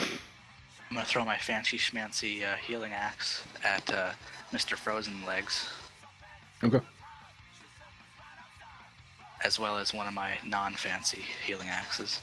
Well, actually, no, because that's way too far for the non-fancy ones. So just that one, and if it hits, it's gonna do some healing. To who? To Theron. Okay. What's the range on your normal axe? 20. What's the range on your magic axe? You said 60. 60 for the heal. You said 60 for the initial throw as well. 60 for the heal, I thought it was. Because you said that Mr. Ghost Guy pops out and throws it even farther. Yeah, but that's after passing through the initial target. Oh, so. So, long range throw. Would be disadvantage. It doesn't hit. Unless a 12 hits, I doubt it. I'm not sure how frozen his legs are. Well, I mean, even then, he's still got the armor class, so he's got a 14. So you're too shy. Alright, return to me. Oh, sorry, I accidentally clicked the button. Alright, I think I'll still throw a normal axe at disadvantage, because fuck it.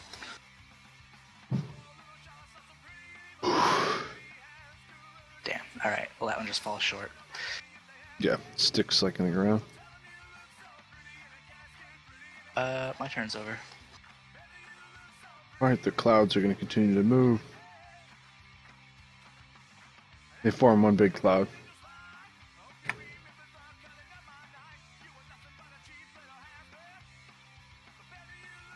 And that guy just turns into a puddle.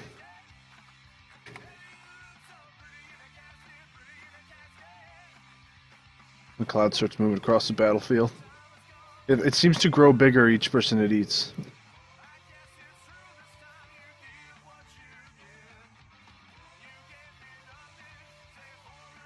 Alright, Definitely get the fuck away from that cloud. Might be a good idea. Kirkus.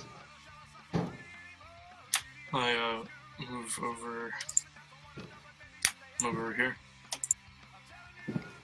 So Severian on that Fomorian, or are they like right next to him? He's basically like halfway up his body. Okay. Just eyeballing the Fomorian I shot before in the knees. What does his condition look like? Is he like pretty messed up, or is he just kind of undead and confused? He's pretty healthy. I mean, they're both huge. They're not actually. I don't think they're undead. Oh, okay. I'm gonna use my Bow of Elements Arcana ability to see Severian's elemental weakness. Okay. He's still in darkness. Well, I'm gonna allow him to be able to see through it the chromatic dragon's crystal. I mean, not the crystal. Crystalline dragon. All right. So as you look through the crystal, it pierces through the shadows. You see Severian, and there seems to be like an essence that is just shooting outwards. It's like a kind of like just like a mist that is leading towards Alaric, and he has a. Skip me? I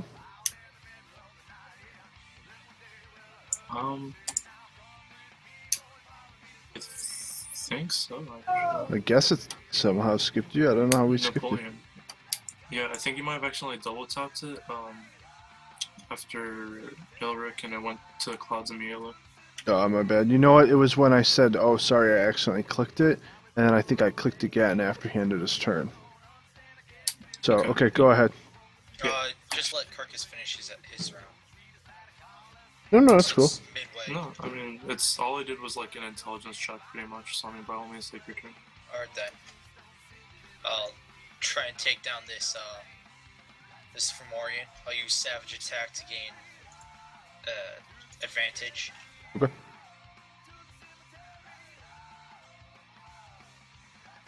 Alright. I'm gonna say that you imagined that it was the largest weapon that you've ever had in your life, and it's just like the size of the Fomorian now.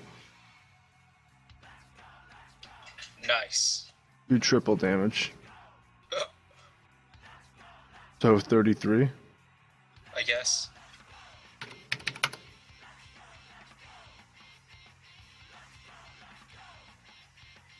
Right. How's he looking? He's still pretty good, but yeah, you took a huge chunk of his health out. Alright, then I'll jump and try and perform a decapitation. Okay. You hit him. Go ahead and roll damage.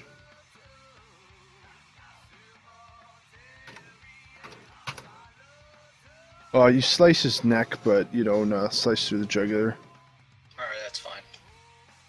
Then I'll back off a bit. Just piece the fuck out. Yep. Alright, at that point then the clouds would have came together. And then Kirkus would take his turn. Unless, Napoleon, you had anything else up your sleeve? No, that was it. Okay, yeah, so as you see through, you see this mist leading outwards towards Ilaric. And it's there's like inside of his satchel, you can kind of see like just a glowing orb. I see that when I look through to see Severian's weakness. Yeah, so like I would say you look at Severian and you follow this mist to its location, and it leads to Alaric's bag that he picked up from Vicbin when he died. Right. Let me link that saying again that I had linked earlier. Yeah, because like I was expecting an elemental weakness, and so like I get what you're trying to say. Like I'm just out of character and kind of meta. I get what you're trying to say about like the orb being his weakness, but as a character, like from what I know, I have no idea how I would apply that in any way, shape, or form.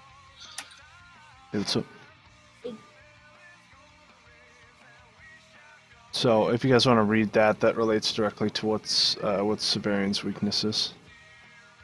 What's he doing? Playing D&D. I'm gonna be done at 5, so an hour. They're fighting these things right now. So you know from that, like, I mean, that you have to bring some sort of, you have to knock him into, like, a world of never-ending repetition to defeat him. and that orb has something to do with it. Interesting. Because he's looking for chaos in the world, like just dissonance in that. Yeah, I'm trying to think of how I'd use that. No, I do not know that. The hamster wheels turning in my head. So I like it was a 3 and a 2. I'm a barbarian. I don't think good.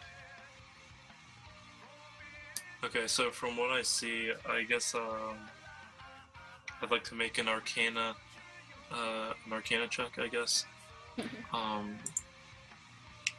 If my character, with his knowledge of Arcana and magic and the events thus far, if I'd be able to directly relate what I saw through my bow's lens with the orb.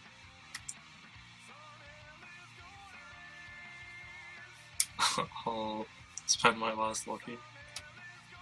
Actually, that was my second. Yeah.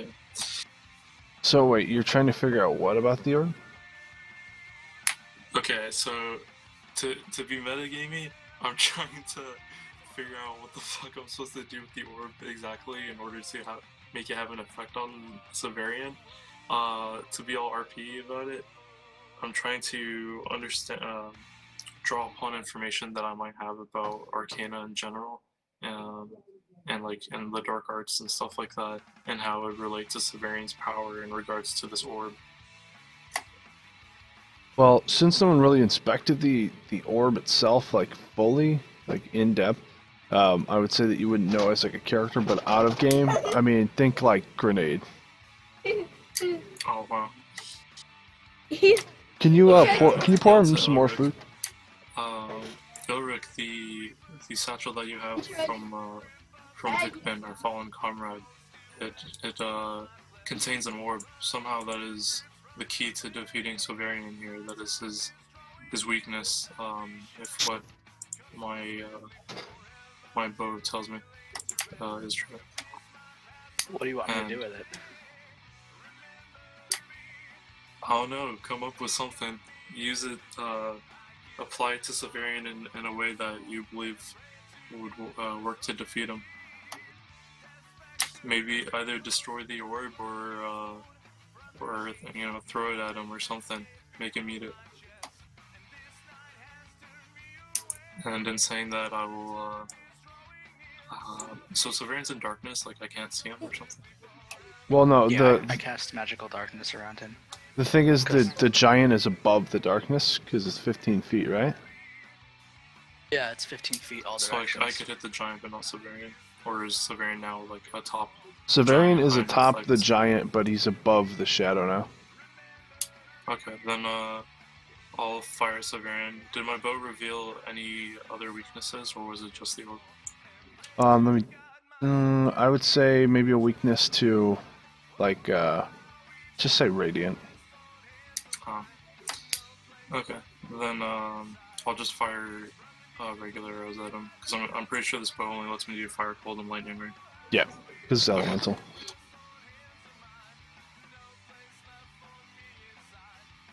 Definitely hit him. So 10 piercing right there, and then another attack.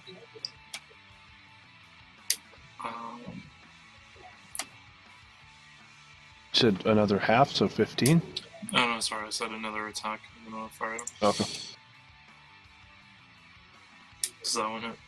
I'm gonna say no. Okay. Then yeah, just let 10 piercing. Okay. Thalmar's gonna launch an arrow at him though. Which hits him.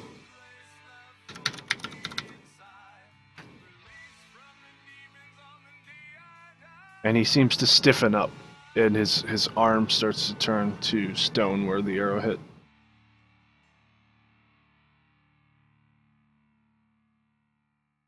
The other rangers are going to try to get out of the stupid arrow fields.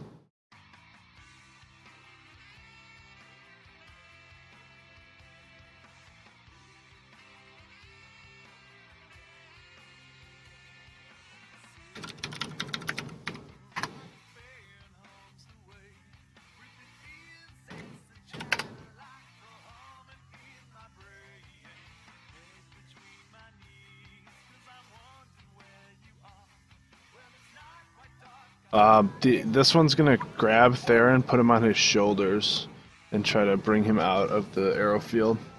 He's gonna use a dash.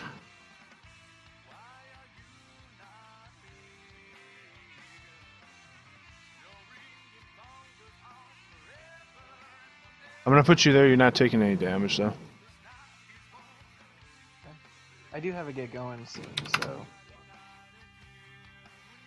Well, you're gonna miss out, man. You know, my dog's word takes priority. You can always read it in the summary. Yep. We'll just we'll wrap this battle up and reach its conclusion and whatnot, and I'll fill you in. Yep. Just yeah, I'm not worried about that. I'm just letting you guys know I gotta leave in a few. Okay. Right there. So you totally killed what I was going to do. Oh, really? Yeah, I Were was you going to gonna try pick and him up? climb up the rock and then jump off and do like a jumping attack on the guy, but it's actually fine. Well, it's fine because you wouldn't have been able to do anything. You would have hit probably like his crotch or his belly button. With your face. Yeah, you would have fell into his loincloth and died. So I'm just going to take a dash action here to get to Mazor.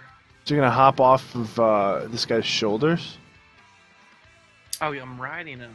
I thought he was just dragging me. Well, he picked you up, so he's like sacrificing his pain and stuff to help you. Both of you deformed guys. And also keep in mind that these two zones are difficult terrain, so you'd only be able to move like half as much. And if you end in there, you take D4 damage. Alright, fine. I'll help him come out of the area. We'll have to figure out how to get over there. So I'll drag him with me. And down some. So now you're dragging him just randomly. You were on his shoulders. You hopped out and you start dragging him, even though he could walk normally. He got tired. Yeah, who are you? Why are you dragging me? So there we are. That's all I can do. So. Alright, Severian's gonna start punching his arm and breaking the stone as it's building up his arm. He's gonna smack the Fomorian to start walking downwards too.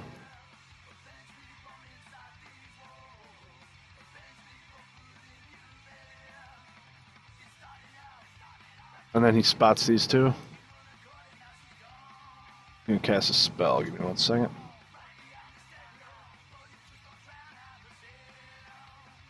Spell.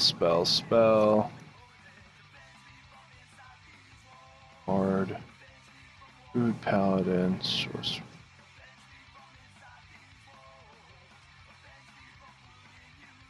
Demi Plane. Dominate Monster Field. Power Word, Stun. Finger of Death. Force Cage. Flange. Protection. Foresight. Imprisonment.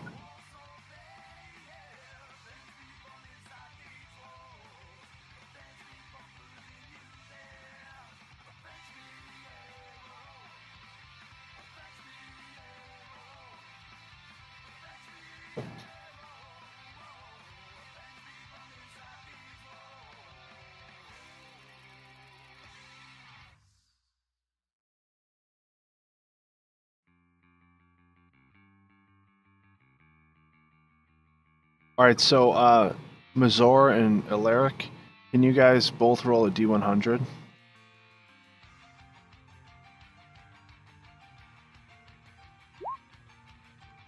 Neat. We're screwed, aren't we? Barak, you are imprisoned. Let me see how you're imprisoned.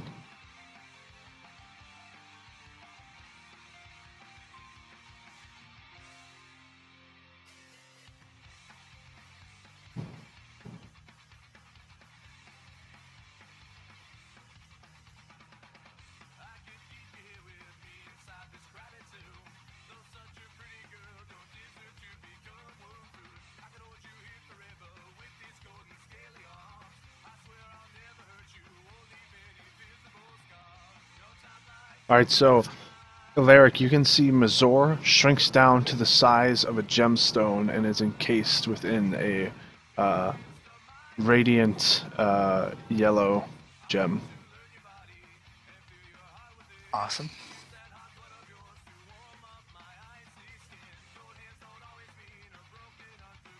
Mazor, you are stuck inside of a little tiny gem, and you can see out into the giant world. Can I try to break it? You're not going to be able to get out until the spell ends. This So you thing can actually kind of saves. Wait, until the spell ends. You just said that, right? Yep, it says until dispelled. Okay, fine. I'm gonna cast a 3rd level spell. It's not even your turn, bro. It's my turn right now. What are you talking about? No, it's his turn. I'm Maxor. No, Severian just casted his spell. He already used it. Yeah, Silverian's turn is over. I cast Dispel Magic on my surrounding.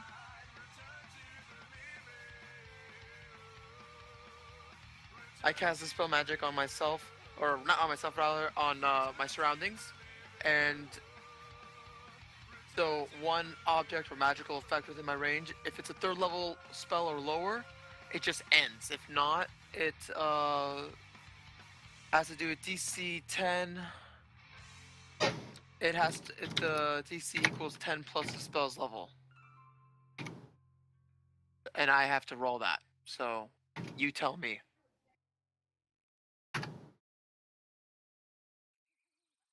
Wait, you said a DC 10 plus the spell's level?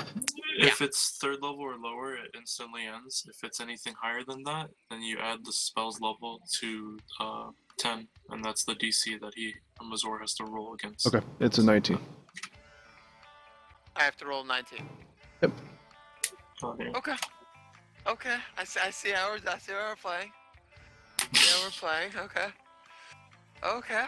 What, he cast a 9th level imprisonment spell on you. Okay. Okay, I see that I'm a You dead can do man, and this. I think I'm the safest person in the group, but that's okay. I hope someone sells you. I'm gonna give him to Delia.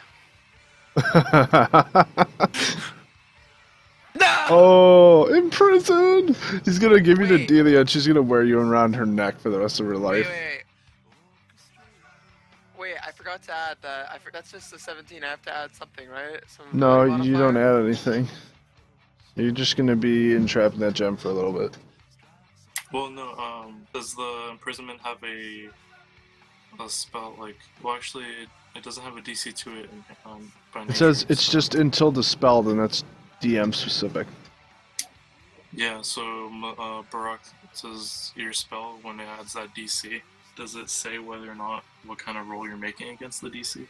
Is it your? Oh, it says a dispel magic spell can end the spell only if it is cast as a 9th level spell, targeting either the prison or the special component used to create it.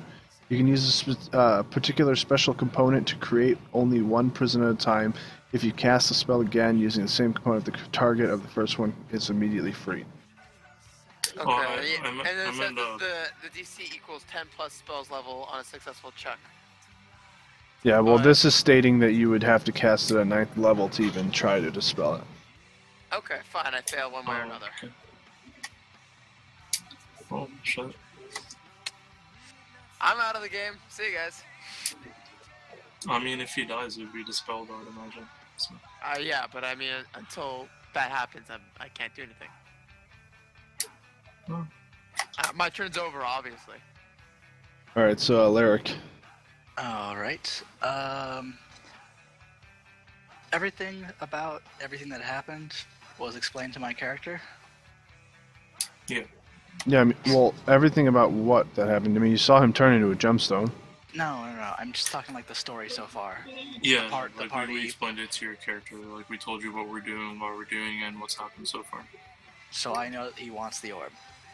Yeah, you should. Right.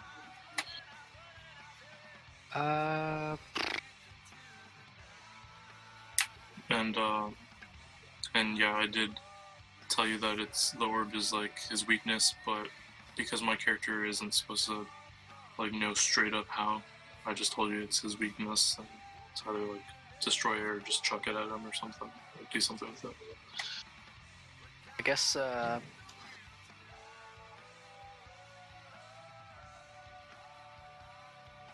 this will probably end bad for me, but,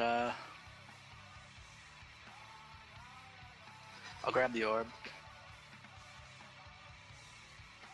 Do a quick arcana. Know nothing about it. I mean, you can just see that it's an orb with like many, many mouths on it. There are some seams in it though that seem to be able to be twisted. Alright then, I'll move within throw-in range. What happens when I twist the orb? Oh, nothing happens.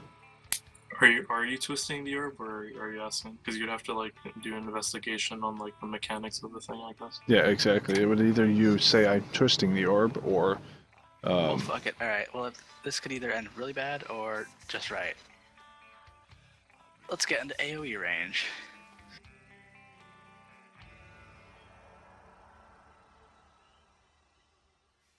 I twist the shit out of that orb, and if it doesn't look like it's immediately going to explode, maybe it starts ticking, I'm going to toss it at the Fomorian. Alright, so you're throwing it at the Fomorian, right? Well, I'm throwing it in the general direction of Severian. So you're just throwing it up into the... Okay, so you twist it, you throw it up into the air, and it's flying. Are you saying anything as you're throwing this? YOLO, because I don't know what this shit does. Alright, So guys, I gotta go. Sorry. Okay. It's all good, man. Thanks for sticking around until now. You're just about to witness the end of Severian.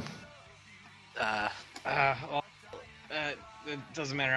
I'm going to be late because they're only open until 6. So. Oh yeah, get going, man. Abracadabra. Alright, so you throw this orb into the air.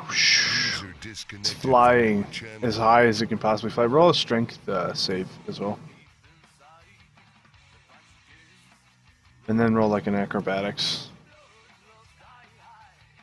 Let's see, strength. Wow. It Roll doesn't D20. even explode. The orb just goes through Severian. And you want an acrobatics? Yeah, roll an acrobatics too. Alright, so you throw this thing and kick it at the same time. So you like toss it up, kick, and whew, goes flying. And it gets enough momentum to basically hit Severian straight in the chest. And he slowly starts to like disintegrate and funnel into the orb. His arm still turning to stone. And so like before he enters the orb, he completely is turned to stone. He's like, "What? No! No! Valen, you promised me eternal life!" Ugh! And he just turns to stone and then is like broken apart and flies into the orb. Orb closing, falls and rolls off the Fomorian, hits the ground, releases a wave of energy, basically destroying the Fomorian and knocking you back towards the rock. And Mazor's gem flies with you.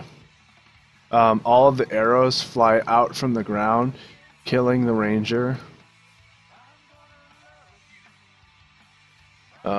And killing this ranger too. The Fomorian that is here flies and lands and blocks enough of the arrows that Napoleon, you only take 15. Alright.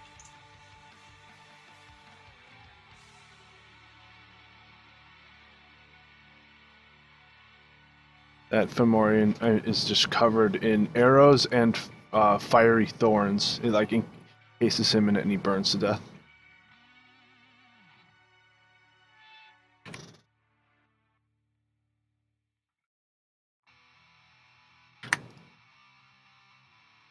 And then that orb falls to the ground, so let me find it.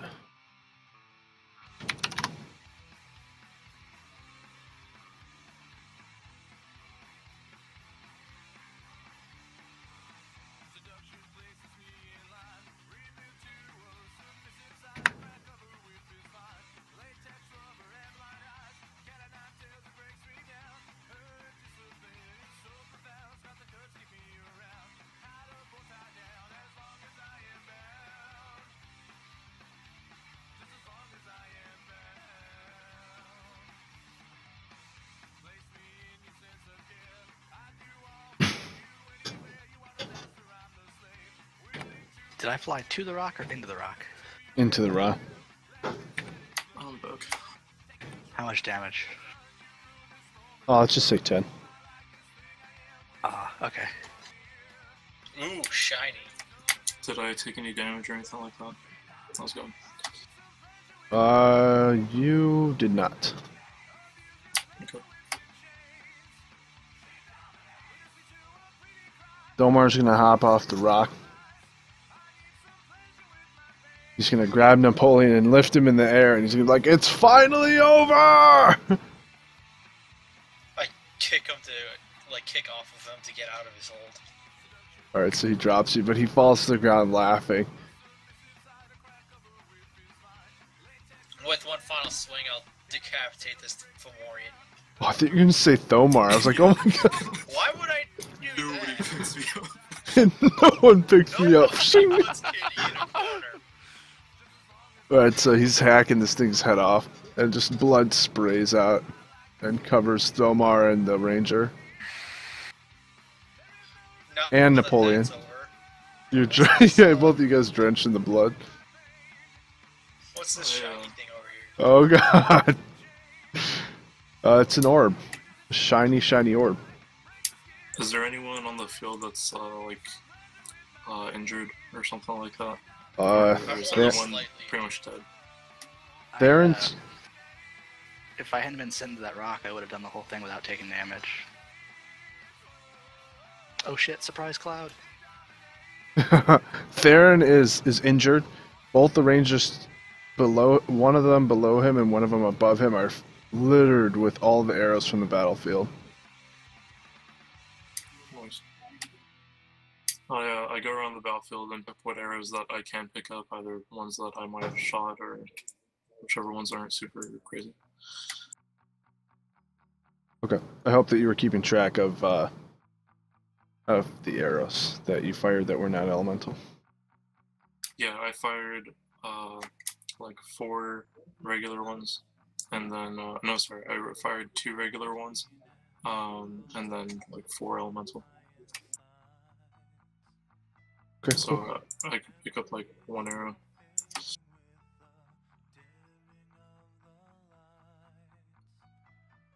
Alright, so after all the celebrating, Thomar and the rangers are gonna basically bury their other buddies. Curious, have I been released from my prison yet, or am I still stuck in You're a cave and still a little forgotten? gem. No one even touched you. Do I see little Mazor? Roll with perception.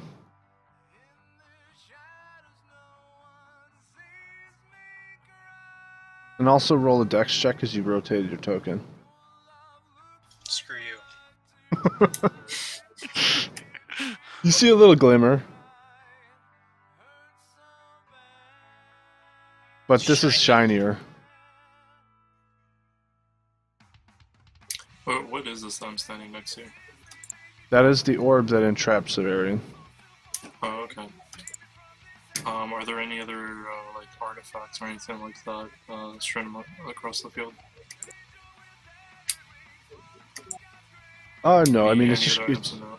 it's just corrupted ground, and then also just like maybe you can see like quivers and bows and stuff that fell from the skeletons, but they're all burnt to a crisp. Oh, okay. I also notice Mazor, right? I have a 15 passive perception. Yeah, I mean you would see the glimmer of the little gem. Alright, I just pick them up.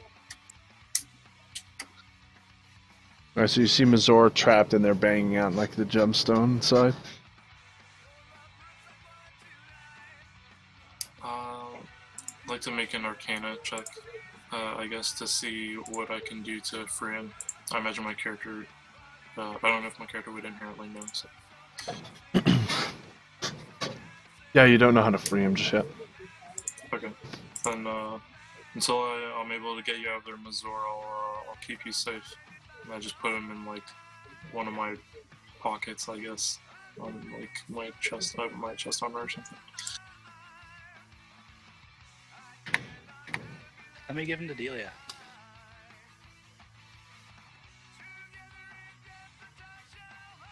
Earn some bro points.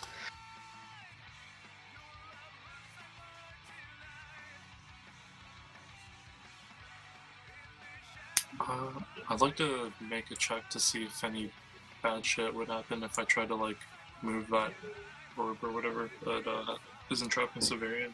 I don't know if that'd be Arcana or Investigation. Sorry, to see if what with it? To see if anything bad will happen if I try to touch that orb or move it or something. You can roll, I would say, Insight.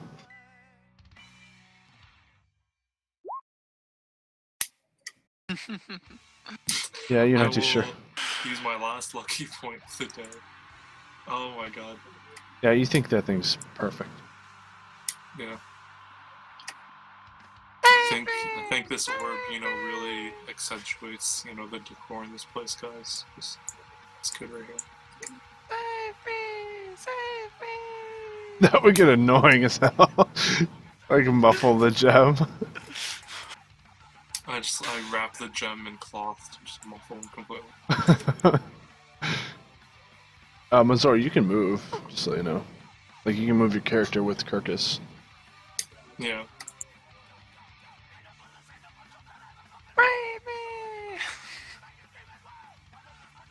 Alright, so, what's going on with this orb? You guys gonna leave it just sit in the middle of the thing? Guess I'll pick it up. I thought Kirkus already picked it up. No. No, I just looked at it to see if I thought something bad would happen, but my character's oblivious, so I don't know. Alright, then I'll just take it with me. Okay, just list the orb of many mouths in your inventory. Alright. Zomar, we were successful in our battle. What do we do now that we have the Orb of Many Mouths, which we use to entrap Severian? And we have my friend here who aided us in our battle, Mazor. He was imprisoned in this gem by Severian. What do we do about these two things? How would you know? He says, we must celebrate first off, but to release your friend from this gem, I will have to make a few calls to other kingdoms to see if we could bring forth a powerful wizard to bring him out of this prison that he's stuck in. Thank you. I ask that you see to that then, and bring back information to me or someone that can free my friend here, Mazor, as soon as possible.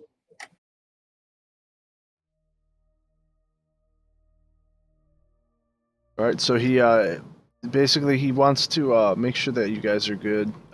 So he invites you guys back to the castle of Blackkeep to have a feast and allow him to have the time to call out to the other kingdoms to bring aid to your friend to see if they could release him from it. He suggests we can either send the gem to them or bring them to the kingdom.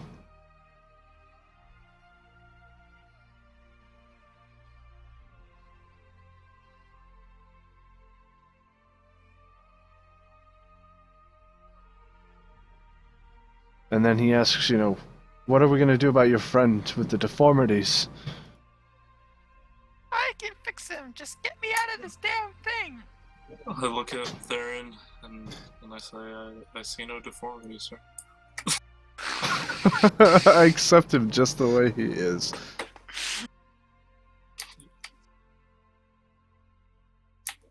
And he turns to you. All half men are beautiful, and all the society dictate. He turns to you and he just like raises an eyebrow and he's like, "Oh, okay then. All right, yeah, Theron, come on, let's go." He says, "Where's your halfling friend and the bald fellow?"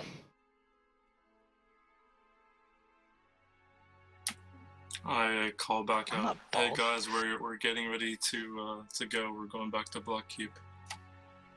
Your portrait tells me otherwise. That's just because it's the only monks I could find with hand axes. I've got like shoulder length gray hair. Well, it's a wig. Yeah. You're like Lady Gaga. So you guys are heading back to the Blackkeep, right? Yeah, I believe so. And there was only one ranger that survived the battle. I think I might have to give the guy a name eventually. Oh no, there's two. Wait, where'd that other one come from? I guess there were two that survived. Just came out underneath all those undead corpses. We're gonna let this miasma just roam the world. Just all by myself. You said you're gonna roam? No, this miasma here. Oh yeah, it's just out there. It's just like wait, what? So the miasma, we still see this purple cloud. Oh, you said it's gonna roam the world on its own? Yeah, just the phantom cloud is just gonna spread misery everywhere it goes. It'll be Or does that disappear with Severian? urban legends of just this giant purple cloud just suddenly rolling into town and people just choking to death. It becomes a hero. Yeah. It destroys Valen the Vile. Can I play that in a campaign? Sure. It's a huge cloud. Yeah, just a sad cloud. Alright, so let's bring you guys back. Can it be a paladin? It has to be an Oathbreaker. Okay.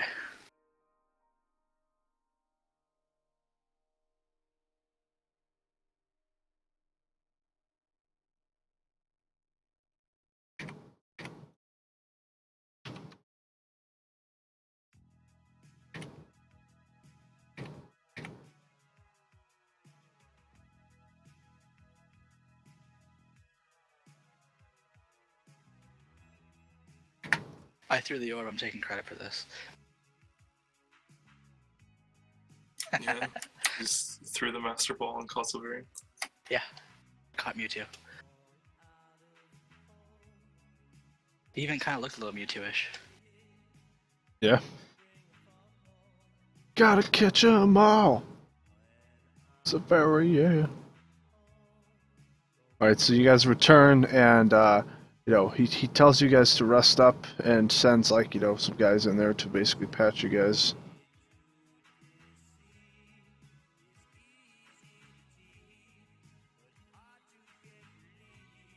We're gonna say that a day passes by unless you guys want to do anything else, before you guys rest.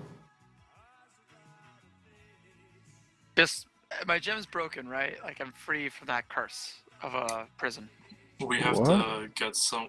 No, you haven't been freed yet. Thomar is gonna talk with the other canyons or something, and they're gonna bring down a powerful magic user to free you, since it's an extremely high level spell. Okay. I can't heal there until I get free. Yeah, that's why they're. Yeah, so I mean, he's sending in medics basically to heal you guys up. Yeah. And I was asking if you guys are resting. Are you guys gonna rest right now, and then I can let you know what happens. I'm taking a nap. Rest. I'll listen to trance. Just heal up full. And it's gonna be a long rest, and Theron's gonna wake up just as beautiful as ever. Oh, beautiful. He's really upset about it too now.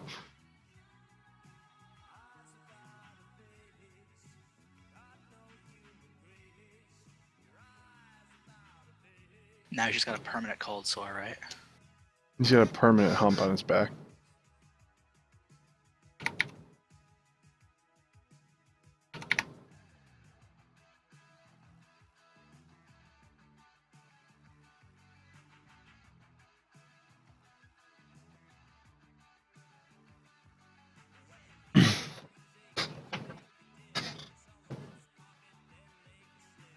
Alright, so he's gonna offer, basically he's gonna come in with rewards for you guys.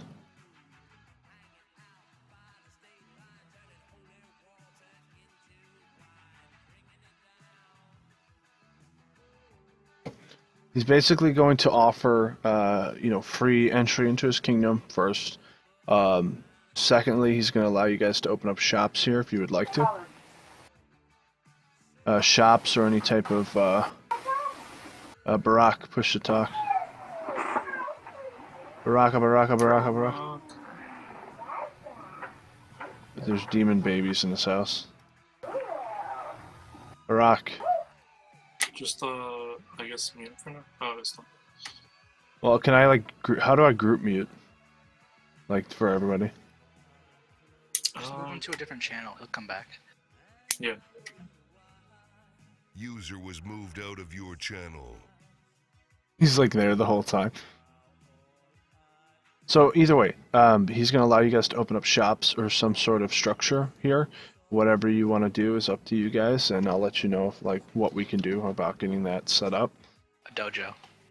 Okay. I'd say in case Duke doesn't give you like a clear answer whenever you talk to him, or if he just like doesn't want to do the business thing, then we'll just move operations here, I guess. Okay. And just have Boulder Fist bring everything about the cure and then all the like additional herbs and stuff, and they can set up their facilities here, and we can have this be our distribution center. Something All right, like that. and he's going to offer you guys all like allegiance to the Black Keep. He's going to hand you guys like cloaks, like if you want to basically be part of their kingdom, and you know, he offers you kind of like almost like a royalty in a sense, like you're saviors of the town and stuff. Sounds good. Yeah, I like cloaks, I guess. You like cloaks, I guess. And then I can give you guys a title. I would say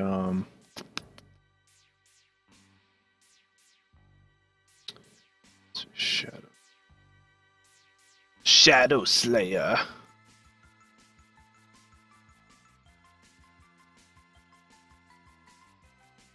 You'll be the Slayers of Shadow.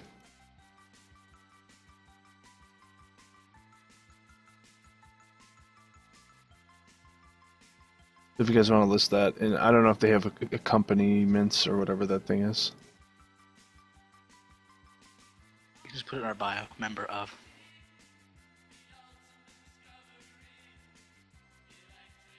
So yeah, any of the like citizens in town, any of the guards in that, they will basically be like, you know, refer to your group as the Slayers of Shadow.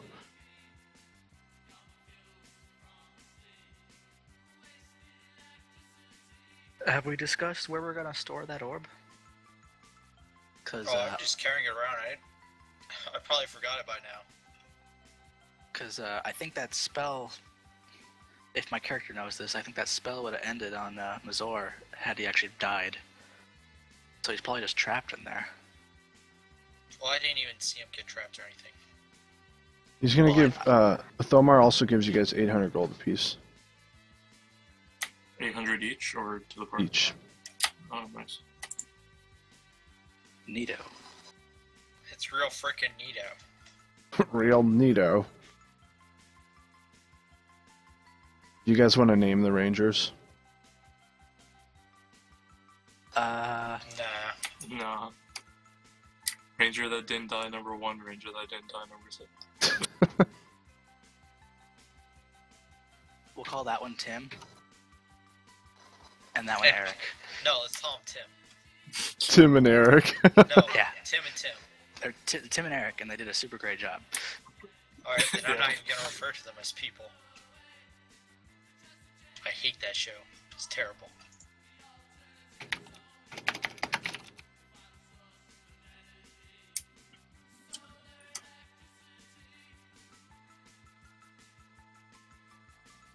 I'll probably change their names later, but for right now, they'll be referred to as Tim and Eric.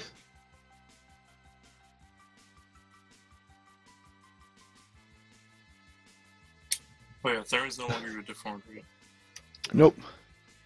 Well, I mean, depends on what you consider what he started looking like. Just wake up and see Theron. Did you do something with your hair?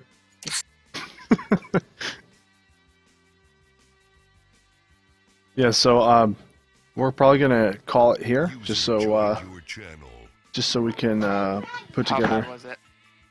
It was kind of bad. I mean, you heard little kids in the background, demons, stuff like that. Isn't So you heard my family. That's good. one of the rules to the team speak is having push to talk? Mm-hmm. My sets got undone, and that's why it happened. Normally, I have everything on. I'm gonna have someone write you a ticket. we'll get it all down and fixed for next session. Yeah, and then message me what like type of things you guys might want to create if you want to. You don't have to create anything within the town, but they're offering you sanction to basically build within their town. And I will expand the city based on the responses I get. And you guys can basically use this as your hometown for the time being. And if you guys ever choose to switch your hometown, you can let me know. And then, your structure will still probably be active here. It'll be more active in other locations. Okay, can I ask that a proper burial ground be made? Definitely. Remember, just message me at 2 so then I have it actually written down so I can refer back to it. Yeah, I'll message you on Teams on the site. No, yeah, on the site. Everybody message me on the site so we have it permanent there. So TeamSpeak doesn't like to save stuff unless you save it. I wanted to ask Thomar, since he's like swearing his allegiance to us and vice versa. Since his keep is home to many hunters, trackers, and just rangers in general, I was wondering if you had any artifacts from my kind, from my people, something that was something of elven kind, of elven make. Or if you don't, if you would know where such relics would be kept. He says, hold on a moment, I may have something, and he goes and sends his rangers to the keep to basically grab whatever he's calling for.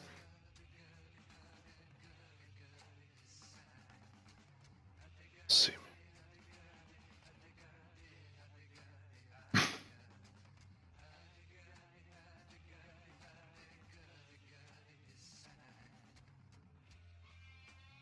He brings out, they bring out this pale, like pearl almost, kind of metallic. Oh, you're saying they're basic? Well, I'm making this up. This is just completely made up. They definitely have something. It's a quiver of elven make, ancient in kind. He brings it out to you, and it's magical. You don't know its properties just yet. But Thomar does say he's like the guy who used to use this. He's long dead now, but you know how long elves live. Yeah, I guess I do. Thank you very much for this tribute. Out of character, when I said basic, I meant like boots or gloves. I mean basic like that, not like they're really shitty or something. So yeah, I'm gonna be working more on like boots and gloves and stuff like that. I've just felt that weapons right now are a good starting point because then they're solid and then we can. Yeah. I'm super pumped to get a quiver. I was just like letting you know for the generic information. Yeah, definitely. Yeah, I'll have to work on some more like basic ones so they're not all like huge bump ups like this. But just so you know, out of character as well, the quiver is most likely gonna reduce your need for arrows. I'm thinking that in like sunlight or something, it's going to basically be like infinite arrows. They have a quiver like that in the DMG. It's pretty much like a large backpack quiver or something. Like it can hold multiple bows and lots of arrows. But other than that, I don't think it really does anything. I have to read. Anyways, thank you very much for this artifact, Thomar. I will see to it that it continues to help people and that it will serve to honor the people of Blackkeep in addition to the Elveners. And he bows to you as well as Tim and Eric. They bow. And he says, you and your people are welcome to join the Rangers of Blackkeep anytime you wish. And then he and his guys retreat to the keep.